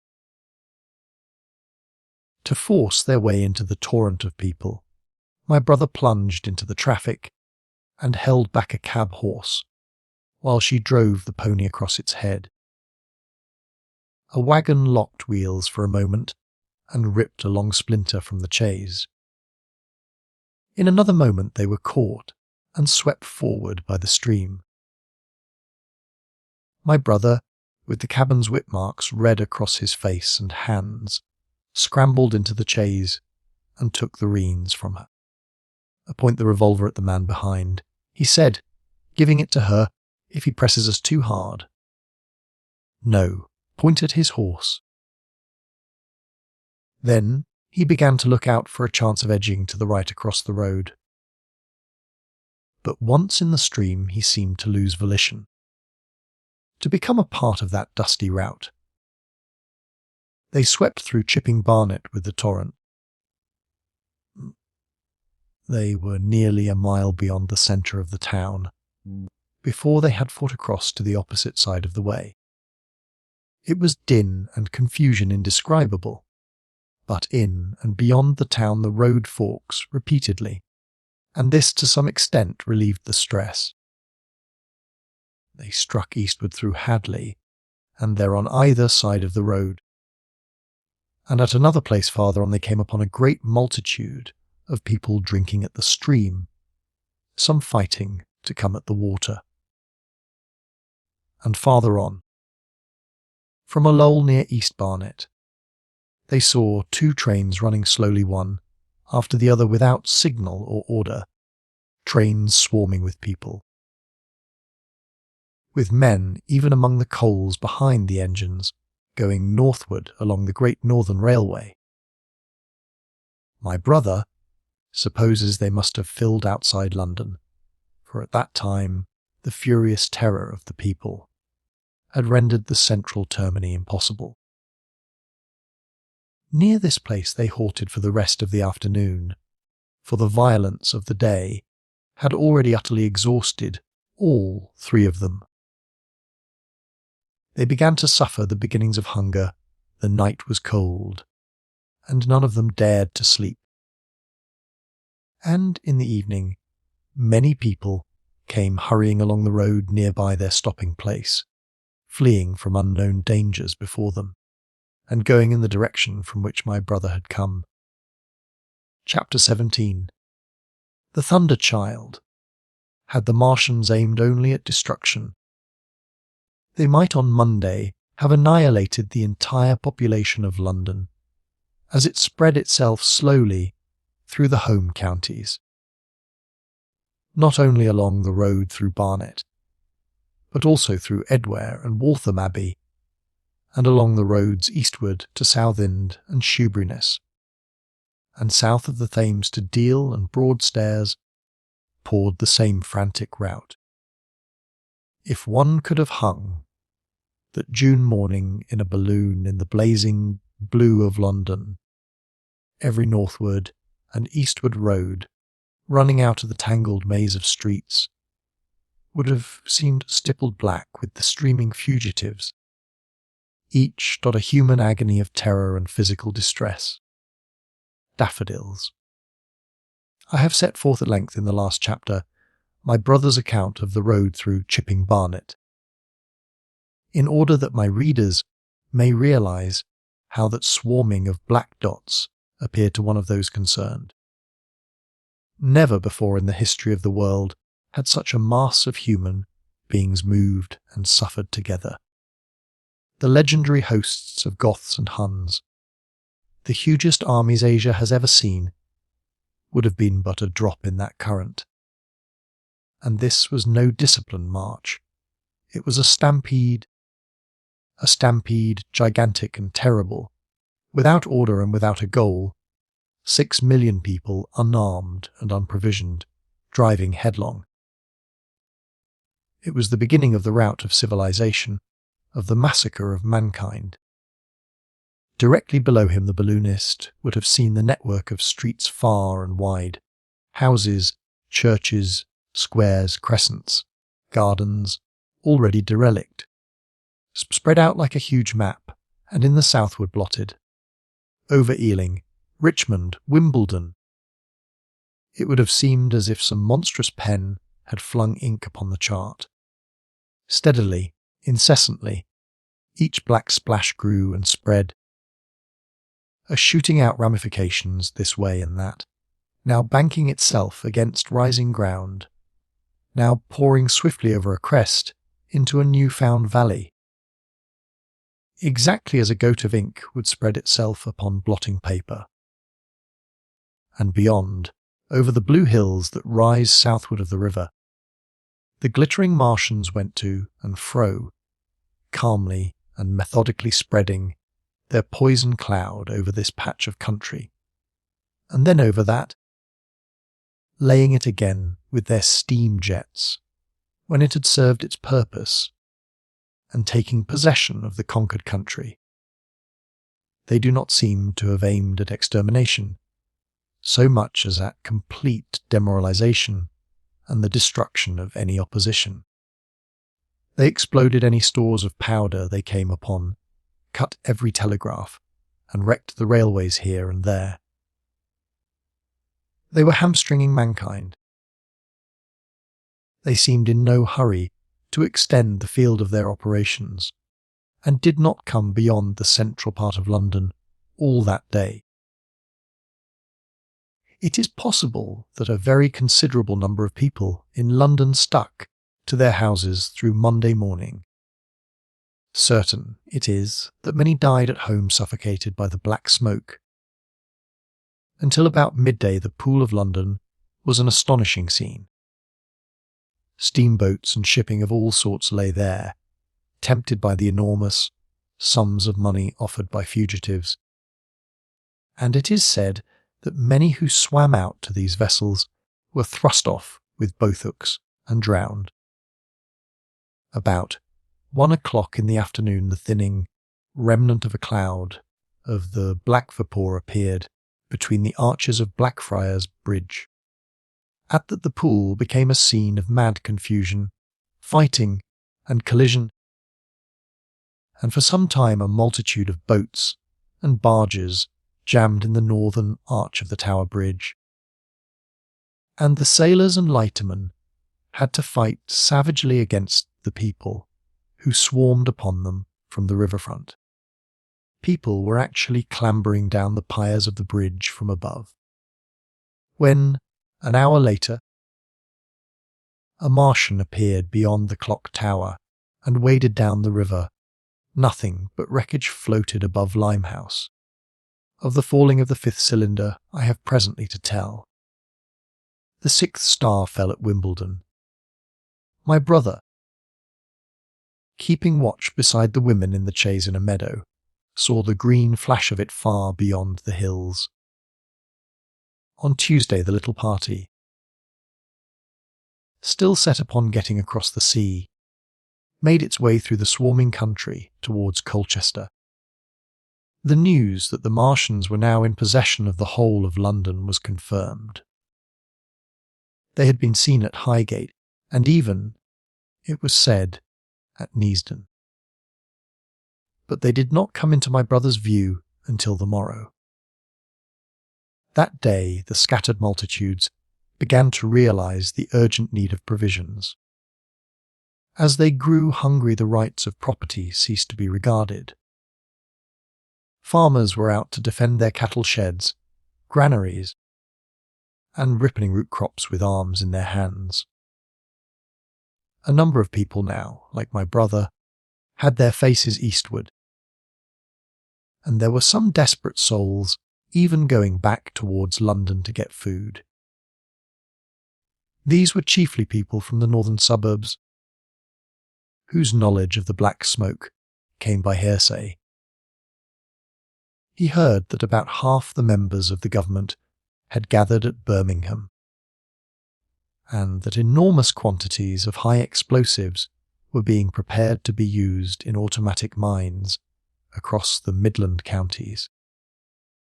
He was also told that the Midland Railway Company had replaced the desertions of the first day's panic, had resumed traffic, and was running northward trains from St Albans to relieve the congestion of the home counties.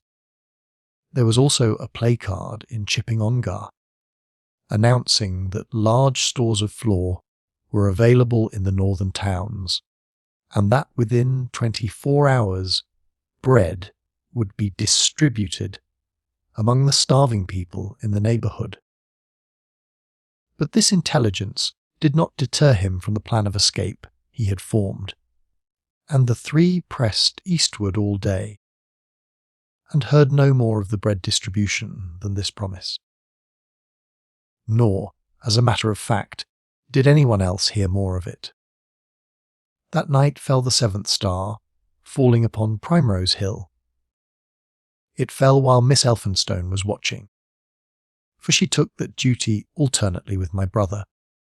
She saw it. On Wednesday, the three fugitives, they had passed the night in a field of unripe wheat, reached Chelmsford, and there a body of the inhabitants, calling itself the Committee of Public Supply, seized the pony as provisions, and would give nothing in exchange for it but the promise of a share in it the next day. Here there were rumours of Martians at Epping, and news of the destruction of Waltham Abbey powder mills in a vain attempt to blow up one of the invaders. People were watching for Martians here from the church towers.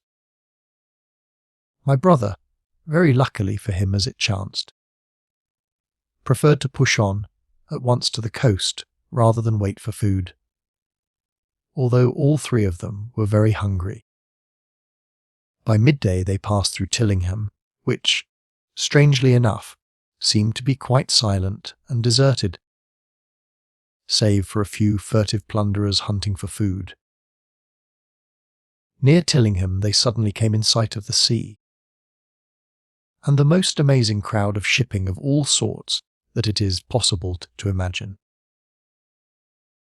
For after the sailors could no longer come up the Thames, they came on to the Essex coast, to Harwich and Walton and Clacton, and afterwards to Fulness and Shoebury, to bring off the people. They lay in a huge sickle-shaped curve that vanished into mist at last towards the Naze. Close inshore was a multitude of fishing smacks, English, Scotch, French, Dutch, and Swedish, steam launches from the Thames, yachts, electric boats, and beyond were ships of larger burden. A multitude of filthy colliers, trim merchantmen, cattle ships, passenger boats, petroleum tanks, ocean tramps, an old white transport, even neat white and grey liners from Southampton and Hamburg, and along the blue coast across the Blackwater. My brother could make out dimly a dense swarm of boats chaffering with the people on the beach. a swarm which also extended up the Blackwater almost to Malden. About a couple of miles out lay an ironclad, very low in the water, almost, to my brother's perception, like a water-logged ship. This was the ram Thunderchild. It was the only warship in sight. But far away to the right over the smooth surface of the sea, for that day there was a dead calm, lay a serpent of black smoke to mark the next ironclads of the Channel Fleet, which hovered in an extended line, steam up and ready for action. Across the Thames estuary during the course of the Martian conquest, vigilant and yet powerless to prevent it. At the sight of the sea, Mrs. Elphinstone, in spite of the assurances of her sister-in-law, gave way to panic.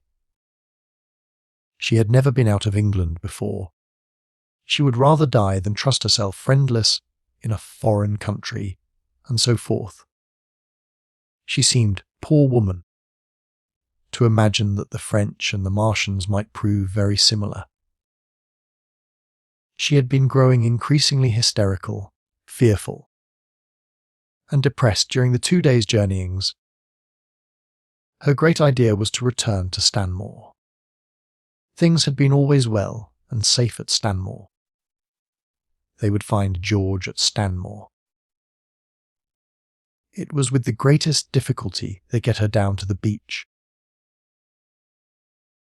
where presently my brother succeeded in attracting the attention of some men on a paddle steamer from the Thames. They sent a boat and drove a bargain for £36 for the three. The steamer was going, these men said, to Ostend. It was about 2 o'clock when my brother, having paid their fares at the gangway, found himself safely aboard the steamboat with his charges. There was food aboard, albeit at exorbitant prices, and the three of them contrived to eat a meal on one of the seats forward. There were already a couple of score of passengers aboard, some of whom had expended their last money in securing a passage. But the captain lay off the Blackwater until 5 in the afternoon, picking up passengers until the seated decks were even dangerously crowded. He would probably have remained longer had it not been for the sound of guns that began about that hour in the south. As if in answer, the ironclad Seaward fired a small gun and hoisted a string of flags. A jet of smoke sprang out of her funnels. Some of the passengers were of opinion that this firing came from Shoeburyness, until it was noticed that it was growing louder. At the same time, far away in the southeast the masts and upperworks of 3 ironclads rose one after the other out of the sea, beneath clouds of black smoke. But my brother's attention speedily reverted to the distant firing in the south. He fancied he saw a column of smoke rising out of the distant grey haze.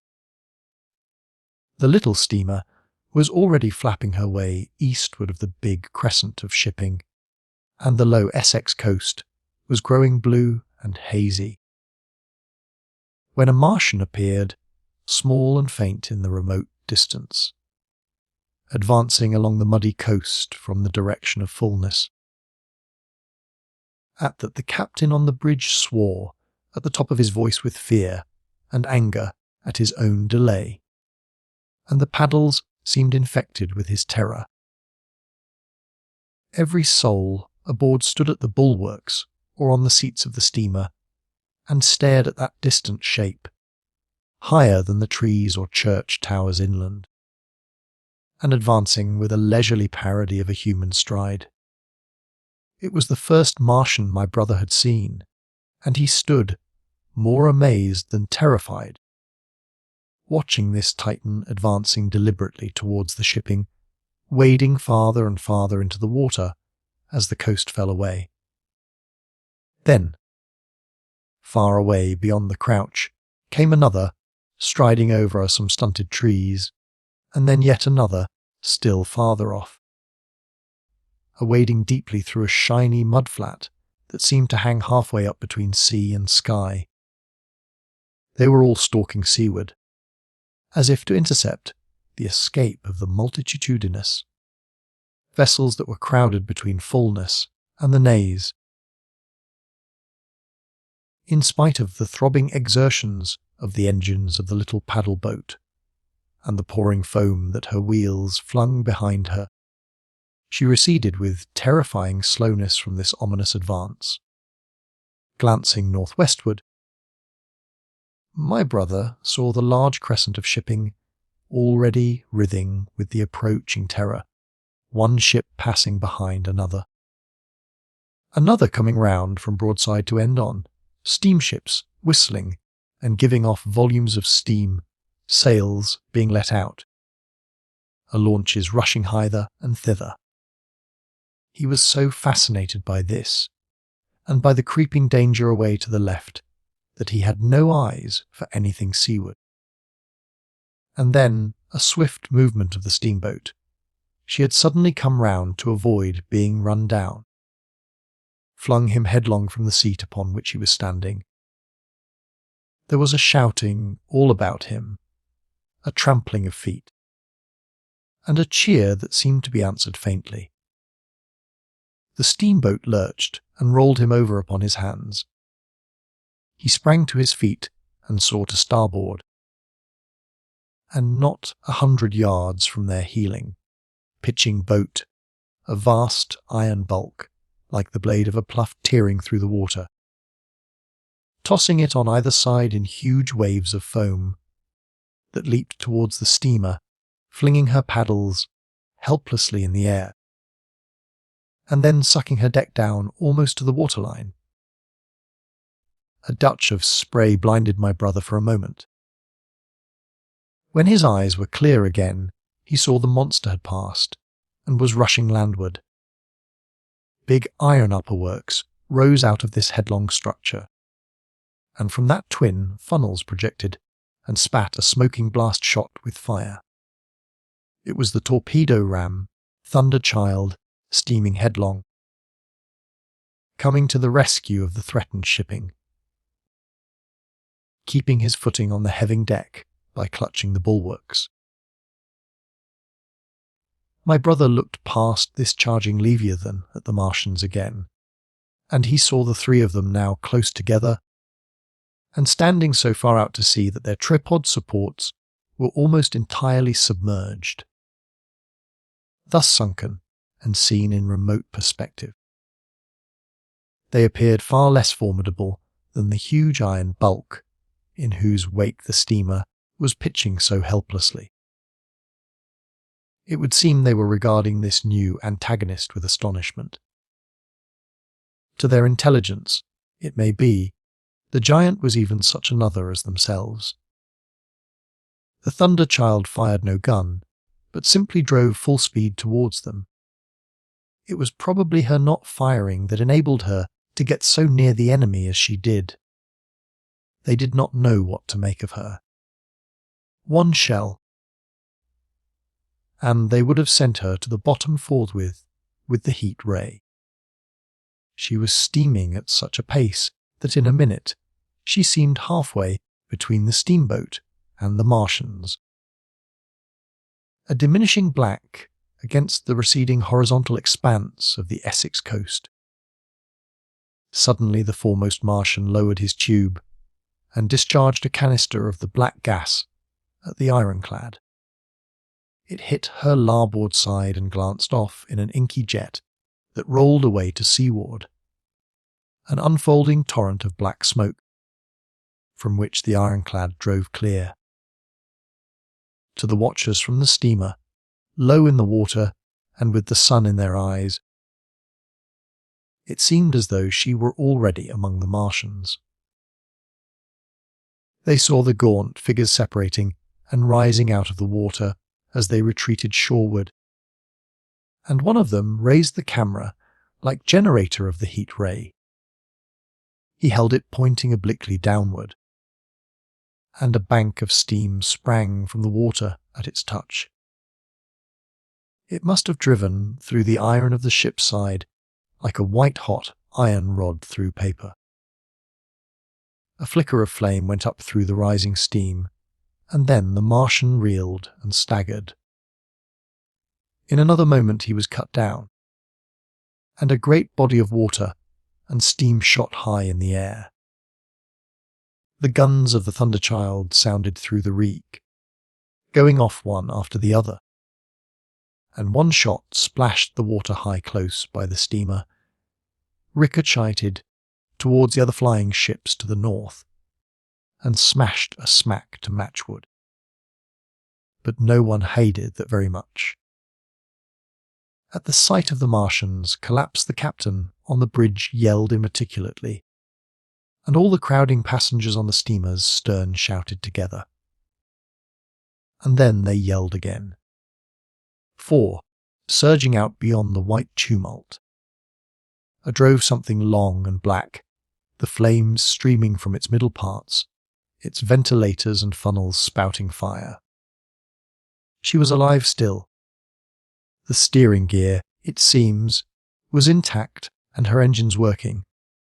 She headed straight for a second Martian, and was within 100 yards of him when the heat ray came to bear. Then, with a violent thud, a blinding flash, her decks, her funnels, leaped upward. The Martian staggered with the violence of her explosion, and, in another moment, the flaming wreckage, still driving forward with the impetus of its pace, had struck him and crumpled him up like a thing of cardboard. My brother shouted involuntarily.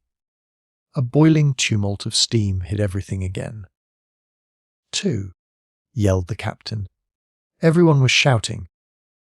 The whole steamer from end to end rang, with frantic cheering that was taken up first by one, and then by all in the crowding multitude of ships and boats that was driving out to sea. The steam hung upon the water for many minutes, hiding the third Martian and the coast altogether. And all this time the boat was paddling steadily out to sea and away from the fight. And when at last the confusion cleared, the drifting bank of black vapor intervened, and nothing of the Thunderchild could be made out, nor could the third Martian be seen. But the ironclads to seaward were now quite close, and standing in towards shore past the steamboat. The little vessel continued to beat its way seaward, and the ironclads receded slowly towards the coast, which was hidden still by a marbled bank of vapour, part steam, part black gas, eddying and combining in the strangest way. The fleet of refugees was scattering to the northeast. Several smacks were sailing between the ironclads and the steamboat. After a time, and before they reached the sinking cloud bank, the warships turned northward, and then abruptly went about and passed into the thickening haze of evening southward. The coast grew faint, and at last indistinguishable amid the low banks of clouds that were gathering about the sinking sun. Then, suddenly out of the golden haze of the sunset came the vibration of guns, and a form of black shadows moving. Everyone struggled to the rail of the steamer and peered into the blinding furnace of the west, but nothing was to be distinguished clearly. A mass of smoke rose slanting and barred the face of the sun. The steamboat throbbed on its way through an interminable suspense. The sun sank into grey clouds, the sky flushed and darkened, the evening star trembled into sight. It was deep twilight when the captain cried out and pointed. My brother strained his eyes. Something rushed up into the sky out of the greenness, rushed slantingly upward and very swiftly into the luminous clearness above the clouds in the western sky, something flat and broad, and very large. That swept round in a vast curve, grew smaller, sank slowly, and vanished again into the grey mystery of the night. And as it flew, it rained down darkness upon the land. Book 2. The Earth Under the Martians. Chapter 18. Underfoot. In the first book, I have wandered so much from my own adventures to tell of the experiences of my brother, that all through the last chapters, I and the curate have been lurking in the empty house at Halliford, whether we fled to escape the black smoke. There I will resume. We stopped there all Sunday night and all the next day, the day of the panic, in a little island of daylight, cut off by the black smoke from the rest of the world. We could do nothing but wait in aching inactivity during those 2 weary days. My mind was occupied by anxiety for my wife. I figured her at Leatherhead, terrified, in danger, mourning me already as a dead man. I paced the rooms and cried aloud when I thought of how I was cut off from her, of all that might happen to her in my absence. My cousin, I knew, was brave enough for any emergency, but he was not the sort of man to realize danger quickly, to rise promptly. What was needed now was not bravery, but circumspection. My only consolation was to believe that the Martians were moving Londonward and away from her. Such vague anxieties keep the mind sensitive and painful. I grew very wary and irritable with the curate's perpetual ejaculations. I tired of the sight of his selfish despair. After some ineffectual remonstrance, I kept away from him, staying in a room, evidently a children's schoolroom, containing globes, forms, and copybooks. When he followed me thither, I went to a box room at the top of the house and, in order to be alone with my aching miseries, locked myself in. We were hopelessly hemmed in by the black smoke all that day and the morning of the next. There were signs of people in the next house on Sunday evening, a face at a window and moving lights, and later the slamming of a door. But I do not know who these people were, nor what became of them. We saw nothing of them next day. The black smoke drifted slowly riverward all through Monday morning, creeping nearer and nearer to us. Driving at last along the roadway outside the house that hid us. A Martian came across the fields about midday, laying the stuff with a jet of superheated steam that hissed against the walls, smashed all the windows it touched, and scalded the curate's hand as he fled out of the front room. When at last we crept across the sodden rooms and looked out again, the country northward was as though a black snowstorm had passed over it. Looking towards the river, we were astonished to see an unaccountable redness mingling with the black of the scorched meadows. For a time we did not see how this change affected our position, save that we were relieved of our fear of the black smoke. But later I perceived that we were no longer hemmed in, that now we might get away. So soon as I realized that the way of escape was open, my dream of action returned. But the curate was lethargic, unreasonable. "We are safe here," he repeated, "safe here." I resolved to leave him. Would that I had! Wiser now for the artilleryman's teaching, I sought out food and drink. I had found oil and rags for my burns, and I also took a hat and a flannel shirt that I found in one of the bedrooms. When it was clear to him that I meant to go alone, had reconciled myself to going alone, he suddenly roused himself to come. And all being quiet throughout the afternoon, we started about 5 o'clock, as I should judge, along the blackened road to Sunbury. In Sunbury, and at intervals along the road, were dead bodies lying in contorted attitudes. Horses as well as men, overturned carts and luggage, all covered thickly with black dust. That pall of cindery. Powder made me think of what I had read of the destruction of Pompeii. We got to Hampton Court without misadventure, our minds full of strange and unfamiliar appearances. And at Hampton Court our eyes were relieved to find a patch of green that had escaped the suffocating drift. We went through Bushy Park, with its deer going to and fro under the chestnuts, and some men and women hurrying in the distance towards Hampton. And so we came to Twickenham. These were the first people we saw. Away across the road the woods beyond Ham and Petersham was still afire. Twickenham was uninjured by the heat ray or black smoke, and there were more people about here, though none could give us news. For the most part they were like ourselves, taking advantage of a lull to shift their quarters. I have an impression that many of the houses here were still occupied by scared inhabitants, too frightened even for flight. Here too the evidence of a hasty rout was abundant along the road. I remember most vividly 3 smashed bicycles in a heap, pounded into the road by the wheels of subsequent carts. We crossed Richmond Bridge about 8:30. We hurried across the exposed bridge. Of course, but I noticed floating down the stream a number of red masses, some many feet across.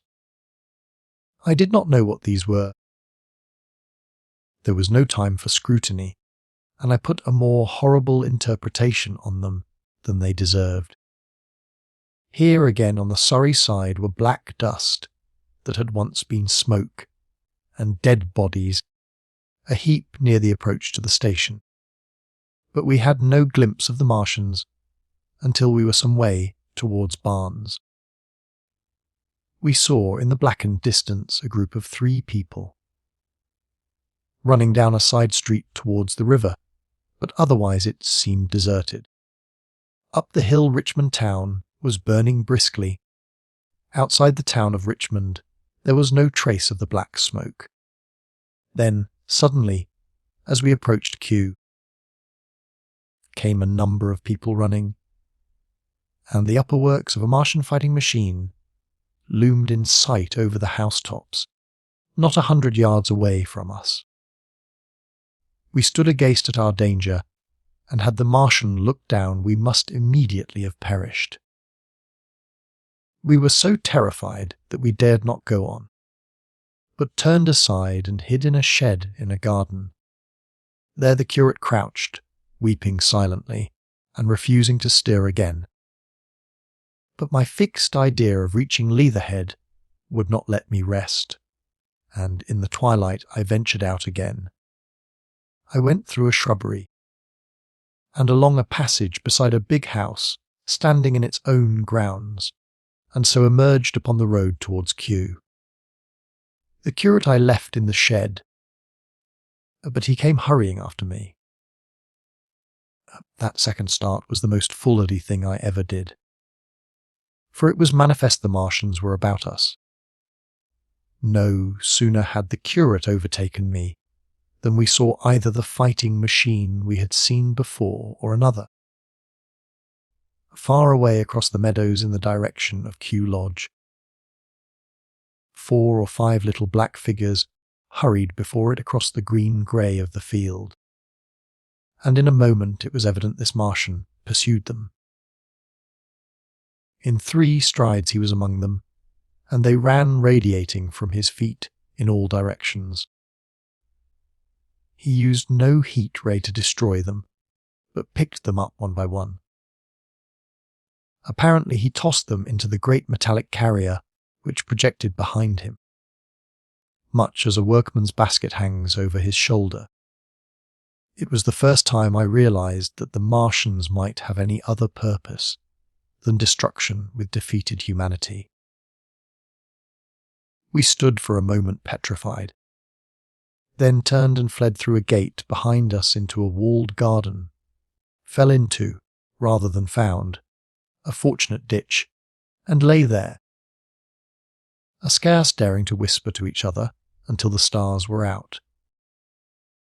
I suppose it was nearly 11 o'clock before we gathered courage to start again. No longer venturing into the road, but sneaking along hedgerows and through plantations, and watching keenly through the darkness, he on the right and I on the left, for the Martians, who seemed to be all about us. In one place we blundered upon a scorched and blackened area, now cooling and ashen, and a number of scattered dead bodies of men, burned horribly about the heads and trunks, but with their legs and boots mostly intact, and of dead horses, 50 feet, perhaps, behind a line of 4 ripped guns and smashed gun carriages.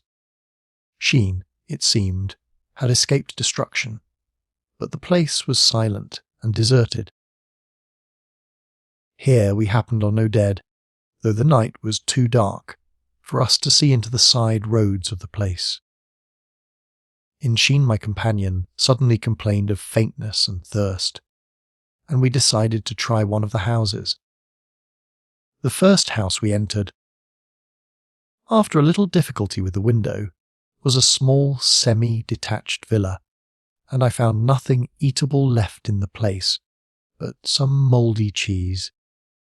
There was, however, water to drink, and I took a hatchet, which promised to be useful in our next house breaking. We then crossed to a place where the road turns towards Mortlake. Here there stood a white house within a walled garden, and in the pantry of this domicile we found a store of food, 2 loaves of bread in a pan, an uncooked steak, and the half of a ham. I give this catalogue so precisely because, as it happened, we were destined to subsist upon this store for the next fortnight. A bottled beer stood under a shelf, and there were 2 bags of haricot beans and some limp lettuces. This pantry opened into a kind of wash-up kitchen, and in this was firewood. There was also a cupboard, in which we found nearly a dozen of burgundy, tinned soups and salmon, and 2 tins of biscuits.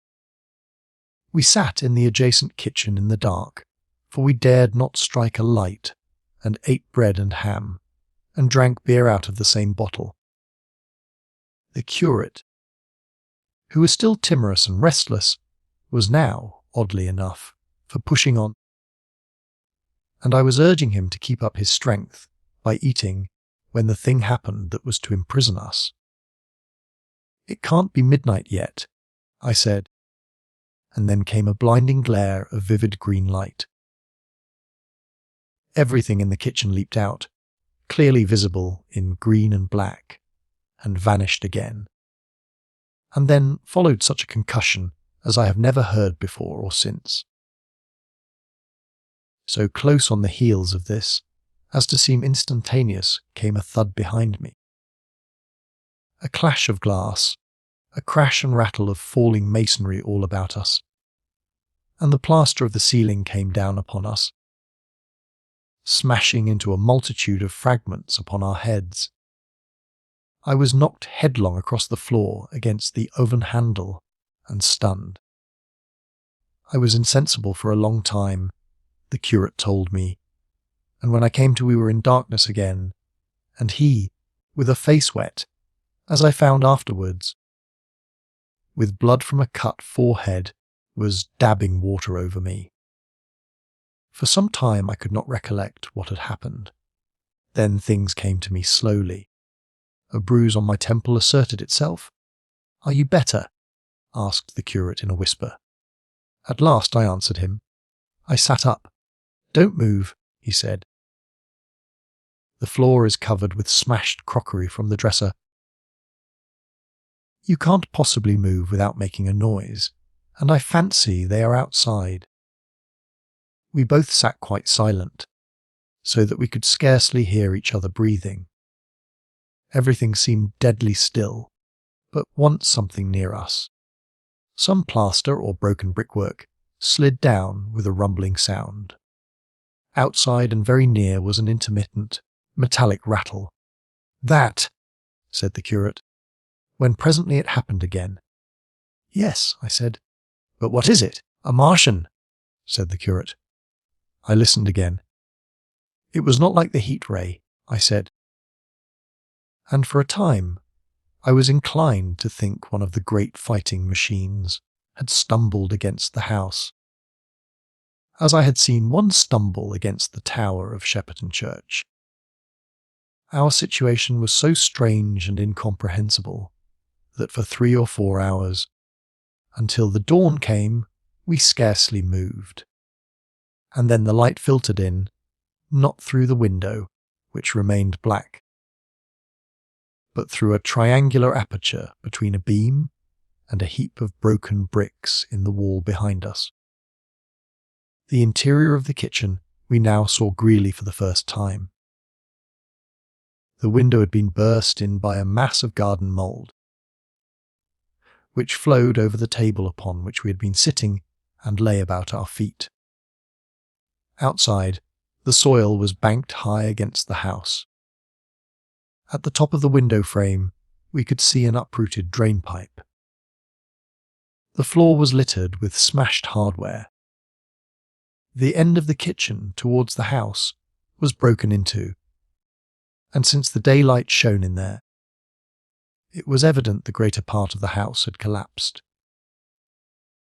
Contrasting vividly with this ruin was the neat dresser, stained in the fashion, pale green, and with a number of copper and tin vessels below it, the wallpaper imitating blue and white tiles, and a couple of coloured supplements fluttering from the walls above the kitchen range.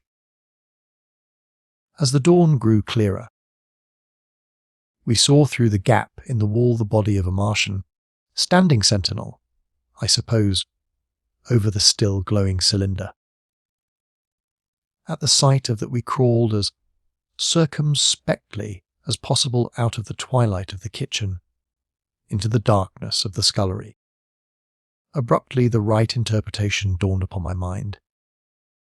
"The 5th cylinder," I whispered, "the 5th shot from Mars, has struck this house and buried us under the ruins." For a time the curate was silent, and then he whispered, "God have mercy upon us!" I heard him presently whimpering to himself. Save for that sound, we lay quite still in the scullery. I for my part scarce dared breathe, and sat with my eyes fixed on the faint light of the kitchen door. I could just see the curate's face, a dim, oval shape, and his collar and cuffs. Outside there began a metallic hammering, then a violent hooting, and then again, after a quiet interval, a hissing like the hissing of an engine. These noises, for the most part problematical, continued intermittently, and seemed, if anything, to increase in number as time wore on. Presently, a measured thudding, and a vibration that made everything about us quiver, and the vessels in the pantry ring and shift, began and continued. Once the light was eclipsed, and the ghostly kitchen doorway became absolutely dark. For many hours we must have crouched there, silent and shivering, until our tired attention failed. At last I found myself awake and very hungry.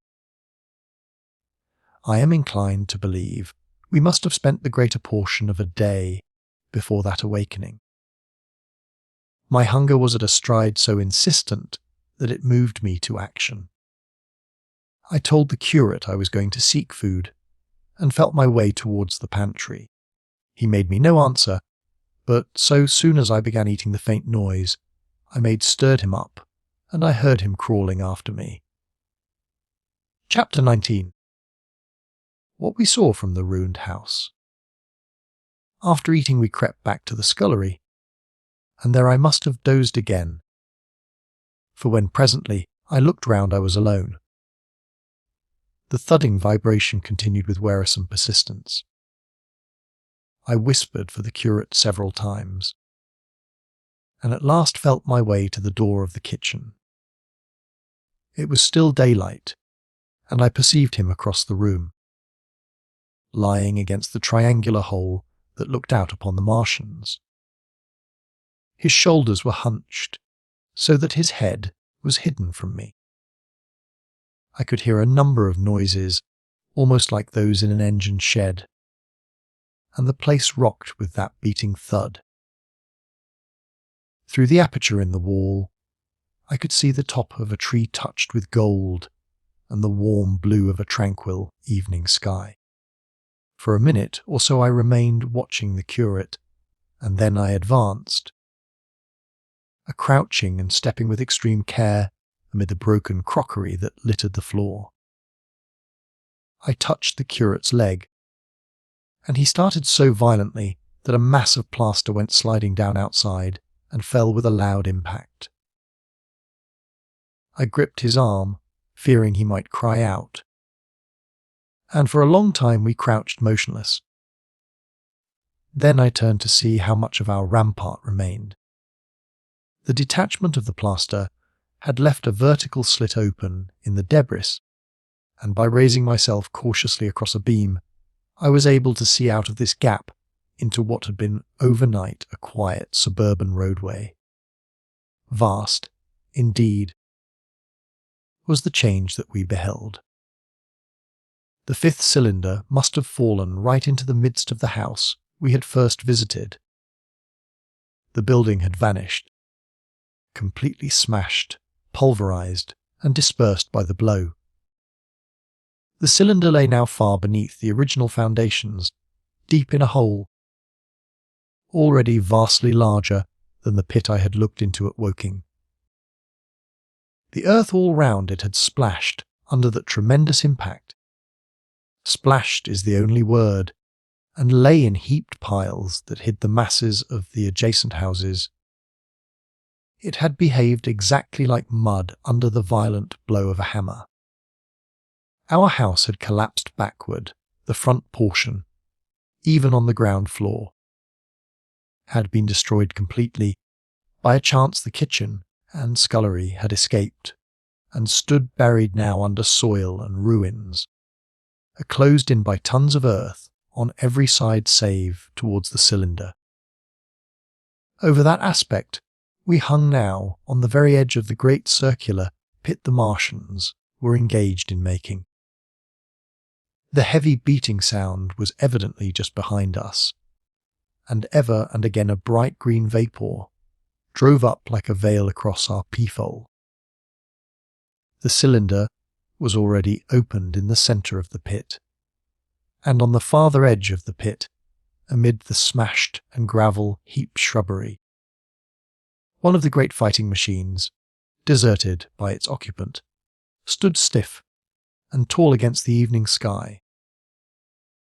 At first I scarcely noticed the pit and the cylinder, although it has been convenient to describe them first. On account of the extraordinary, glittering mechanism I saw busy in the excavation, and on account of the strange creatures that were crawling slowly and painfully across the heaped mould near it. The mechanism it certainly was that held my attention first. It was one of those complicated fabrics that have since been called handling machines, and the study of which has already given such an enormous impetus to terrestrial invention. As it dawned upon me first, it presented a sort of metallic spider with 5 jointed, aegis legs, and with an extraordinary number of jointed livers, bars, and reaching and clutching tentacles about its body. Most of its arms were retracted, but with 3 long tentacles it was fishing out a number of rods and plates and bars which lined the covering and apparently strengthened the walls of the cylinder. These, as it extracted them, were lifted out and deposited upon a level surface of earth behind it. Its motion was so swift, complex, and perfect that at first I did not see it as a machine, in spite of its metallic glitter. The fighting machines were coordinated and animated to an extraordinary pitch, but nothing to compare with this. People who have never seen these structures and have only the ill-imagined efforts of artists or the imperfect descriptions of such eye-witnesses as myself to go upon, scarcely realize that living quality. I recall particularly the illustration of one of the first pamphlets to give a consecutive account of the war. The artist had evidently made a hasty study of one of the fighting machines, and there his knowledge ended. He presented them as tilted, stiff tripods, without either flexibility or subtlety, and with an altogether misleading monotony of effect. The pamphlet containing these renderings had a considerable vogue, and I mention them here simply to warn the reader against the impression they may have created. They were no more like the Martians I saw in action than a Dutch doll is like a human being. To my mind, the pamphlet would have been much better without them. At first, I say, the handling machine did not impress me as a machine, but as a crab-like creature with a glittering integument. The controlling Martian, whose delicate tentacles actuated its movements, seeming to be simply the equivalent of the crab's cerebral portion. But then I perceived the resemblance of its grey-brown, shiny, leathery integument to that of the other sprawling bodies beyond, and the true nature of this dexterous workman dawned upon me. With that realization, my interest shifted to those other creatures, the real Martians. Already I had a transient impression of these, and the first nausea no longer obscured my observation. Moreover, I was concealed and motionless, and under no urgency of action. They were, I now saw, the most unearthly creatures it is possible to conceive. They were huge round bodies, or, rather, heads about 4 feet in diameter, each body having in front of it a face. This face had no nostrils, indeed. The Martians do not seem to have had any sense of smell, but it had a pair of very large, dark-coloured eyes, and just beneath this a kind of fleshy beak. In the back of this head, or body, I scarcely know how to speak of it, was the single tight tympanic surface, since known to be anatomically an ear, though it must have been almost useless in our dense air. In a group round the mouth were 16 slender, almost whip-like tentacles, arranged in 2 bunches of 8 each. These bunches have since been named rather aptly by that distinguished anatomist, Professor Howe's, the hands. Even as I saw these Martians, for the first time they seemed to be endeavouring to raise themselves on these hands. But of course, with the increased weight of terrestrial conditions, this was impossible. There is reason to suppose that on Mars they may have progressed upon them with some facility. The internal anatomy, I may remark here, as dissection has since shown, was almost equally simple. The greater part of the structure was the brain, sending enormous nerves to the eyes, ear, and tactile tentacles. Besides this were the bulky lungs, into which the mouth opened, and the heart and its vessels.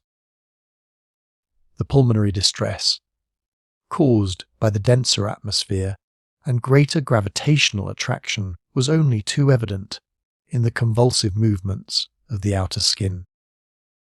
And this was the sum of the Martian organs. Strange as it may seem to a human being, all the complex apparatus of digestion, which makes up the bulk of our bodies, did not exist in the Martians. They were heads, merely heads. Entrails they had none. They did not eat. much less digest. Instead, they took the fresh, living blood of other creatures and injected into their own veins. I have myself seen this being done, as I shall mention its place. But, squeamish as I may seem, I cannot bring myself to describe what I could not endure even to continue watching. Let it suffice to say, blood obtained from a still living animal, in most cases from a human being, was run directly by means of a little pipette into the recipient canal. The bare idea of this is no doubt horribly repulsive to us. But at the same time, I think that we should remember how repulsive our carnivorous habits would seem to an intelligent rabbit. The physiological advantages of the practice of injection are undeniable. If one thinks of the tremendous waste of human time and energy occasioned by eating and the digestive process. Our bodies are half made up of glands and tubes and organs, occupied in turning heterogeneous food into blood. The digestive processes and their reaction upon the nervous system sap our strength and colour our minds. Men go happy or miserable as they have healthy or unhealthy livers or sound gastric glands. But the Martians were lifted above all these organic fluctuations of mood and emotion. Their undeniable preference for men as their source of nourishment is partly explained by the nature of the remains of the victims they had brought with them as provisions from Mars. These creatures, to judge from the shrivelled remains that have fallen into human hands, were bipes with flimsy, silicious skeletons, almost like those of the silicious sponges, and feeble musculature, standing about 6 feet high and having round, erect heads, and large eyes in flinty sockets. 2 or 3 of these seem to have been brought in each cylinder, and all were killed before Earth was reached. It was just as well for them, for the mere attempt to stand upright upon our planet would have broken every bone in their bodies. And while I am engaged in this description, I may add in this place certain further details which, although they were not all evident to us at the time,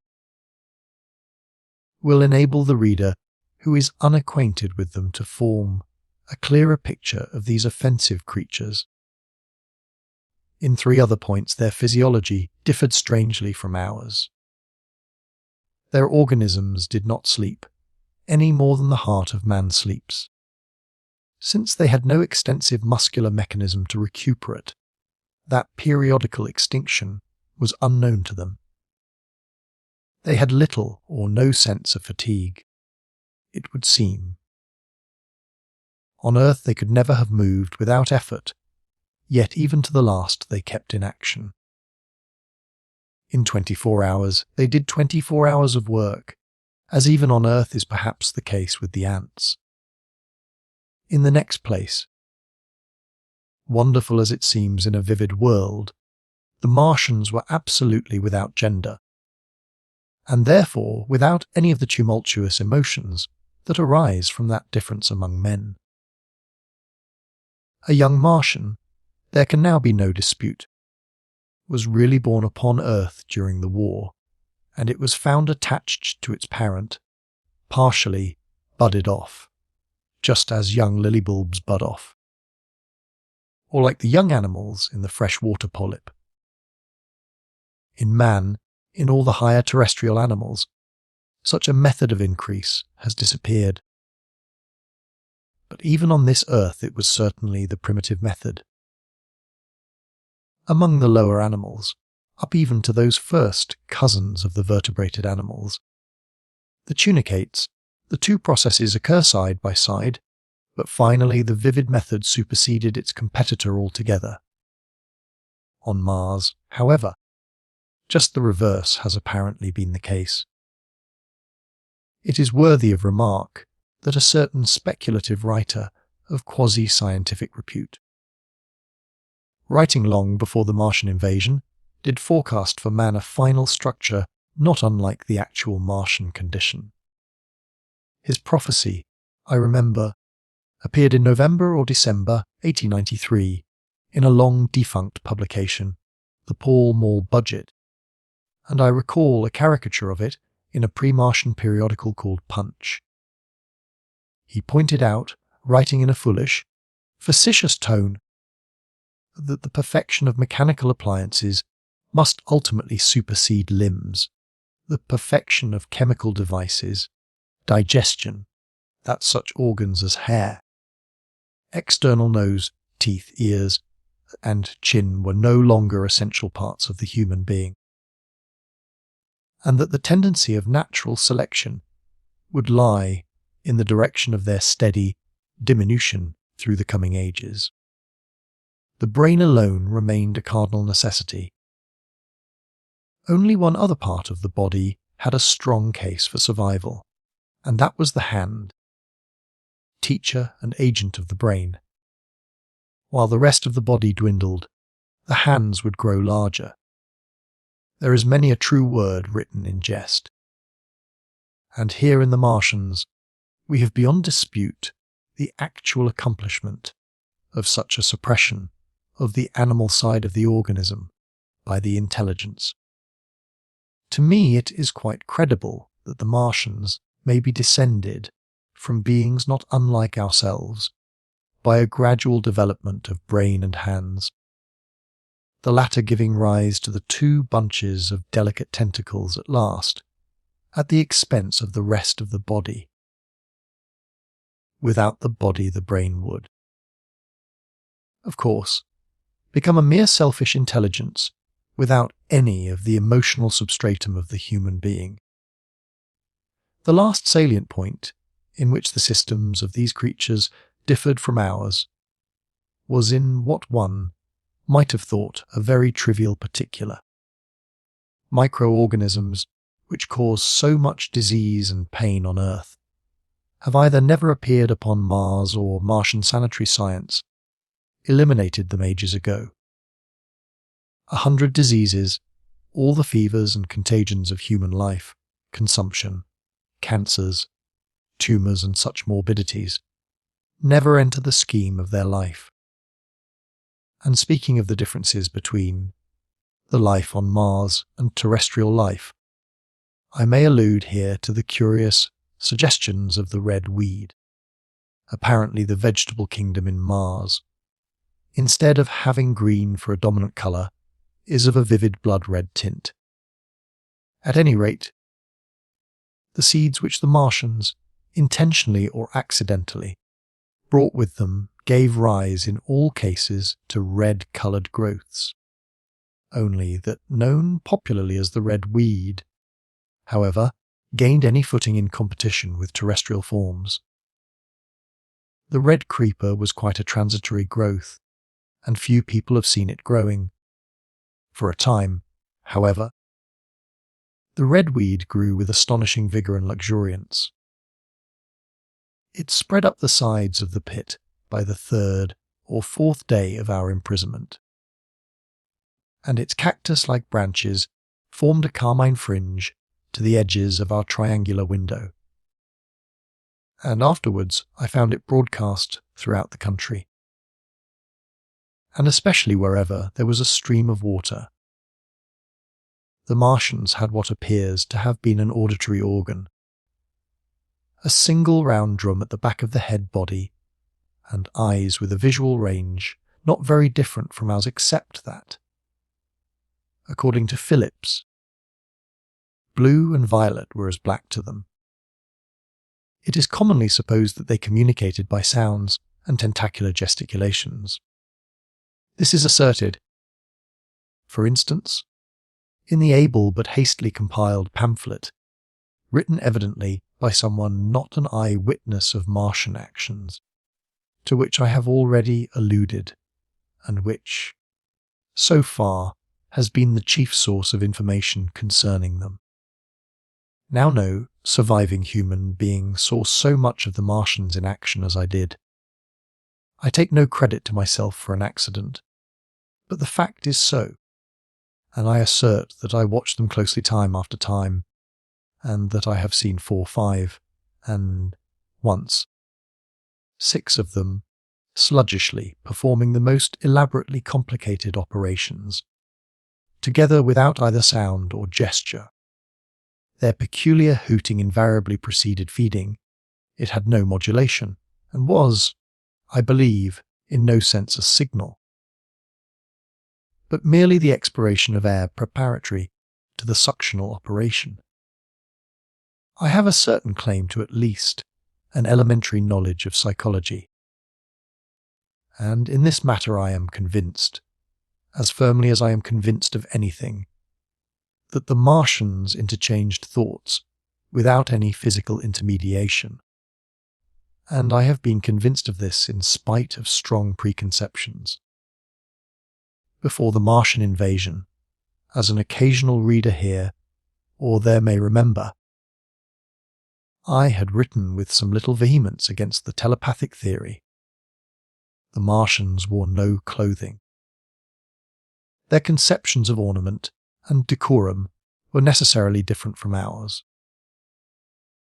And not only were they evidently much less sensible of changes of temperature than we are, but changes of pressure do not seem to have affected their health at all seriously. Yet though they wore no clothing, it was in the other artificial additions to their bodily resources that their great superiority over man lay.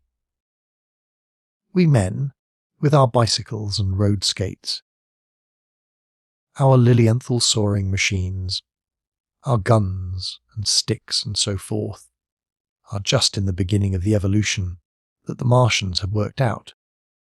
They have become practically mere brains, wearing different bodies according to their needs, just as men wear suits of clothes and take a bicycle in a hurry or an umbrella in the wet. And of their appliances, perhaps nothing is more wonderful to a man than the curious fact that what is the dominant feature of almost all human devices in mechanism is absent. The wheel is absent among all the things they brought to earth. There is no trace or suggestion of their use of wheels. One would have at least expected in locomotion. And in this connection it is curious to remark that even on this earth nature has never hit upon the wheel, or has preferred other expedients to its development. And not only did the Martians either not know of, which is incredible, or abstain from, the wheel, but in their apparatus singularly little use, is made of the fixed pivot, or relatively fixed pivot, with circular motions thereabout confined to one plane. All the joints of the machinery present, a complicated system of sliding parts, moving over small, but beautifully curved friction bearings. And while upon this matter of detail, it is remarkable that the long liverages of their machines are in most cases actuated by a sort of sham musculature of the discs in an elastic sheath. These discs become polarized and drawn closely and powerfully together when traversed by a current of electricity. In this way, the curious parallelism to animal motions, which was so striking and disturbing to the human beholder, was attained. Such quasi-muscles abounded in the crab-like handling machine which, on my first peeping out of the slit, I watched unpacking the cylinder. It seemed infinitely more alive than the actual Martians, lying beyond it in the sunset light, panting, stirring ineffectual tentacles, and moving feebly after their vast journey across space. While I was still watching their sluggish motions in the sunlight, and noting each strange detail of their form, the curate reminded me of his presence by pulling violently at my arm. I turned to a scowling face and silent, eloquent lips. He wanted the slit which permitted only one of us to peep through, and so I had to forego watching them for a time while he enjoyed that privilege. When I looked again, the busy handling machine had already put together. Several of the pieces of apparatus it had taken out of the cylinder into a shape having an unmistakable likeness to its own, and down on the left a busy little digging mechanism had come into view, emitting jets of green vapour and working its way round the pit, excavating and embanking in a methodical and discriminating manner. This it was which had caused the regular beating noise and the rhythmic shocks that had kept our ruinous refuge quivering. It piped and whistled as it worked. So far as I could see, the thing was without a directing Martian at all. Chapter 20. The Days of Imprisonment. The arrival of a second fighting machine drove us from our peaful into the scullery, for we feared that from his elevation the Martian might see down upon us behind our barrier. At a later date, we began to feel less in danger of their eyes, for to an eye in the dazzle of the sunlight outside our refuge must have been blank blackness. But at first the slightest suggestion of approach drove us into the scullery in heart-throbbing retreat. Yet terrible as was the danger we incurred, the attraction of peeping was for both of us irresistible, and I recall now with a sort of wonder that, in spite of the infinite danger in which we were between starvation and a still more terrible death, we could yet struggle bitterly for that horrible privilege of sight. We would race across the kitchen in a grotesque way between eagerness and the dread of making a noise, and strike each other, and thrust and kick, within a few inches of exposure. The fact is that we had absolutely incompatible dispositions and habits of thought and action, and our danger and isolation only accentuated the incompatibility. At Holliford, I had already come to hate the curate's trick of helpless exclamation, his stupid rigidity of mind. His endless muttering monologue vitiated every effort I made to think out a line of action, and drove me at times, thus pent up and intensified, almost to the verge of craziness. He was as lacking in restraint as a silly woman. He would weep for hours together, and I verily believe that, to the very end, this spoiled child of life thought his weak tears in some way efficacious. And I would sit in the darkness, unable to keep my mind off him by reason of his importunities. He ate more than I did, and it was in vain. I pointed out that our only chance of life was to stop in the house until the Martians had done with their pit. That in that long patience of time might presently come when we should need food. He ate and drank impulsively in heavy meals at long intervals. He slept little. As the days wore on, his utter carelessness of any consideration so intensified our distress and danger that I had, much as I loathed doing it, to resort to threats and at last to blows. That brought him to reason for a time. But he was one of those weak creatures, void of pride, timorous and hateful souls, full of shifty cunning, who face neither God nor man, who face not even themselves. It is disagreeable for me to recall and write these things, but I set them down that my story may lack nothing. Those who have escaped the dark and terrible aspects of life will find my brutality, my flash of rage in our final tragedy, easy enough to blame. For they know what is wrong as well as any, but not what is possible to tortured men. But those who have been under the shadow, who have gone down at last to elemental things, will have a wider charity. and while within we fought out our dark, dim contest of whispers, snatched food and drink and gripping hands and blows, without, in the pitiless sunlight of that terrible June, was the strange wonder, the unfamiliar routine of the Martians in the pit. Let me return to those first new experiences of mine. After a long time I ventured back to the people, to find that the newcomers had been reinforced by the occupants of no fewer than 3 of the fighting machines. These last had brought with them certain fresh appliances that stood in an orderly manner about the cylinder. The second handling machine was now completed, and was busied in serving one of the novel contrivances the big machine had brought. This was a body resembling a milk can in its general form, above which oscillated a pear-shaped receptacle, and from which a stream of white powder flowed into a circular basin below.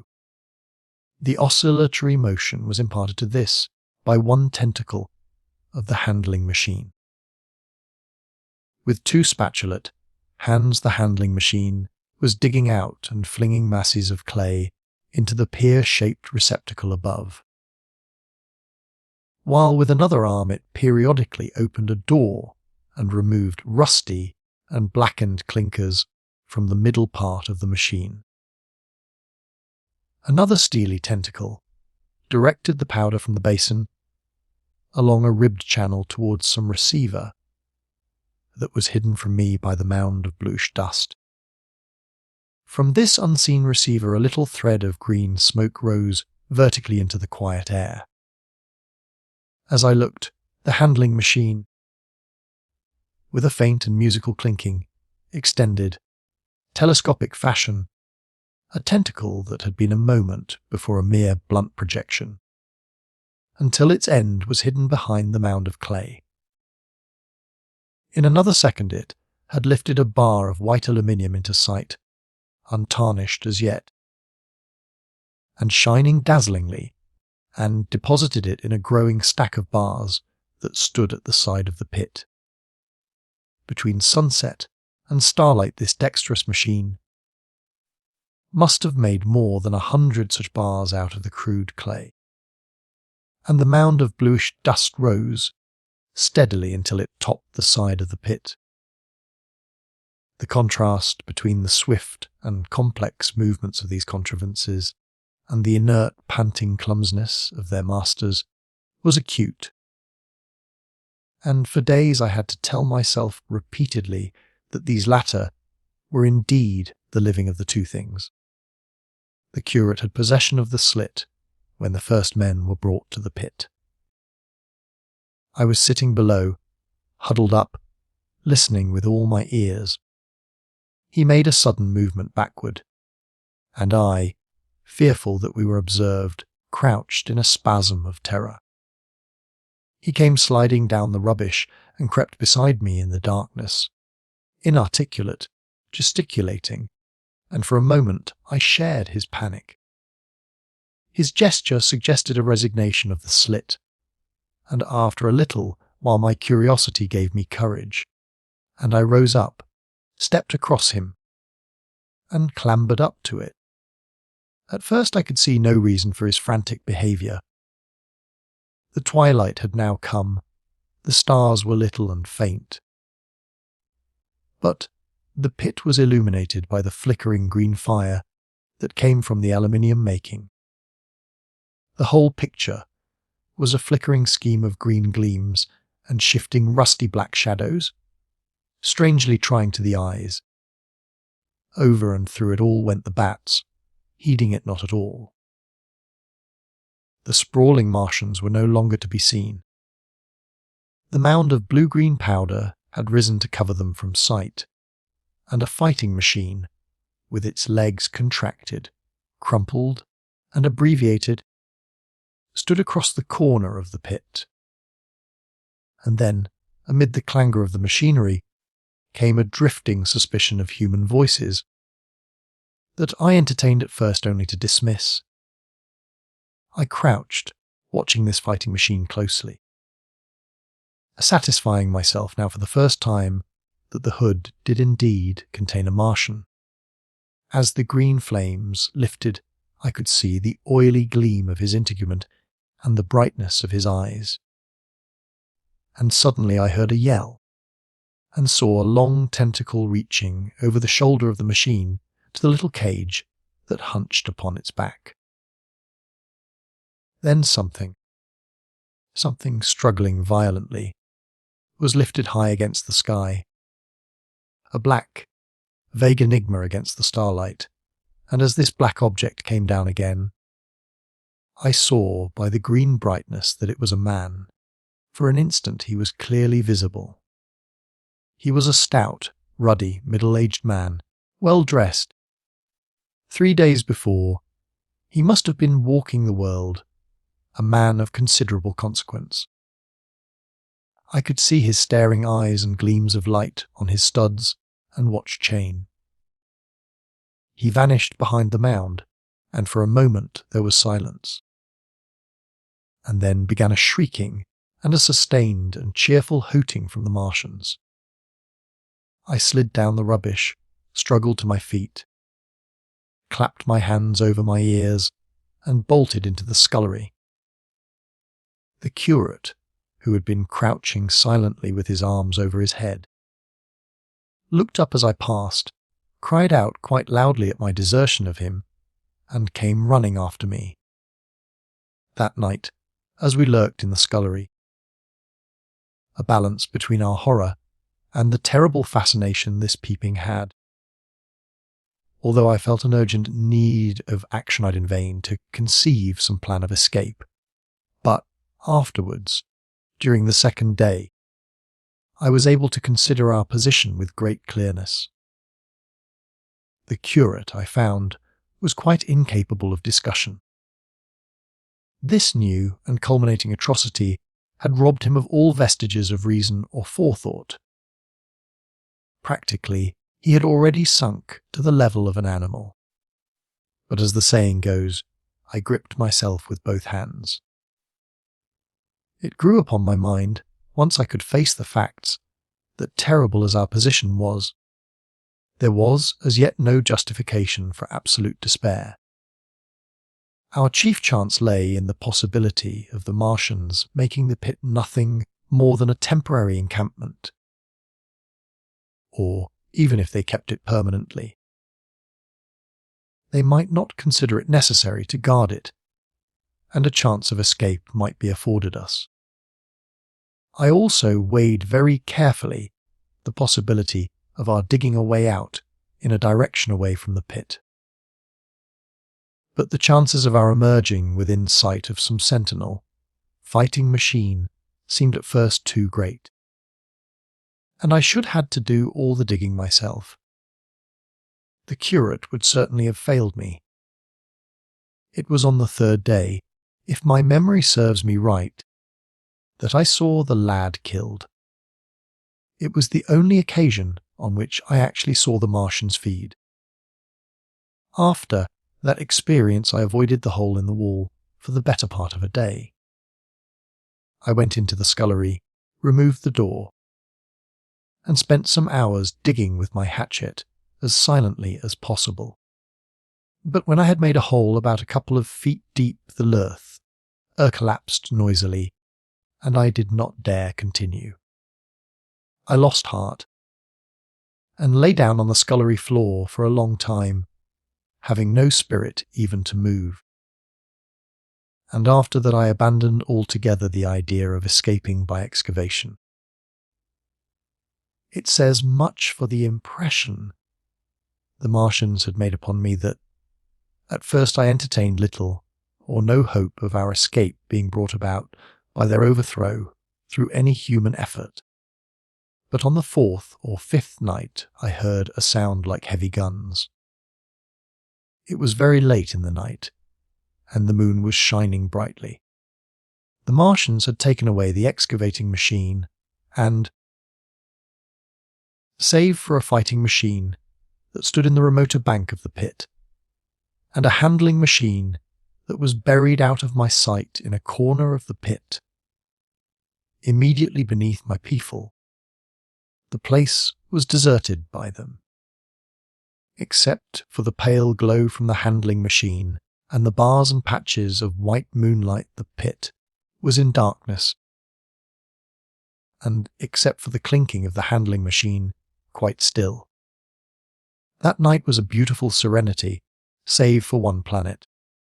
The moon seemed to have the sky to herself. I heard a dog howling, and that familiar sound it was that made me listen. Then I heard quite distinctly a booming exactly like the sound of great guns. 6 distinct reports I counted, and after a long interval 6 again, and that was all. Chapter 21. The Death of the Curate. It was on the 6th day of our imprisonment that I peeped for the last time, and presently found myself alone. Instead of keeping close to me and trying to oust me from the slit, the curate had gone back into the scullery. I was struck by a sudden thought.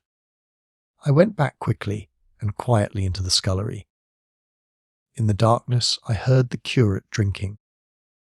I snatched in the darkness, and my fingers caught a bottle of Burgundy. For a few minutes there was a tussle. The bottle struck the floor and broke, and I desisted and rose. We stood panting and threatening each other. In the end I planted myself between him and the food, and told him of my determination to begin a discipline. I divided the food in the pantry into rations to last us 10 days. I would not let him eat any more that day. In the afternoon he made a feeble effort to get at the food. I had been dozing, but in an instant I was awake. All day and all night we sat face to face, I weary but resolute, and he weeping and complaining of his immediate hunger. It was, I know, a night and a day, but to me it seems now, an interminable length of time. And so our widened incompatibility ended at last in open conflict. For 2 vast days we struggled in undertones and wrestling contests. There were times when I beat and kicked him madly. Times when I cajoled and persuaded him, and once I tried to bribe him with the last bottle of Burgundy. For there was a rain-water pump from which I could get water. But neither force nor kindness availed. He was indeed beyond reason. He would neither desist from his attacks on the food, nor from his noisy babbling to himself. The rudimentary precautions to keep our imprisonment endurable he would not observe. Slowly I began to realize the complete overthrow of his intelligence, to perceive that my sole companion in this close and sickly darkness was a man insane. From certain vague memories, I am inclined to think my own mind wandered at times. I had strange and hideous dreams whenever I slept.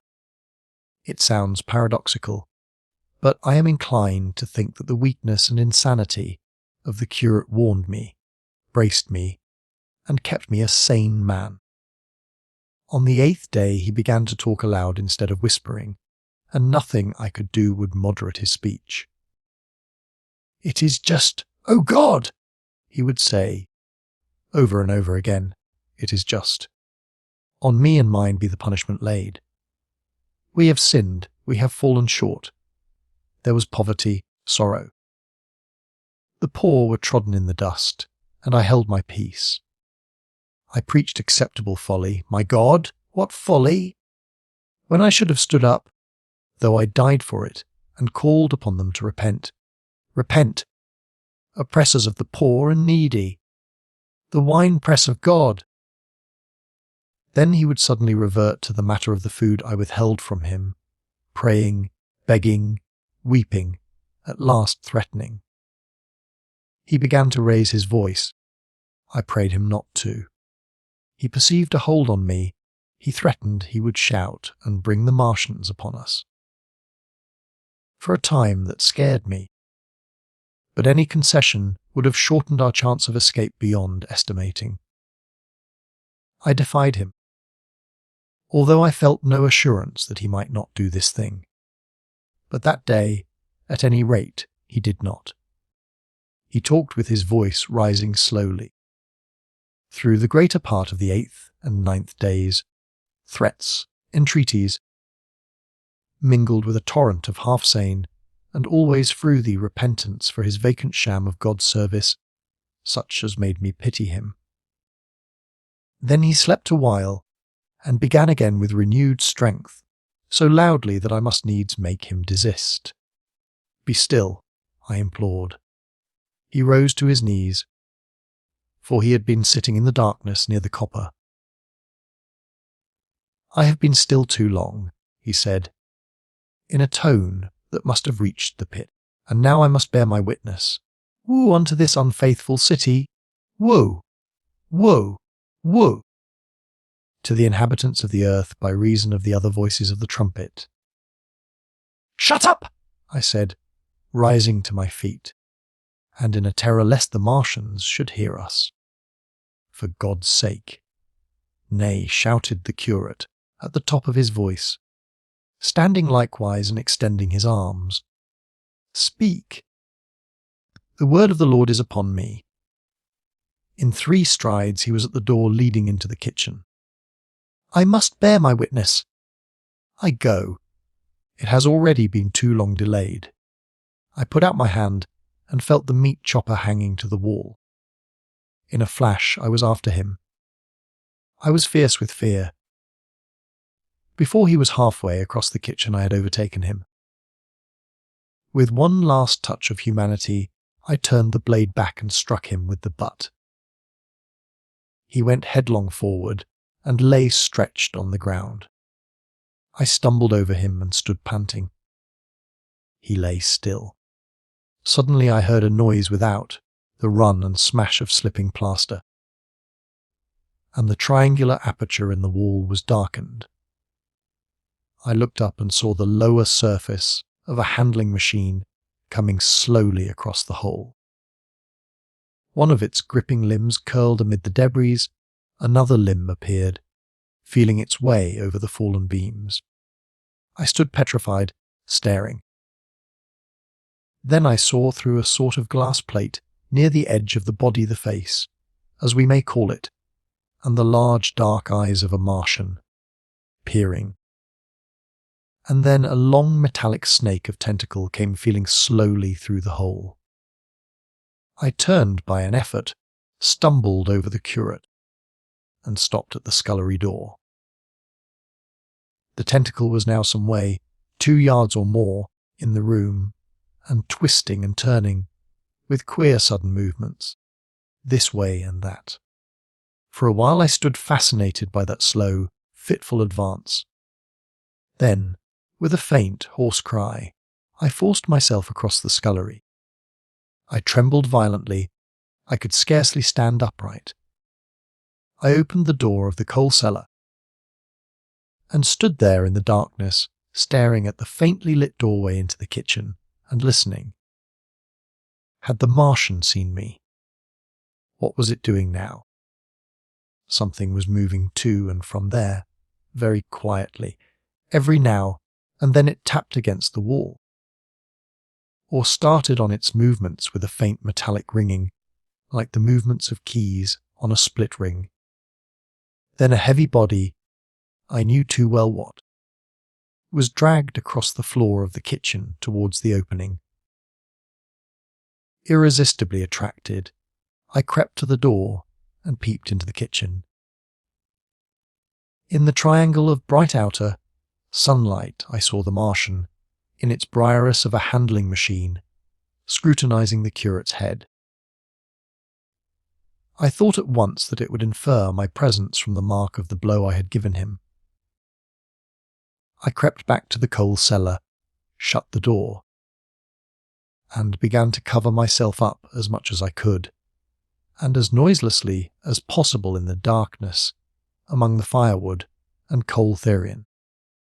Every now and then I paused, rigid, to hear if the Martian had thrust its tentacles through the opening again. Then the faint metallic jingle returned. I traced it slowly, feeling over the kitchen. Presently I heard it nearer, in the scullery, as I judged. I thought that its length might be insufficient to reach me. I prayed copiously.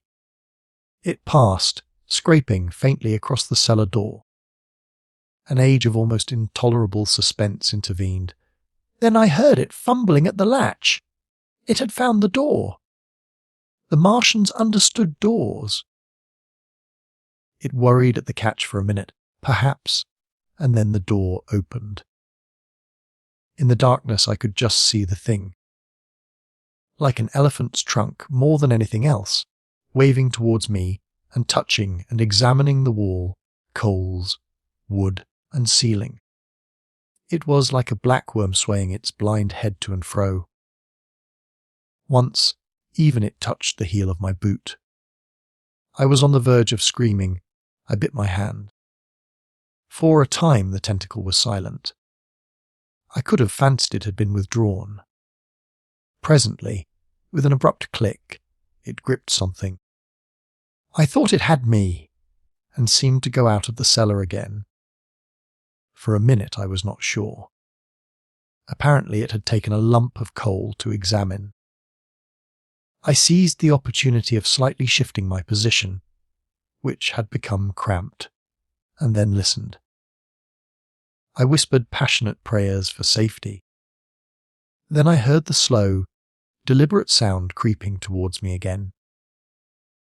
Slowly it drew near, scratching against the walls and tapping the furniture.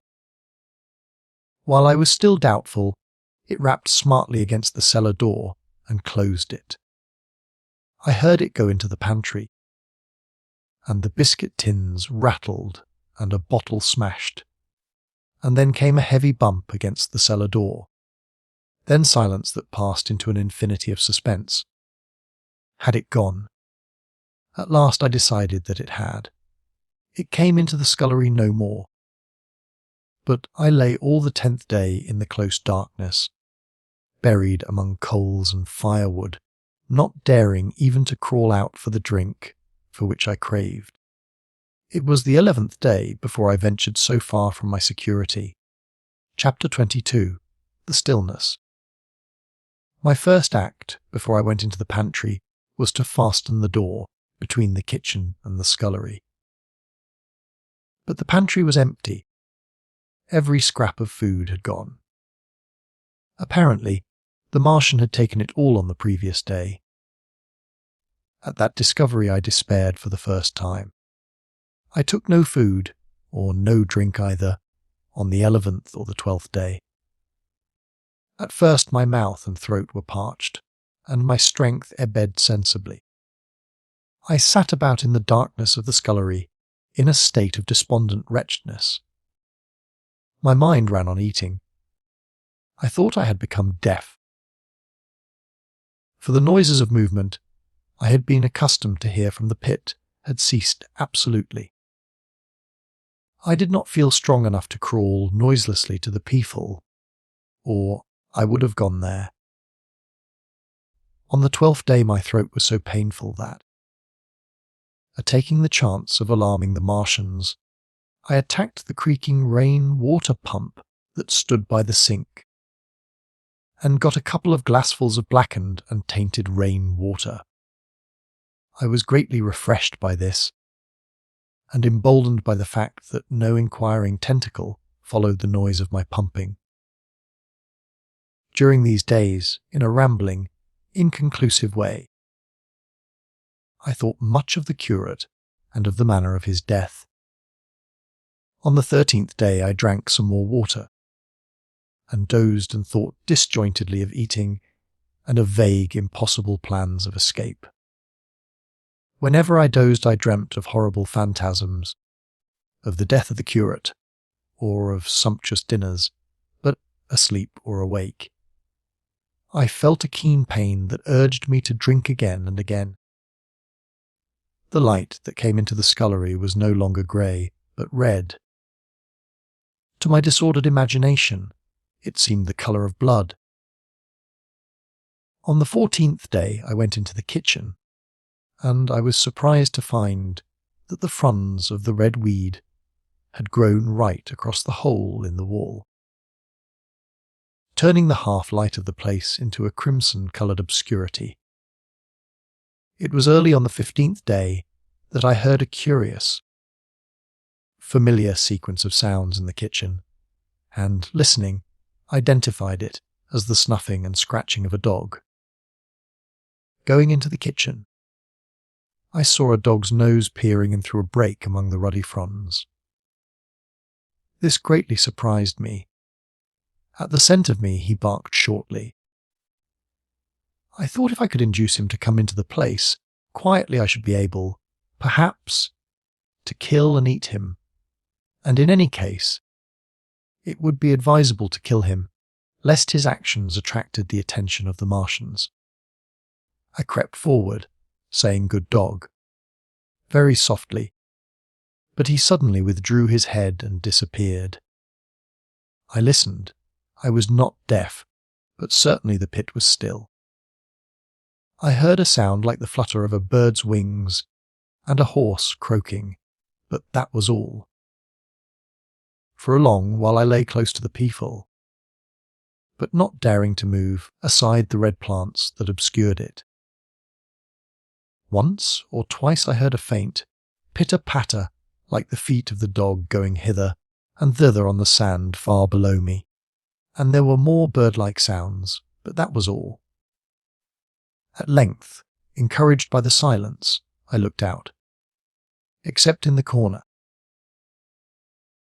where a multitude of crows hopped and fought over the skeletons of the dead the Martians had consumed.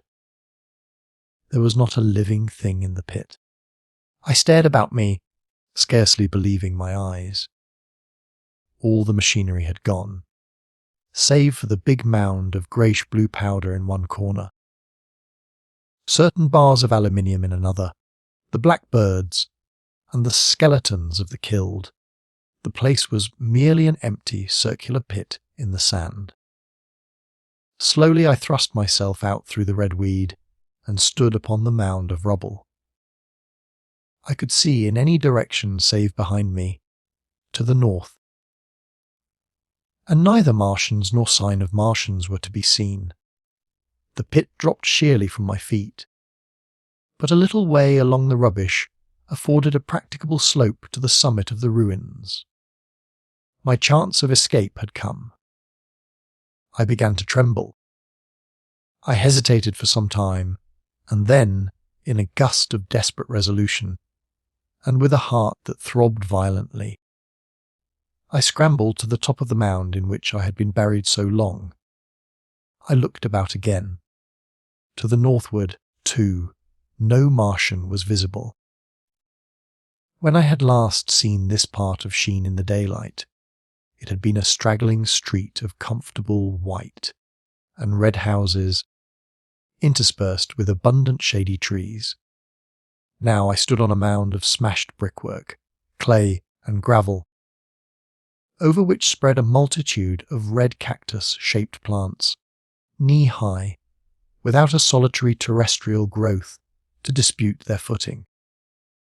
The trees near me were dead and brown, but further a network of red thread scaled the still living stems. The neighbouring houses had all been wrecked, but none had been burned.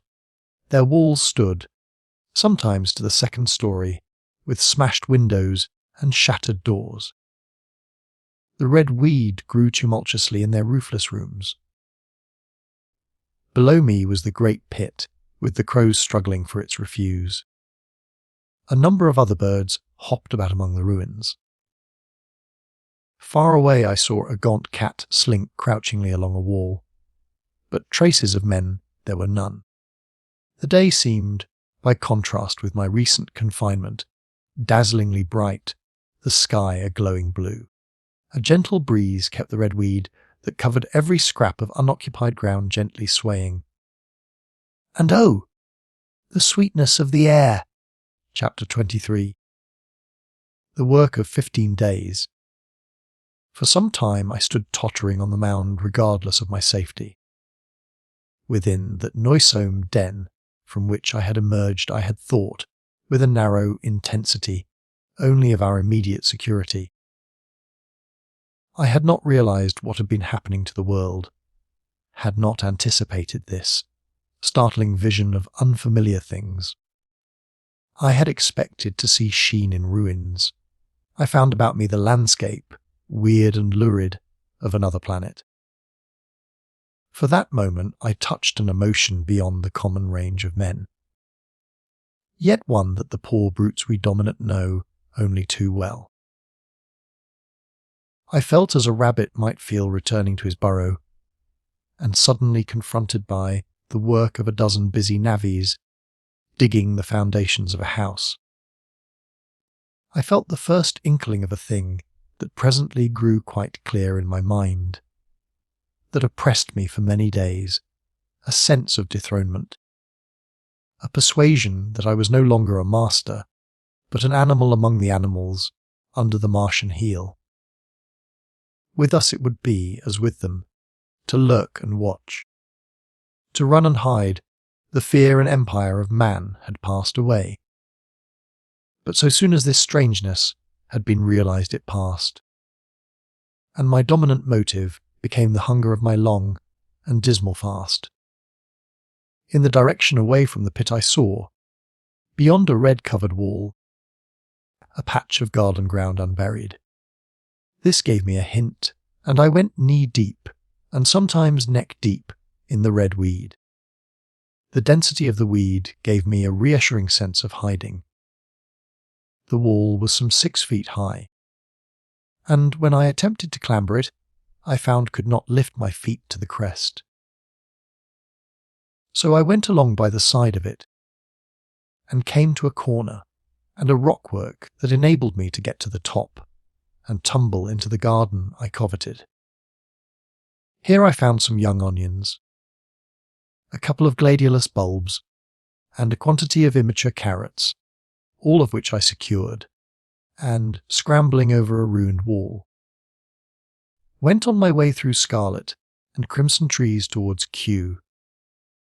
It was like walking through an avenue of gigantic blood drops, possessed with 2 ideas: to get more food, and to limp, as soon and as far as my strength permitted, out of this accursed unearthly region of the pit. Some way farther, in a grassy place, was a group of mushrooms which also I devoured, and then I came upon a brown sheet of flowing shallow water, where meadows used to be. These fragments of nourishment served only to whet my hunger. At first I was surprised at this flood in a hot, dry summer, but afterwards I discovered that it was caused by the tropical exuberance of the red weed.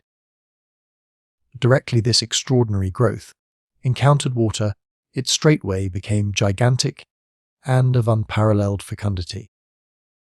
Its seeds were simply poured down into the water of the Wey and Thames, and its swiftly growing and titanic water fronds speedily choked both those rivers. At Putney, as I afterwards saw, the bridge was almost lost in a tangle of this weed, and at Richmond, too. The Thames water poured in a broad and shallow stream across the meadows of Hampton and Twickenham.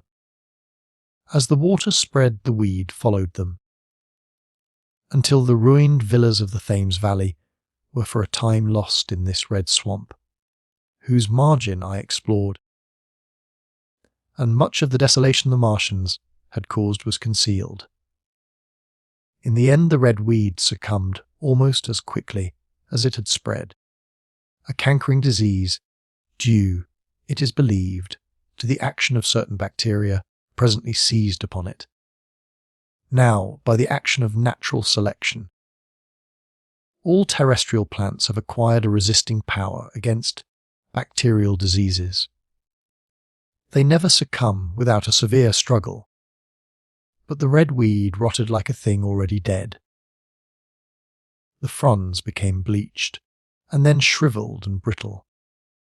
They broke off at the least touch, and the waters that had stimulated their early growth carried their last vestiges out to sea. My first act on coming to this water was, of course, to slake my thirst. I drank a great deal of it and, moved by an impulse, gnawed some fronds of red weed, but they were watery and had a sickly, metallic taste. I found the water was sufficiently shallow for me to wade securely, although the red weed impeded my feet a little. But the flood evidently got deeper towards the river, and I turned back to Mortlake.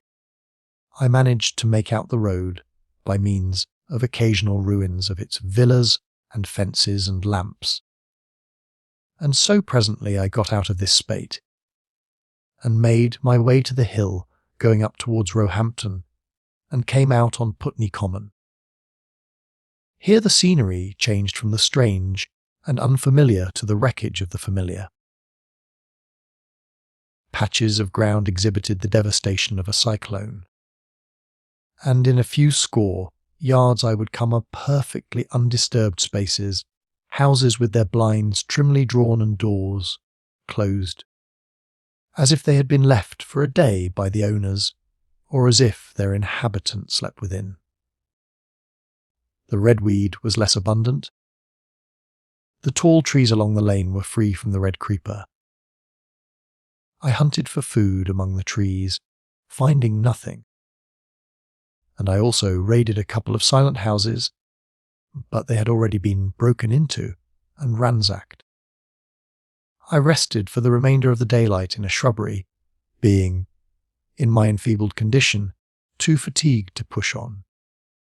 All this time I saw no human beings, and no signs of the Martians.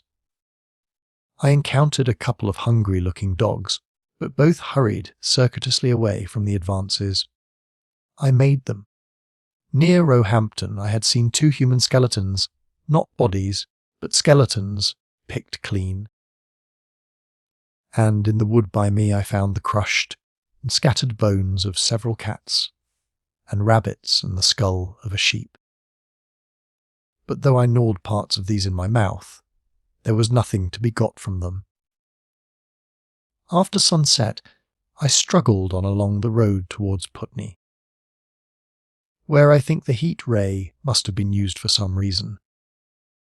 And in the garden beyond Roehampton, I got a quantity of immature potatoes, sufficient to stay my hunger. From this garden one looked down upon Putney and the river. The aspect of the place in the dusk was singularly desolate. Blackened trees, blackened, desolate ruins, and down the hill the sheets of the flooded river, red-tinged with the weed. And over all, silence. It filled me with indescribable terror to think how swiftly that desolating change had come. For a time I believed that mankind had been swept out of existence, and that I stood there alone, the last man left alive. Hard by the top of Putney Hill I came upon another skeleton, with the arms dislocated and removed several yards from the rest of the body. As I proceeded I became more and more convinced that the extermination of mankind was, save for such stragglers as myself, already accomplished in this part of the world. The Martians, I thought, had gone on and left the country desolated, seeking food elsewhere. Perhaps even now they were destroying Berlin or Paris, or it might be they had gone northward. Chapter 24. The Man on Putney Hill. I spent that night in the inn that stands at the top of Putney Hill, sleeping in a made bed for the first time since my flight to Leatherhead. I will not tell the needless trouble I had breaking into that house. Afterwards I found the front door was on the latch, nor how I ransacked every room for food, until just on the verge of despair, in what seemed to me to be a servant's bedroom, I found a rat-gnawed crust and 2 tins of pineapple. The place had been already searched and emptied. In the bar, I afterwards found some biscuits and sandwiches that had been overlooked. The latter I could not eat. They were too rotten. But the former not only stayed my hunger, but filled my pockets. I lit no lamps, fearing some Martian might come beating that part of London for food in the night. Before I went to bed, I had an interval of restlessness, and prowled from window to window, peering out for some sign of these monsters. I slept little. As I lay in bed, I found myself thinking consecutively, a thing I do not remember to have done since my last argument with the curate. During all the intervening time, my mental condition had been a hurrying succession of vague, emotional states, or sort of stupid receptivity. But in the night my brain, reinforced, I suppose, by the food I had eaten, grew clear again, and I thought. 3 things struggled for possession of my mind. The killing of the curate, the whereabouts of the Martians, and the possible fate of my wife. The former gave me no sensation of horror or remorse to recall. I saw it simply as a thing done. A memory infinitely disagreeable, but quite without the quality of remorse. I saw myself then as I see myself now. The driven step by step towards that hasty blow, the creature of a sequence of accidents, leading inevitably to that. I felt no condemnation, yet the memory, static, unprogressive, haunted me. In the silence of the night, with that sense of the nearness of God that sometimes comes into the stillness and the darkness, I stood my trial, my only trial, for that moment of wrath and fear. I retraced every step of our conversation from the moment when I had found him crouching beside me, heedless of my thirst, and pointing to the fire and smoke that streamed up from the ruins of Weybridge. We had been incapable of cooperation. Grim chance had taken no heed of that. Had I foreseen, I should have left him at Halliford. But I did not foresee, and crime is to foresee and do. And I set this down as I have set all this story down, as it was. There were no witnesses, all these things I might have concealed. But I set it down, and the reader must form his judgment as he will. And when, by an effort, I had set aside that picture of a prostrate body, I faced the problem of the Martians and the fate of my wife. For the former I had no data, I could imagine 100 things, and so, unhappily, I could for the latter. And suddenly that night became terrible. I found myself sitting up in bed, staring at the dark. I found myself praying that the heat ray might have suddenly and painlessly struck her out of being. Since the night of my return from Leatherhead I had not prayed.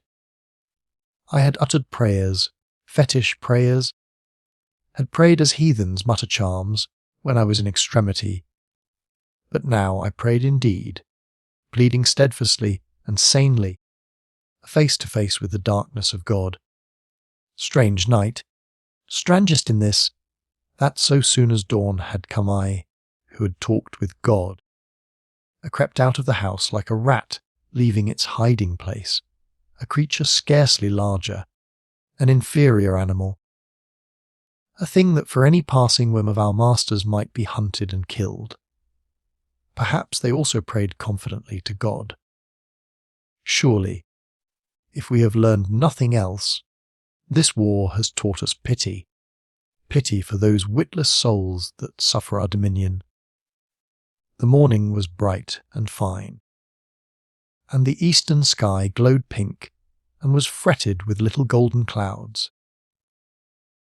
In the road that runs from the top of Putney Hill to Wimbledon was a number of poor vestiges of the panic torrent that must have poured Londonward on the Sunday night, after the fighting began. There was a little two-wheeled cart inscribed with the name of Thomas Lobb, greengrocer, New Malden, with a smashed wheel and an abandoned tin trunk. There was a straw hat trampled into the now hardened mud, and at the top of West Hill, a lot of blood-stained glass about the overturned water trough. My movements were languid, my plans of the vaguest. I had an idea of going to Leatherhead, though I knew that there I had the poorest chance of finding my wife. Certainly, unless death had overtaken them suddenly. My cousins, and she would have fled thence. But it seemed to me I might find or learn there whether the Surrey people had fled. I knew I wanted to find my wife, that my heart ached for her and the world of men, but I had no clear idea how the finding might be done. I was also sharply aware now of my intense loneliness. From the corner I went, under cover of a thicket of trees and bushes, to the edge of Wimbledon Common, stretching wide and far. That dark expanse was lit in patches by yellow gorse and broom. There was no redweed to be seen, and as I prowled, hesitating, on the verge of the open, the sun rose, flooding it all with light and vitality. I came upon a busy swarm of little frogs in a swampy place among the trees. I stopped to look at them, drawing a lesson from their stout resolve to live. And presently, turning suddenly, with an odd feeling of being watched, I beheld something crouching amid a clump of bushes. I stood regarding this. I made a step towards it, and it rose up and became a man armed with a cutlass. I approached him slowly. He stood silent and motionless, regarding me. As I drew nearer, I perceived he was dressed in clothes as dusty and filthy as my own. He looked, indeed, as though he had been dragged through a culvert. Nearer, I distinguished the green slime of ditches, mixing with the pale drab of dried clay and shiny, coaly patches. His black hair fell over his eyes, and his face was dark and dirty and sunken, so that at first I did not recognize him. There was a red cut across the lower part of his face. "Stop," he cried when I was within 10 yards of him, and I stopped. His voice was hoarse. "Where do you come from?" he said. I thought, surveying him. "I come from Mortlake," I said. "I was buried near the pit the Martians made about their cylinder. I have worked my way out and escaped. There is no food about here," he said. "This is my country. All this hill down to the river, and back to Clapham, and up to the edge of the common. There is only food for one." "Which way are you going?" I answered slowly. "I don't know," I said. "I have been buried in the ruins of a house 13 or 14 days. I don't know what has happened." He looked at me doubtfully, then started, and looked with a changed expression. "I've no wish to stop about here," said I. "I think I shall go to Leatherhead, for my wife was there." He shot out a pointing finger. "It is you," said he, "the man from Woking. And you weren't killed at Weybridge." I recognised him at the same moment. "You are the artilleryman who came into my garden." "Good luck," he said. "We are lucky ones. Fancy you." He put out a hand, and I took it. "I crawled up a drain," he said. "But they didn't kill everyone. And after they went away, I got off towards Walton across the fields. But it's not 16 days altogether, and your hair is grey." He looked over his shoulder suddenly. "Only a rook," he said. "One gets to know that birds have shadows these days. This is a bit open. Let us crawl under those bushes and talk. Have you seen any Martians?" I said. "Since I crawled out. They've gone away across London," he said.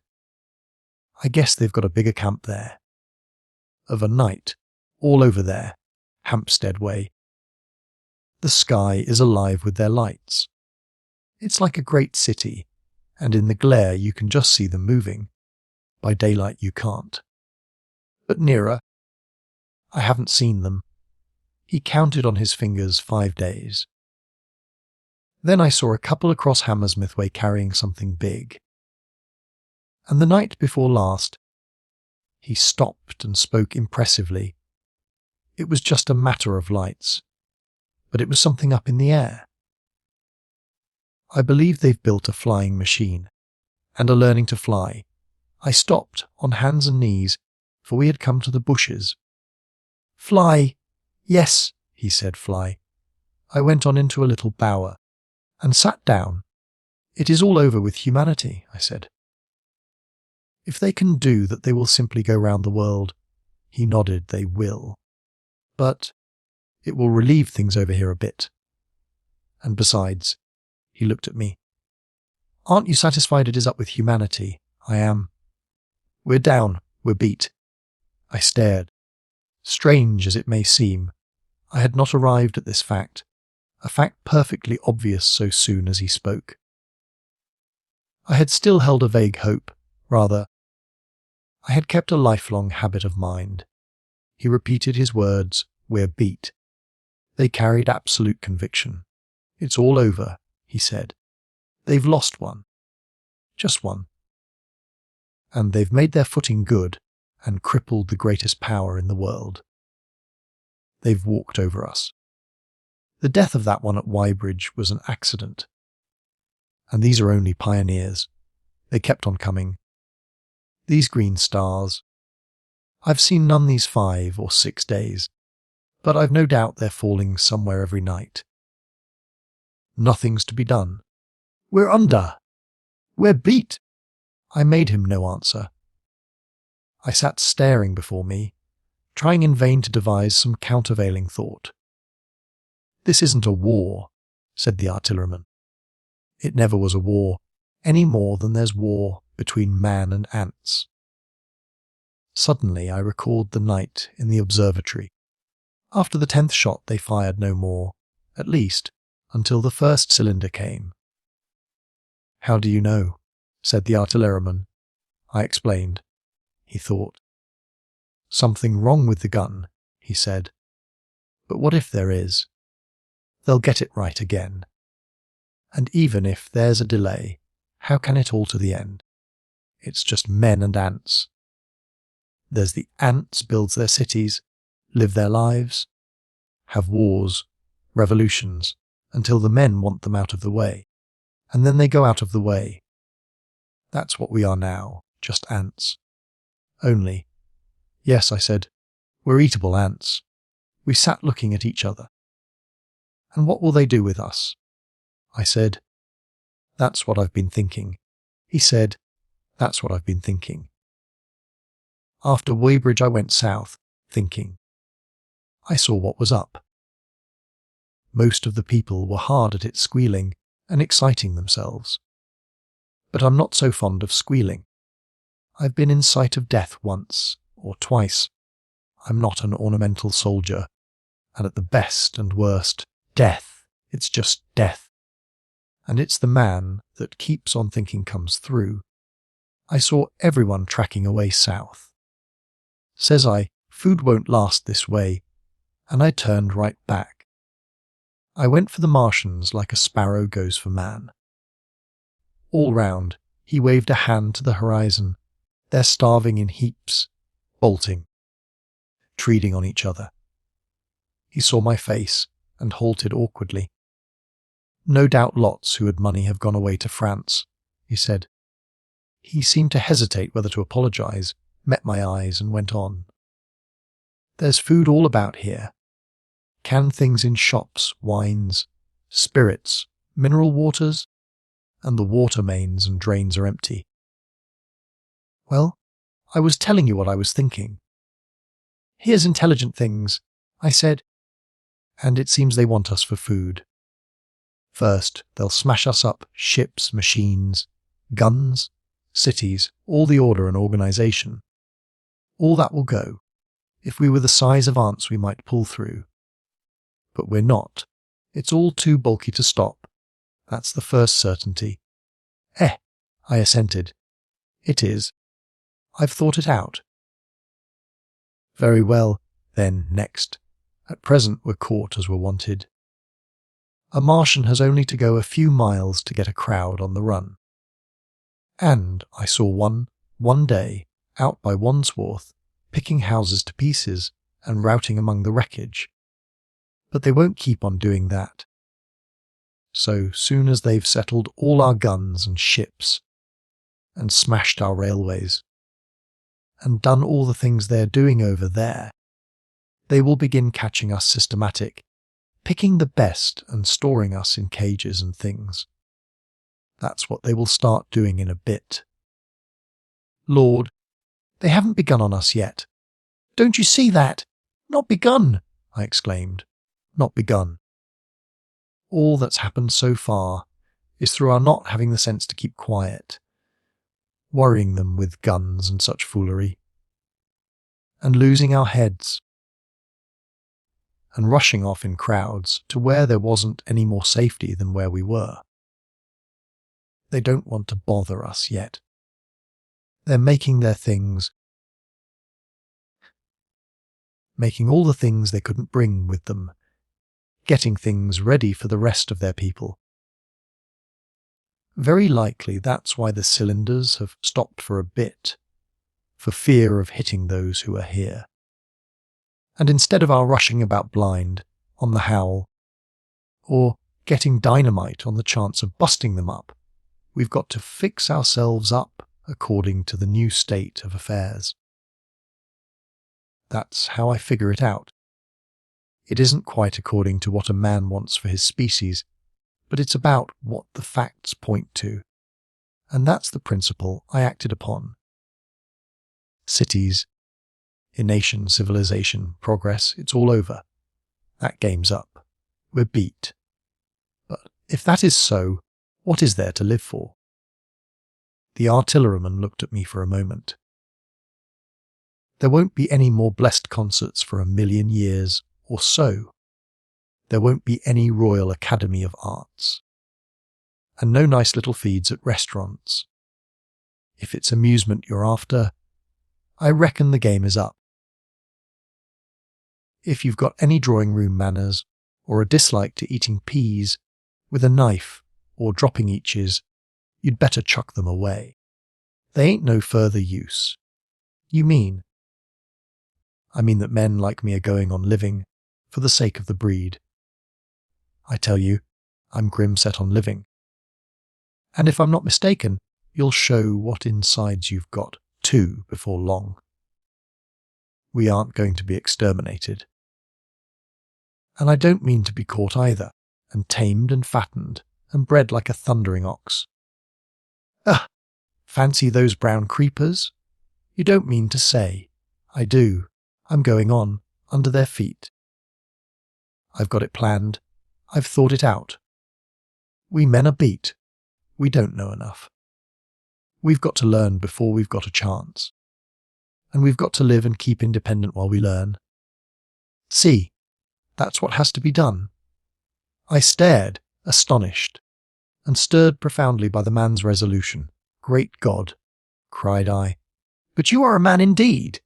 And suddenly I gripped his hand. He said, with his eyes shining. I've thought it out. Go on, I said. Well, those who mean to escape their catching must get ready. I'm getting ready. Mind you, it isn't all of us that are made for wild beasts, and that's what it's got to be. That's why I watched you. I had my doubts. You're slender. I didn't know that it was you see, or just how you'd been buried. All these, the sort of people that lived in these houses, and all those damn little clerks that used to live down that way, they'd be no good. They haven't any spirit in them, no proud dreams, and no proud lusts. And a man who hasn't one or the other lord, What is he but funk and precautions? They just used to skedaddle off to work. I've seen hundreds of them. A bit of breakfast in hand, running wild and shining to catch their little season ticket train, for fear they'd get dismissed if they didn't. Working at businesses they were afraid to take the trouble to understand. Skedaddling back for fear they wouldn't be in time for dinner. Keeping indoors after dinner for fear of the back streets, and sleeping with the wives they married, not because they wanted them, but because they had a bit of money that would make for safety in their one little miserable schedule through the world. Lives insured and a bit invested for fear of accidents, and on Sundays fear of the hereafter, as if hell was built for rabbits. Well, the Martians will just be a godsend to these. Nice roomy cages, fattening food, careful breeding, no worry. After a week or so chasing about the fields and lands on empty stomachs, they'll come and be caught cheerful. They'll be quite glad after a bit. They'll wonder what people did before there were Martians to take care of them. And the bar loafers and mashers and singers, I can imagine them. I can imagine them, he said with a sort of sombre gratification. There'll be any amount of sentiment and religion loose among them. There's hundreds of things I saw with my eyes that I've only begun to see clearly these last few days. There's lots will take things as they are, fat and stupid, and lots will be worried by a sort of feeling that it's all wrong, and that they ought to be doing something. Now, whenever things are so that a lot of people feel they ought to be doing something, the weak and those who go weak with a lot of complicated thinking always make for a sort of do-nothing religion, very pious and superior, and submit to persecution and the will of the Lord. Very likely you've seen the same thing. It's energy in a gale of funk, and turned clean inside out. These cages will be full of psalms and hymns and piety, and those of a less simple sort will work in a bit of, what is it? Eroticism. He paused. Very likely these Martians will make pets of some of them, train them to do tricks. Who knows? Get sentimental over the pet boy who grew up and had to be killed. And some, maybe, they will train to hunt us. No, I cried. That's impossible. No human being. What's the good of going on with such lies? Said the artilleryman. There's men who do it cheerful. What nonsense to pretend there isn't! And I succumbed to his conviction. If they come after me, he said, Lord, if they come after me! And subsided into a grim meditation. I sat contemplating these things. I could find nothing to bring against this man's reasoning. In the days before the invasion, no one would have questioned my intellectual superiority to his.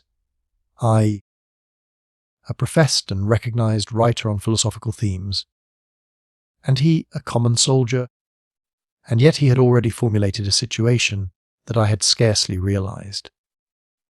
What are you doing? I said presently.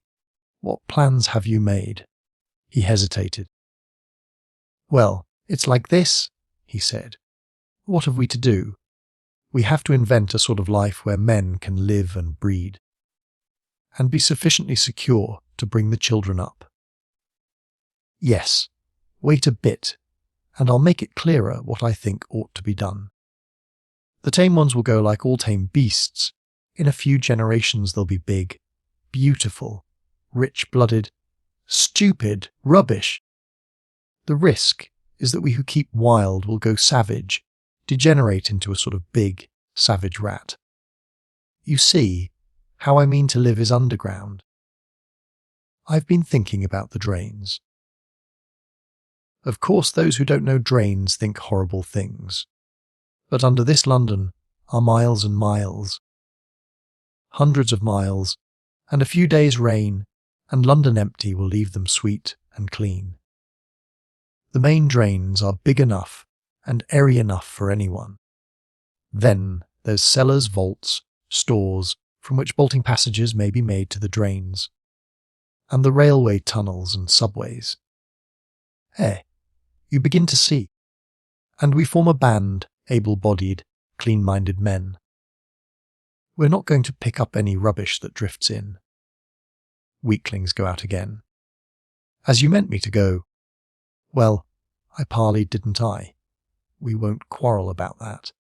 Go on. Those who stop obey orders. Able-bodied, clean-minded women we want also. Mothers and teachers.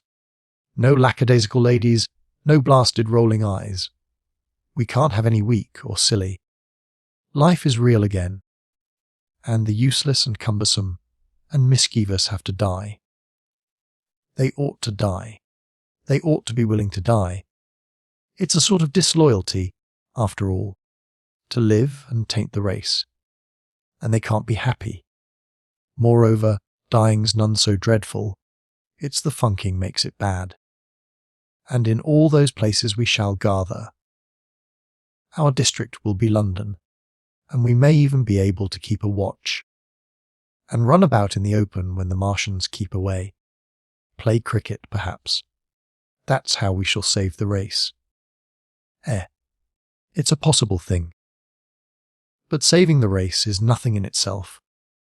As I say, that's only being rats. It's saving our knowledge and adding to it is the thing. They're men like you come in. There's books, there's models. We must make great safe places down deep and get all the books we can. Not novels and poetry swipes, but ideas, science books. That's where men like you come in. We must go to the British Museum and pick all those books through. Especially we must keep up our science, learn more. We must watch these Martians. Some of us must go as spies. When it's all working, perhaps I will. Get caught, I mean. And the great thing is, we must leave the Martians alone. We mustn't even steal. If we get in their way, we clear out. We must show them we mean no harm. Yes, I know. But they're intelligent things. And they won't hunt us down if they have all they want, and think we're just harmless vermin. The artilleryman paused and laid a brown hand upon my arm. After all, it may not be so much we may have to learn before. Just imagine this. 4 or 5 of their fighting machines suddenly starting off. Heat rays right and left, and not a Martian in them. Not a Martian in them, but men who have learned the way how. It may be in my time, even. Those men. Fancy having one of them lovely things, with its heat ray wide and free. Fancy having it in control! What would it matter if you smashed to smithereens at the end of the run, after a bust like that? I reckon the Martians will open their beautiful eyes. Can't you see them, man? Can't you see them hurrying, puffing and blowing and hooting to their other mechanical affairs, something out of gear in every case? And swish bang, rattle, swish! Just as they are fumbling over it, swish comes the heat ray, and behold! Man has come back to his own. For a while the imaginative daring of the artilleryman and the tone of assurance and courage he assumed completely dominated my mind. I believed unhesitatingly both in his forecast of human destiny and in the practicability of his astonishing scheme, and the reader who thinks me susceptible and foolish must contrast his position. Reading steadily, with all his thoughts about his subject, and mine, a crouching fearfully in the bushes and listening, distracted by apprehension. We talked in this manner through the early morning time, and later crept out of the bushes and, after scanning the sky for Martians, hurried precipitately to the house on Putney Hill, where he had made his lair. It was the coal cellar of the place, and when I saw the work he had spent a week upon, it was a burrow scarcely 10 yards long, which he designed to reach to the main drain on Putney Hill. I had my first inkling of the gulf between his dreams and his powers. Such a hole I could have dug in a day. But I believed in him sufficiently to work with him all that morning until past midday at his digging. We had a garden barrow and shot the earth we removed against the kitchen range. We refreshed ourselves with a tin of mock turtle soup and wine from the neighbouring pantry. I found a curious relief from the aching strangeness of the world in this steady labour. As we worked, I turned his project over in my mind, and presently objections and doubts began to arise, but worked there all the morning, so glad was I to find myself with a purpose again. After working an hour, I began to speculate on the distance one had to go before the cloaker was reached. The chances we had of missing it altogether? My immediate trouble was why we should dig this long tunnel, when it was possible to get into the drain, at once down one of the manholes, and work back to the house. It seemed to me, too, that the house was inconveniently chosen and required a needless length of tunnel.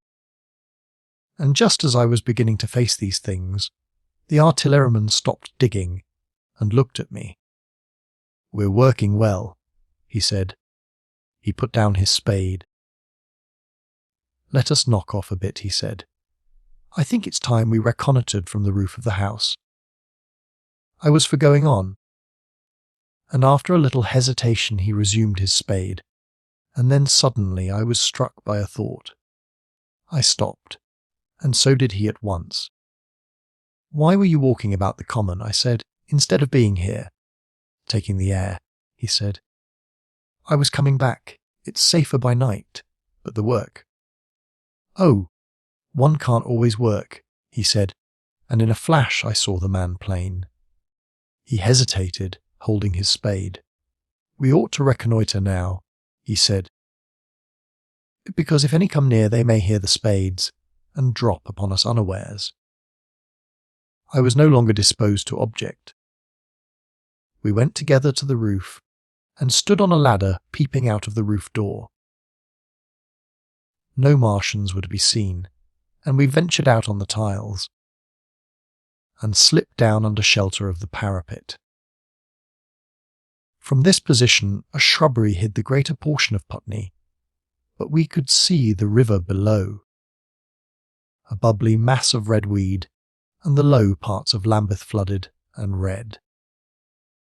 The red creeper swarmed up the trees about the old palace, and their branches stretched gaunt and dead, and set with shrivelled leaves, from amid its clusters. It was strange how, entirely dependent, both these things were upon flowing water for their propagation. About us neither had gained a footing. Laburnums, pink maize, snowballs, and trees of arbor vitae rose out of laurels and hydrangeas, green and brilliant into the sunlight. Beyond Kensington dense smoke was rising, and that and a blue haze hid the northward hills. The artilleryman began to tell me of the sort of people who still remained in London. "One night last week," he said, "some fools got the electric light in order, and there was all Regent Street and the circus ablaze, crowded with painted and ragged drunkards, men and women dancing and shouting till dawn. A man who was there told me. And as the day came they became aware of a fighting machine standing near by the Lankeem and looking down at them. Heaven knows how long he had been there. It must have given some of them a nasty turn. He came down the road towards them, and picked up nearly 100 drunk or frightened to run away. Grotesque gleam of a time no history will ever fully describe. From that, in answer to my questions, he came round to his grandiose plans again. He grew enthusiastic. He talked so eloquently of the possibility of capturing a fighting machine that I more than half believed in him again.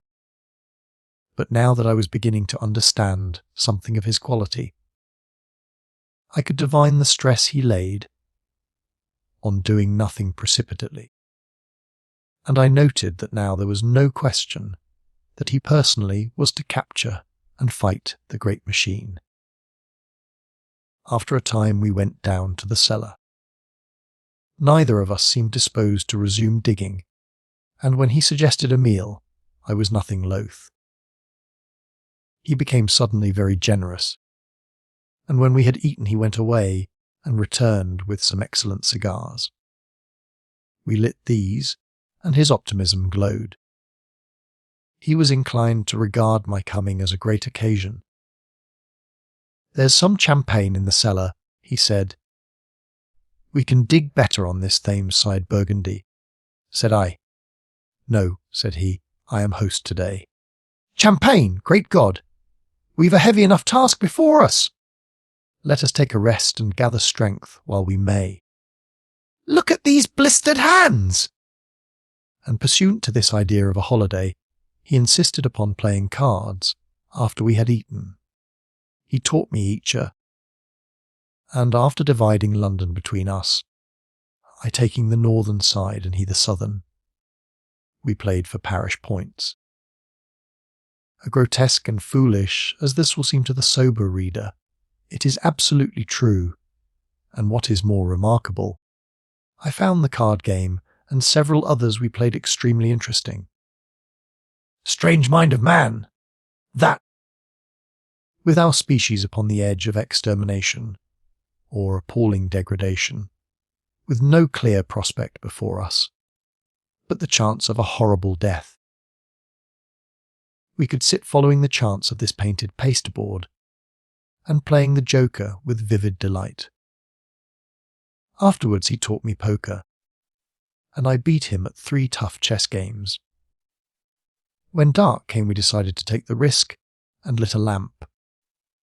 After an interminable string of games, we supped, and the artilleryman finished the champagne.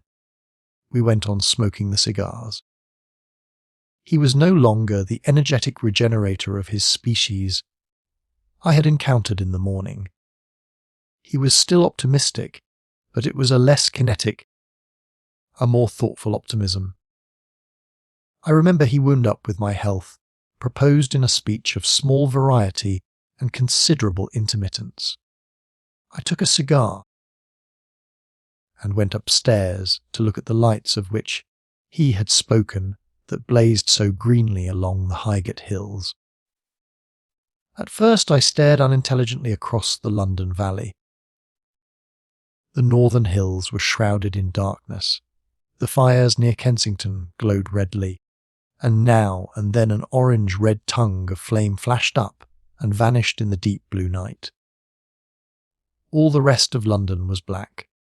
Then, nearer, I perceived a strange light, a pale, violet-purple, fluorescent glow, quivering under the night breeze. For a space I could not understand it, and then I knew that it must be the red weed from which this faint irradiation proceeded. With that realization, my dormant sense of wonder, my sense of the proportion of things, awoke again. I glanced from that to Mars, red and clear, glowing high in the west, and then gazed long and earnestly at the darkness of Hampstead and Highgate. I remained a very long time upon the roof, wondering at the grotesque changes of the day. I recalled my mental states from the midnight, prior to the foolish card playing. I had a violent revulsion of feeling. I remember I flung away the cigar with a certain wasteful symbolism. My folly came to me with glaring exaggeration. I seemed a traitor to my wife and to my kind. I was filled with remorse. I resolved to leave this strange, undisciplined dreamer of great things to his drink and gluttony, and to go on into London. There, it seemed to me, I had the best chance of learning what the Martians and my fellowmen were doing. I was still upon the roof when the late moon rose. Chapter 25. Dead London. After I had parted from the artilleryman, I went down the hill and by the High Street across the bridge to Fulham. The red weed was tumultuous at that time, and nearly choked the bridge roadway. But its fronds were already whitened in patches by the spreading disease that presently removed it so swiftly. At the corner of the lane that runs to Putney Bridge Station, I found a man lying. He was as black as a sweep with the black dust, alive, but helplessly and speechlessly drunk. I could get nothing from him but curses and furious lunges at my head. I think I should have stayed by him but for the brutal expression of his face. There was black dust along the roadway from the bridge onwards, and it grew thicker in Fulham. The streets were horribly quiet. I got food, sour hard, and mouldy, but quite eatable, in a baker's shop here. Some way towards Whoham, green the streets became clear of powder, and I passed a white terrace of houses on fire. The noise of the burning was an absolute relief. Going on towards Brompton, the streets were quiet again. Here I came once more upon the black powder in the streets and upon dead bodies. I saw altogether about a dozen in the length of the Fulham Road. They had been dead many days, so that I hurried quickly past them. The black powder covered them over and softened their outlines. One or two had been disturbed by dogs. Where there was no black powder, it was curiously like a Sunday in the city, with the closed shops, the houses locked up and the blinds drawn, the desertion and the stillness. In some places plunderers had been at work, but rarely at other than the provision and wine shops. A jeweller's window had been broken open in one place, but apparently the thief had been disturbed, and a number of gold chains and a watch lay scattered on the pavement. I did not trouble to touch them. Farther on was a tattered woman in a heap on a doorstep. The hand that hung over her knee was gashed, and bled down her rusty brown dress, and a smashed magnum of champagne formed a pool across the pavement. She seemed asleep, but she was dead. The farther I penetrated into London, the profounder grew the stillness. But it was not so much the stillness of death, it was the stillness of suspense, of expectation. At any time the destruction that had already singed the northwestern borders of the metropolis and had annihilated Ealing and Kilburn might strike among these houses and leave them smoking ruins. It was a city condemned and derelict. In South Kensington the streets were clear of dead and of black powder. It was near South Kensington that I first heard the howling. It crept almost imperceptibly upon my senses. It was a sobbing alternation of two notes, Allah, Allah, Allah, Allah, keeping on perpetually. When I passed streets that ran northward it grew in volume, and houses and buildings seemed to deaden and cut it off again. It came in a full tide down Exhibition Road. I stopped, staring towards Kensington Gardens, wondering at this strange, remote wailing. It was as if that mighty desert of houses had found a voice for its fear and solitude. Allah, Allah, wailed that superhuman note. Great waves of sound sweeping down the broad, sunlit roadway, between the tall buildings on each side. I turned northwards, marvelling, towards the iron gates of Hyde Park. I had half a mind to break into the Natural History Museum and find my way up to the summits of the towers, in order to see across the park. But I decided to keep to the ground, where quick hiding was possible, and so went on up the Exhibition Road. All the large mansions on each side of the road were empty and still, and my footsteps echoed against the sides of the houses. At the top, near the park gate, I came upon a strange sight, a bus overturned, and the skeleton of a horse picked clean. I puzzled over this for a time, and then went on to the bridge over the Serpentine. The voice grew stronger and stronger, though I could see nothing above the housetops on the north side of the park, save a haze of smoke to the northwest. "Allah, Allah, Allah," cried the voice, coming, as it seemed to me, from the district about Regent's Park. The desolating cry worked upon my mind. The mood that had sustained me passed. The wailing took possession of me. I found I was intensely weary, footsore, and now again hungry and thirsty. It was already past noon. Why was I wandering alone in this city of the dead? Why was I alone when all London was lying in state, and in its black shroud? I felt intolerably lonely. My mind ran on old friends that I had forgotten for years. I thought of the poisons in the chemists' shops, of the liquors the wine merchant stored. I recalled the two sodden creatures of despair, who, so far as I knew, shared the city with myself. I came into Oxford Street by the Marble Arch, and here again were black powder and several bodies, and an evil, ominous smell from the gratings of the cellars of some of the houses. I grew very thirsty after the heat of my long walk. With infinite trouble, I managed to break into a public house and get food and drink.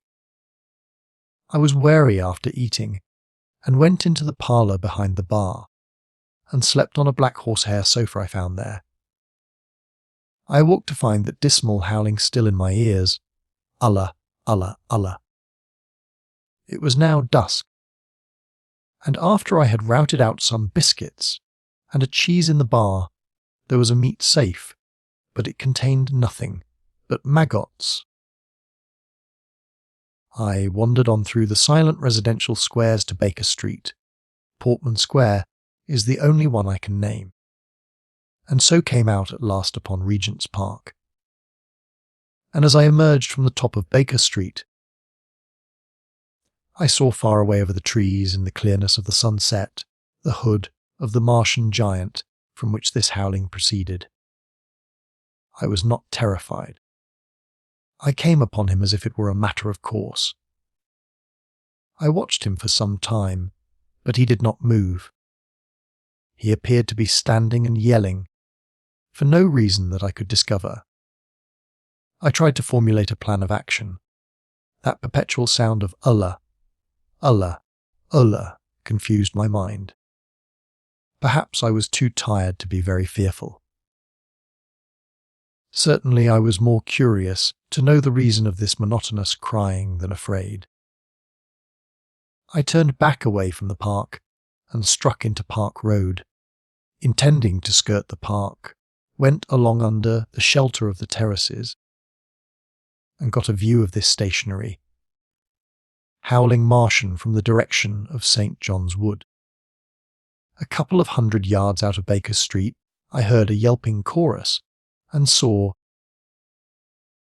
first a dog with a piece of putrescent red meat in his jaws coming headlong towards me, and then a pack of starving mongrels in pursuit of him.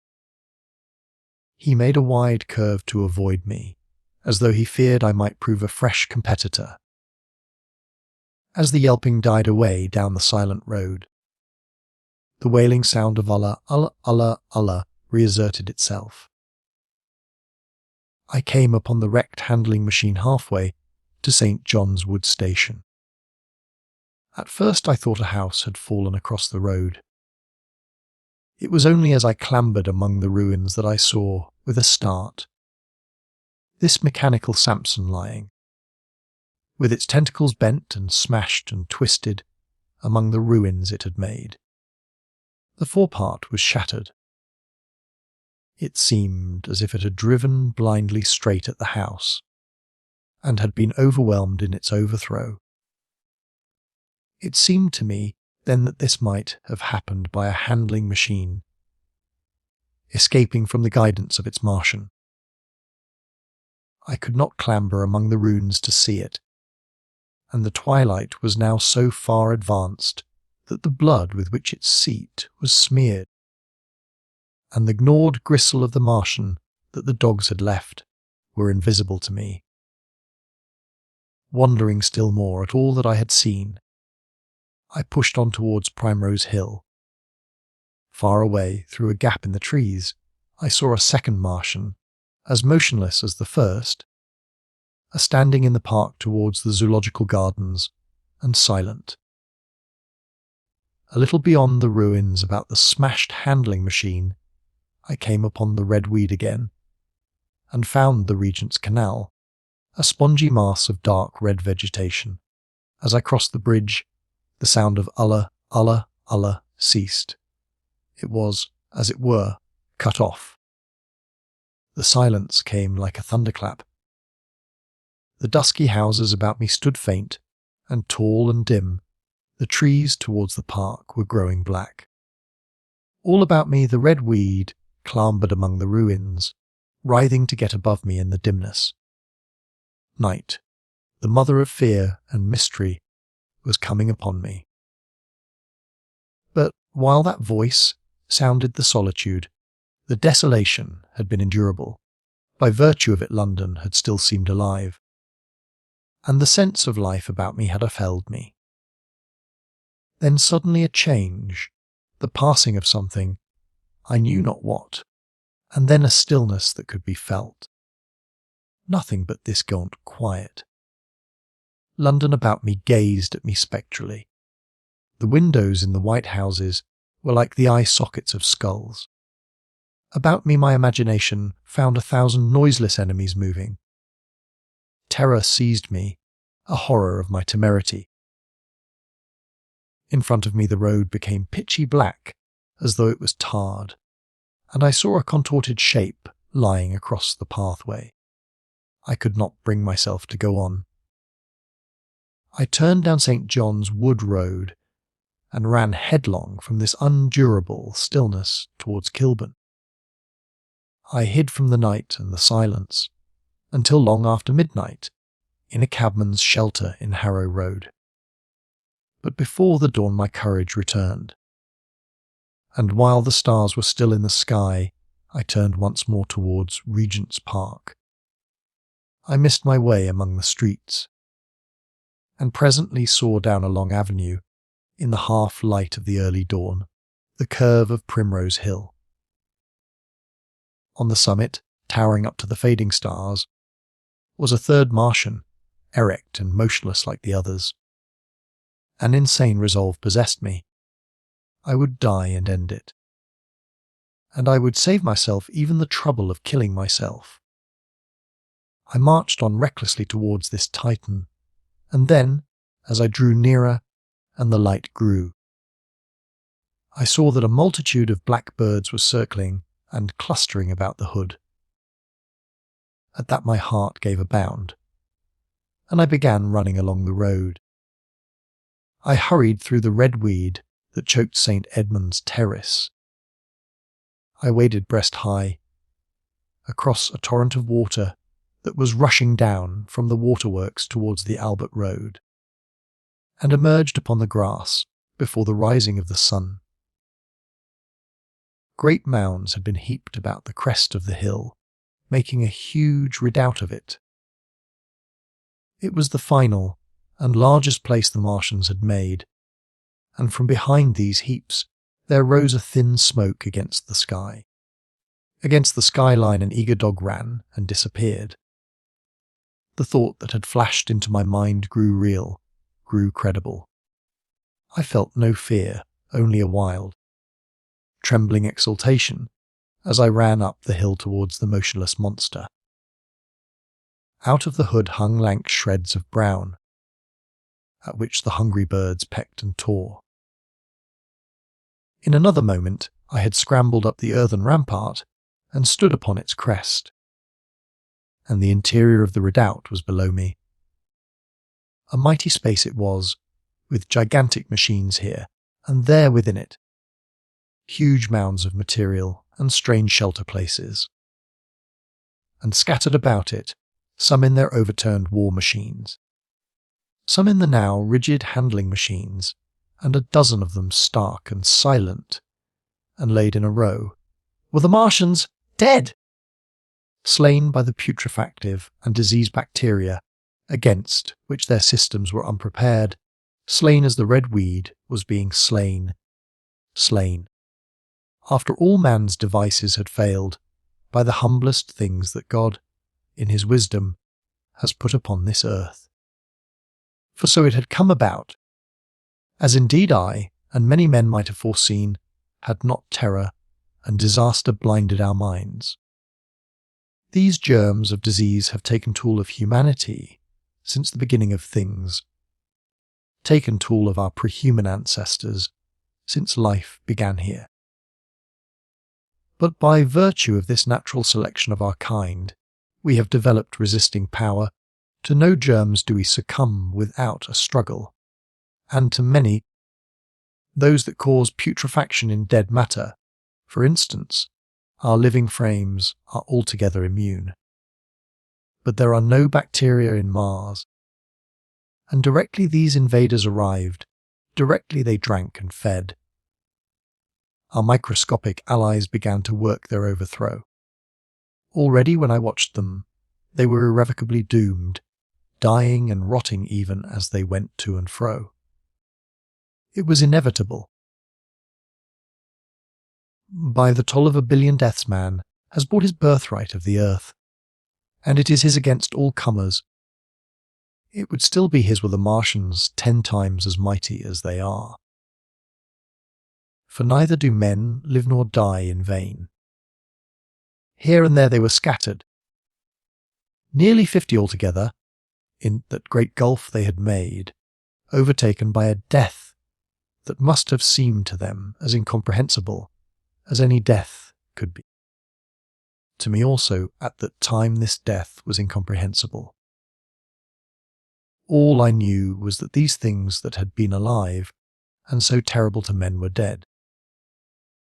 For a moment I believed that the destruction of Sennacherib had been repeated, that God had repented, that the angel of death had slain them in the night. I stood staring into the pit, and my heart lightened gloriously, even as the rising sun struck the world to fire about me with his rays. The pit was still in darkness. The mighty engines, so great and wonderful in their power and complexity, so unearthly in their tortuous forms, rose weird and vague and strange out of the shadows towards the light. A multitude of dogs I could hear, fought over the bodies that lay darkly in the depth of the pit far below me. Across the pit on its farther lip, flat and vast and strange, lay the great flying machine with which they had been experimenting upon our denser atmosphere, when decay and death arrested them. Death had come not a day too soon. At the sound of a cawing overhead, I looked up at the huge fighting machine that would fight no more forever. At the tattered red shreds of flesh that dripped down upon the overturned seats on the summit of Primrose Hill. I turned and looked down the slope of the hill to where, enellowed now in birds, stood those other 2 Martians that I had seen overnight, just as death had overtaken them.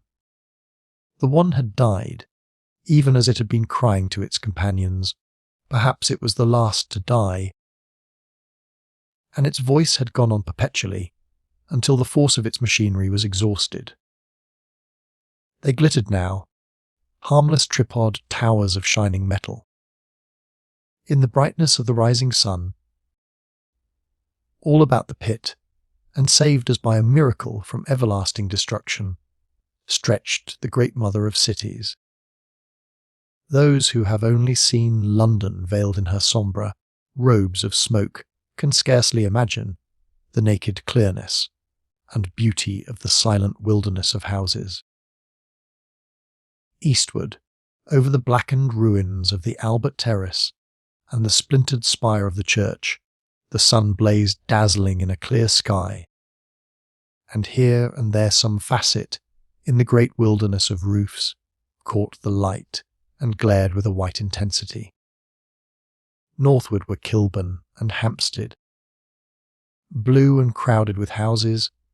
Westward the great city was dimmed, and southward, beyond the Martians, the green waves of Regent's Park, the Langham Hotel, the dome of the Albert Hall, the Imperial Institute, and the giant mansions of the Rompton Road came out clear and little in the sunrise, the jagged ruins of Westminster rising hazily beyond. Far away and blue were the Surrey hills, and the towers of the Crystal Palace glittered like two silver rods. The dome of St. Paul's was dark against the sunrise, and injured, I saw for the first time, by a huge gaping cavity on its western side. And as I looked at this wide expanse of houses and factories and churches, silent and abandoned, as I thought of the multitudinous hopes and efforts, the innumerable hosts of lives that had gone to build this human reef, and of the swift and ruthless destruction that had hung over it all, when I realized that the shadow had been rolled back, and that men might still live in the streets, and this dear vast dead city of mine be once more alive and powerful, I felt a wave of emotion that was near akin to tears. The torment was over. Even that day the healing would begin. The survivors of the people scattered over the country, leaderless, footless, like sheep without a shepherd, the thousands who had fled by sea, would begin to return. The pulse of life, growing stronger and stronger, would beat again in the empty streets and pour across the vacant squares. Whatever destruction was done, the hand of the destroyer was stayed. All the gaunt wrecks, the blackened skeletons of houses that stared so dismally at the sunlit grass of the hill, would presently be echoing with the hammers of the restorers and ringing with the tapping of their trowels. At the thought I extended my hands towards the sky and began thanking God. In a year, thought it, in a year. With overwhelming force came the thought of myself, of my wife, and the old life of hope and tender helpfulness that had ceased forever. Chapter 26. Wreckage. And now comes the strangest thing in my story. Perhaps it is not altogether strange. I remember, clearly and coldly and vividly, all that I did that day till the time that I stood weeping and praising God upon the summit of Primrose Hill. And then I forget. Of the next 3 days I know nothing. I have learned since that, so far from my being the first discoverer of the Martian overthrow, several such wanderers as myself had already discovered this on the previous night. One man, the first, had gone to St. Martin's le Grand, and, while I sheltered in the cabin's hut, had contrived to telegraph to Paris. Thence the joyful news had flashed all over the world, 1,000 cities, chilled by ghostly apprehensions, suddenly flashed into frantic illuminations. They knew of it in Dublin, Edinburgh, Manchester, Birmingham. at the time when I stood upon the verge of the pit. Already men, weeping with joy, as I have heard, shouting and staying their work to shake hands and shout, were making up trains, even as near as Crewe, to descend upon London. The church bells that had ceased a fortnight since suddenly caught the news, until all England was bell-ringing. Men on cycles, lean-faced, unkempt, scorched along every country lane, shouting of unhoped deliverance, shouting to Gaunt, staring figures of despair. And for the food! Across the Channel, across the Irish Sea, across the Atlantic, corn, bread, and meat were tearing to our relief. All the shipping in the world seemed going Londonward in those days. But of all this I have no memory. I drifted, a demented man. I found myself in a house of kindly people, who had found me on the third day wandering, weeping, and raving through the streets of St. John's Wood. They have told me since that I was singing some insane doggerel about the last man left alive. Hurrah! The last man left alive!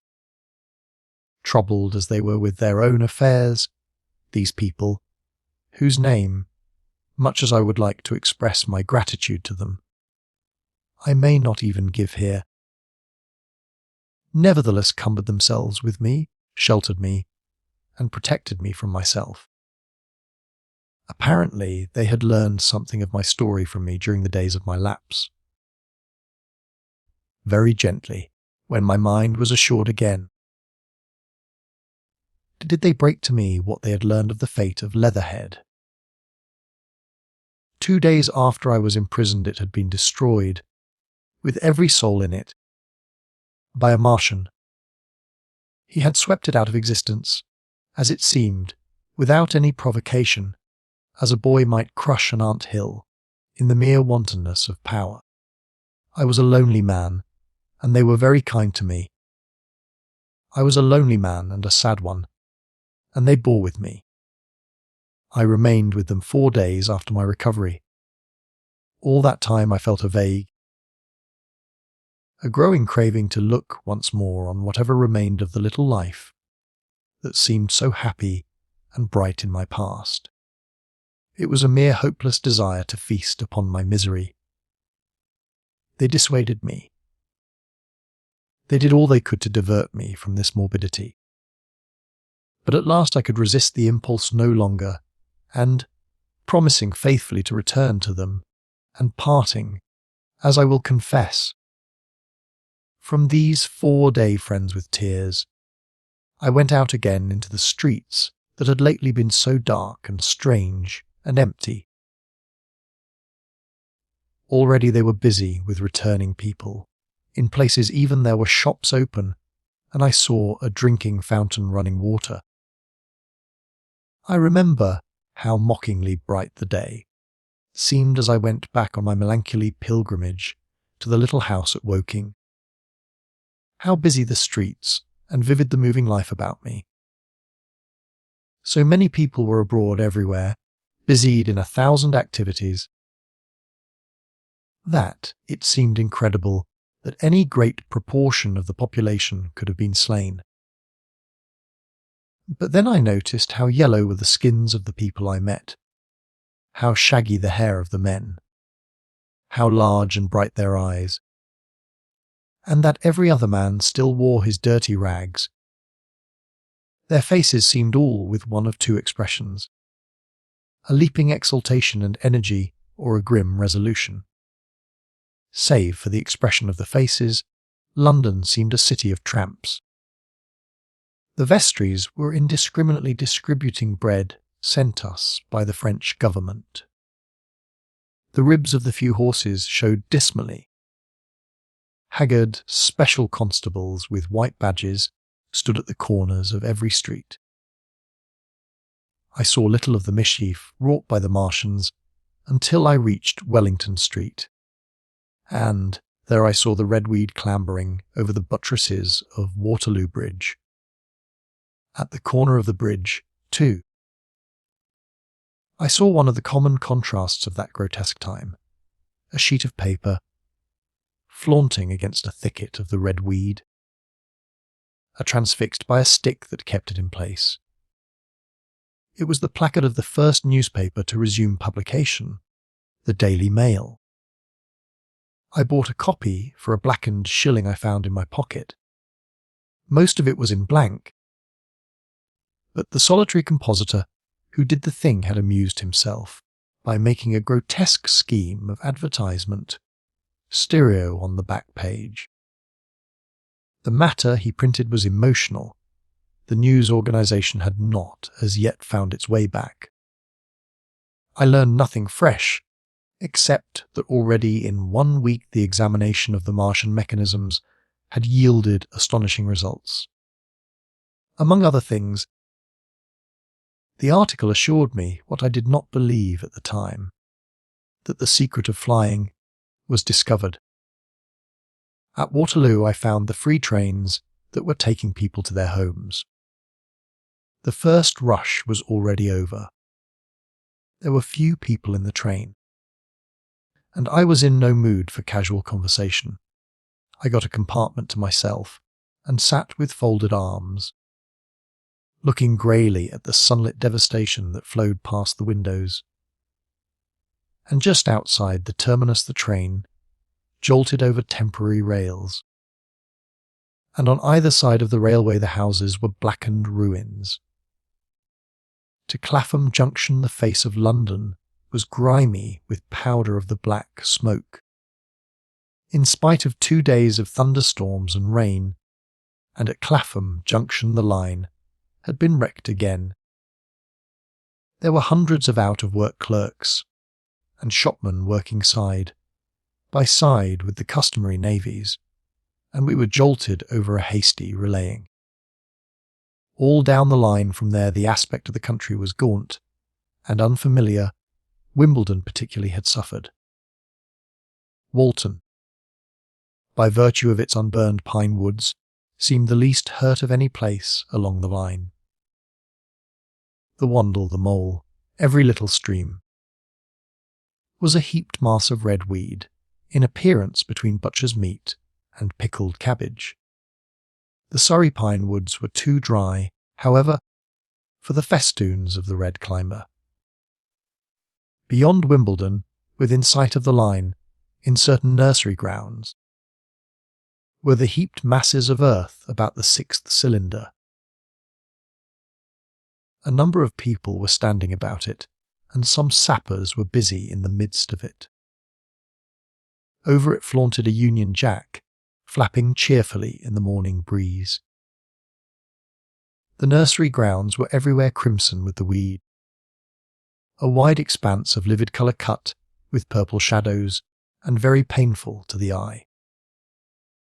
One's gaze went with infinite relief from the scorched greys and sullen reds of the foreground to the blue-green softness of the eastward hills. The line on the London side of Woking Station was still undergoing repair, so I descended at Byfleet Station and took the road to Maybury. Past the place where I and the artilleryman had talked to the huzzers, and on by the spot where the Martian had appeared to me in the thunderstorm. Here, moved by curiosity, I turned aside to find, among a tangle of red fronds, the warped and broken cart with the whitened bones of the horse scattered and gnawed. For a time I stood regarding these vestiges. Then I returned through the pine wood, neck high with red weed here and there, to find the landlord of the Spotted Dog had already found burial, and so came home past the College Arms. A man standing at an open cottage door greeted me by name as I passed. I looked at my house with a quick flash of hope that faded immediately. The door had been forced. It was unfast and was opening slowly as I approached. It slammed again. The curtains of my study fluttered out of the open window from which I and the artilleryman had watched the dawn. No one had closed it since. The smashed bushes were just as I had left them nearly 4 weeks ago. I stumbled into the hall, and the house felt empty. The stair carpet ruffled and discoloured where I had crouched, soaked to the skin from the thunderstorm the night of the catastrophe. Our muddy footsteps, I saw, still went up the stairs. I followed them to my study and found lying on my writing table still, with the selenite paper weight upon it, the sheet of work I had left on the afternoon of the opening of the cylinder. For a space I stood reading over my abandoned arguments. It was a paper on the probable development of moral ideas with the development of the civilizing process, and the last sentence was the opening of a prophecy. In about 200 years, I had written, we may expect. The sentence ended abruptly. I remembered my inability to fix my mind that morning, scarcely a month gone by, and how I had broken off to get my daily chronicle from the newsboy. I remembered how I went down to the garden gate as he came along, and how I had listened to his odd story of men from Mars. I came down and went into the dining room. There were the mutton and the bread, both far gone now in decay, and a beer bottle overturned, just as I and the artilleryman had left them. My home was desolate. I perceived the folly of the faint hope I had cherished so long, and then a strange thing occurred. "It is no use," said a voice. "The house is deserted. No one has been here these 10 days. Do not stay here to torment yourself. No one escaped but you." I was startled. Had I spoken my thought aloud? I turned, and the French window was open behind me. I made a step to it and stood looking out. And there, amazed and afraid, even as I stood amazed and afraid, were my cousin and my wife white and tearless. She gave a faint cry. "I came," she said. "I knew." She put her hand to her throat, swayed. I made a step forward and caught her in my arms. Chapter 27. The Epilogue. I cannot but regret, now that I am concluding my story, how little I am able to contribute to the discussion of the many debatable questions which are still unsettled. In one respect I shall certainly provoke criticism. My particular province is speculative philosophy. My knowledge of comparative physiology is confined to a book or two. But it seems to me that Carver's suggestions as to the reason of the rapid death of the Martians is so probable as to be regarded almost as a proven conclusion. I have assumed that in the body of my narrative, at any rate, in all the bodies of the Martians that were examined after the war, no bacteria except those already known as terrestrial species were found, that they did not bury any of their dead, and the reckless slaughter they perpetrated point also to an entire ignorance of the putrefactive process. But probable as this seems, it is by no means a proven conclusion.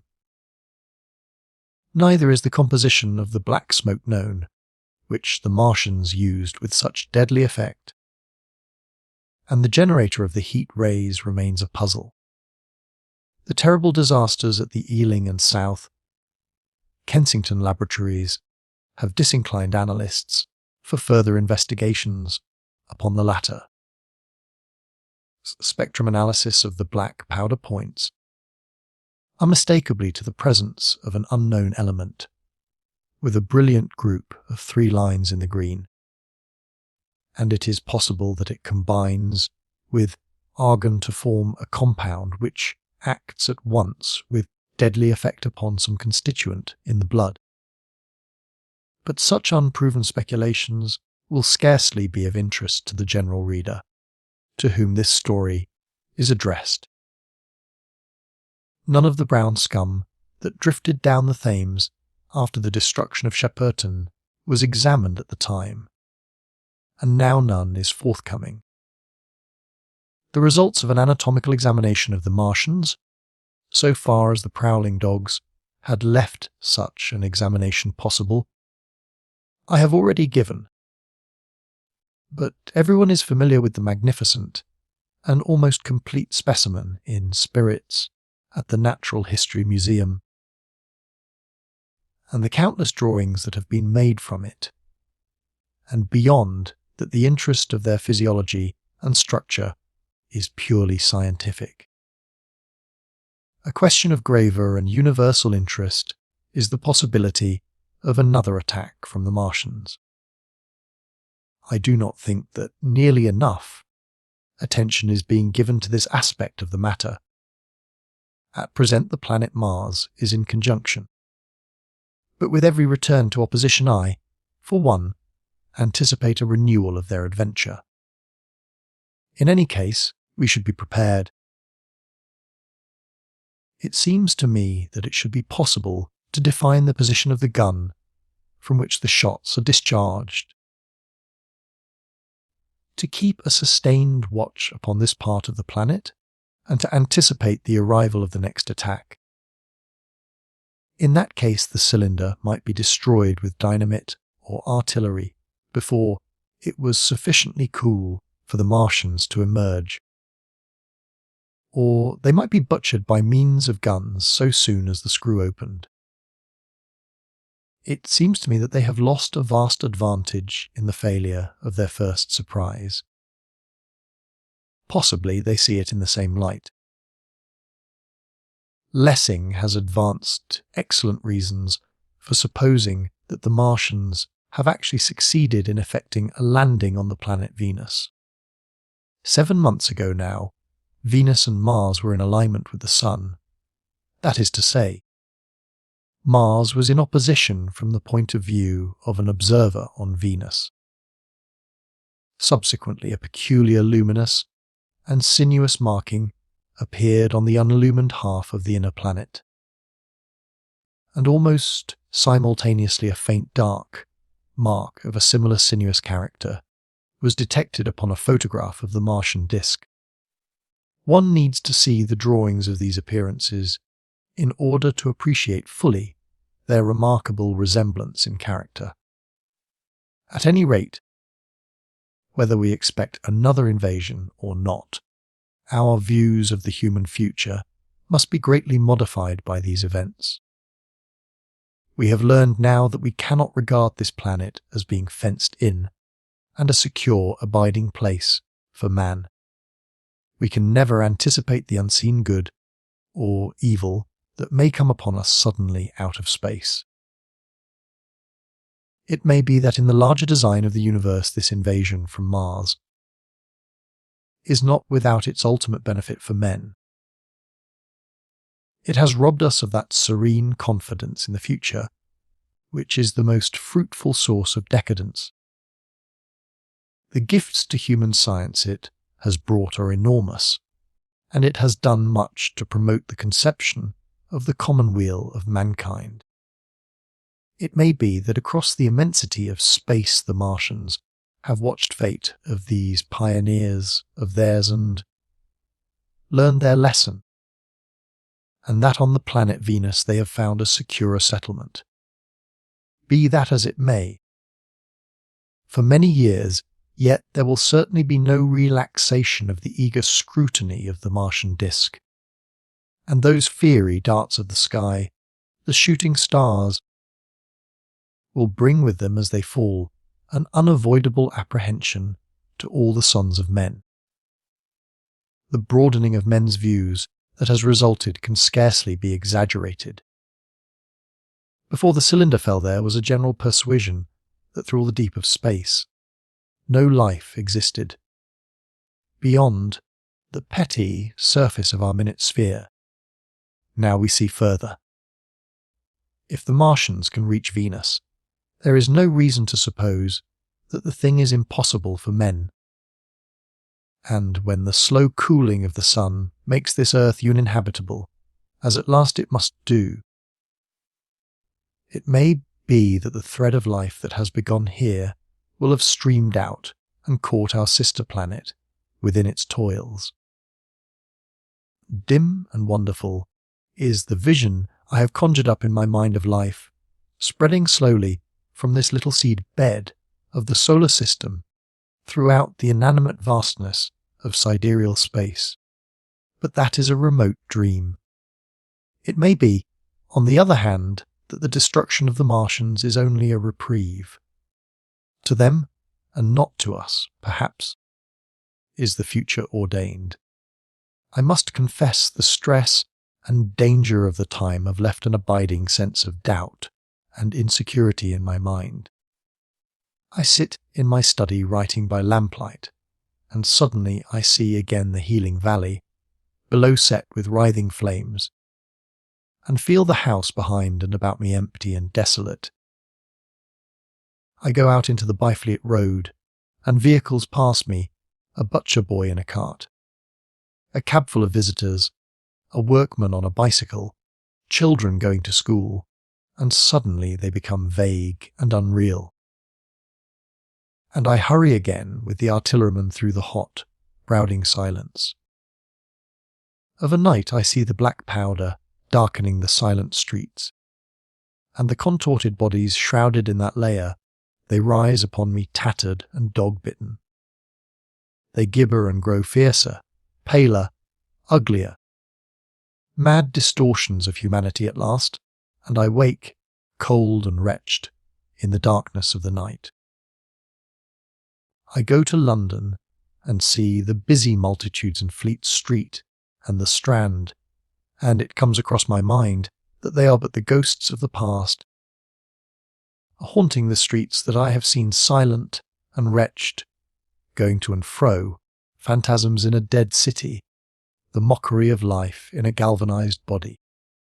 And strange, too, it is to stand on Primrose Hill, as I did but a day before writing this last chapter, to see the great province of houses, dim and blue through the haze of the smoke and mist, vanishing at last into the vague lower sky, to see the people walking to and fro among the flower beds on the hill, to see the sightseers about the Martian machine that stands there still, to hear the tumult of playing children, and to recall the time when I saw it all bright and clear-cut, hard and silent, under the dawn of that last great day.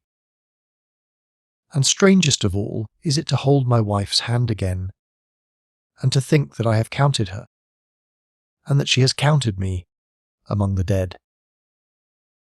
The end of this wonderful story. And so, our journey through this timeless fiction comes to an end. If you enjoyed this audiobook, please consider liking the video and subscribing to our channel for more golden tales like this one. Feel free to explore the playlists on our channel.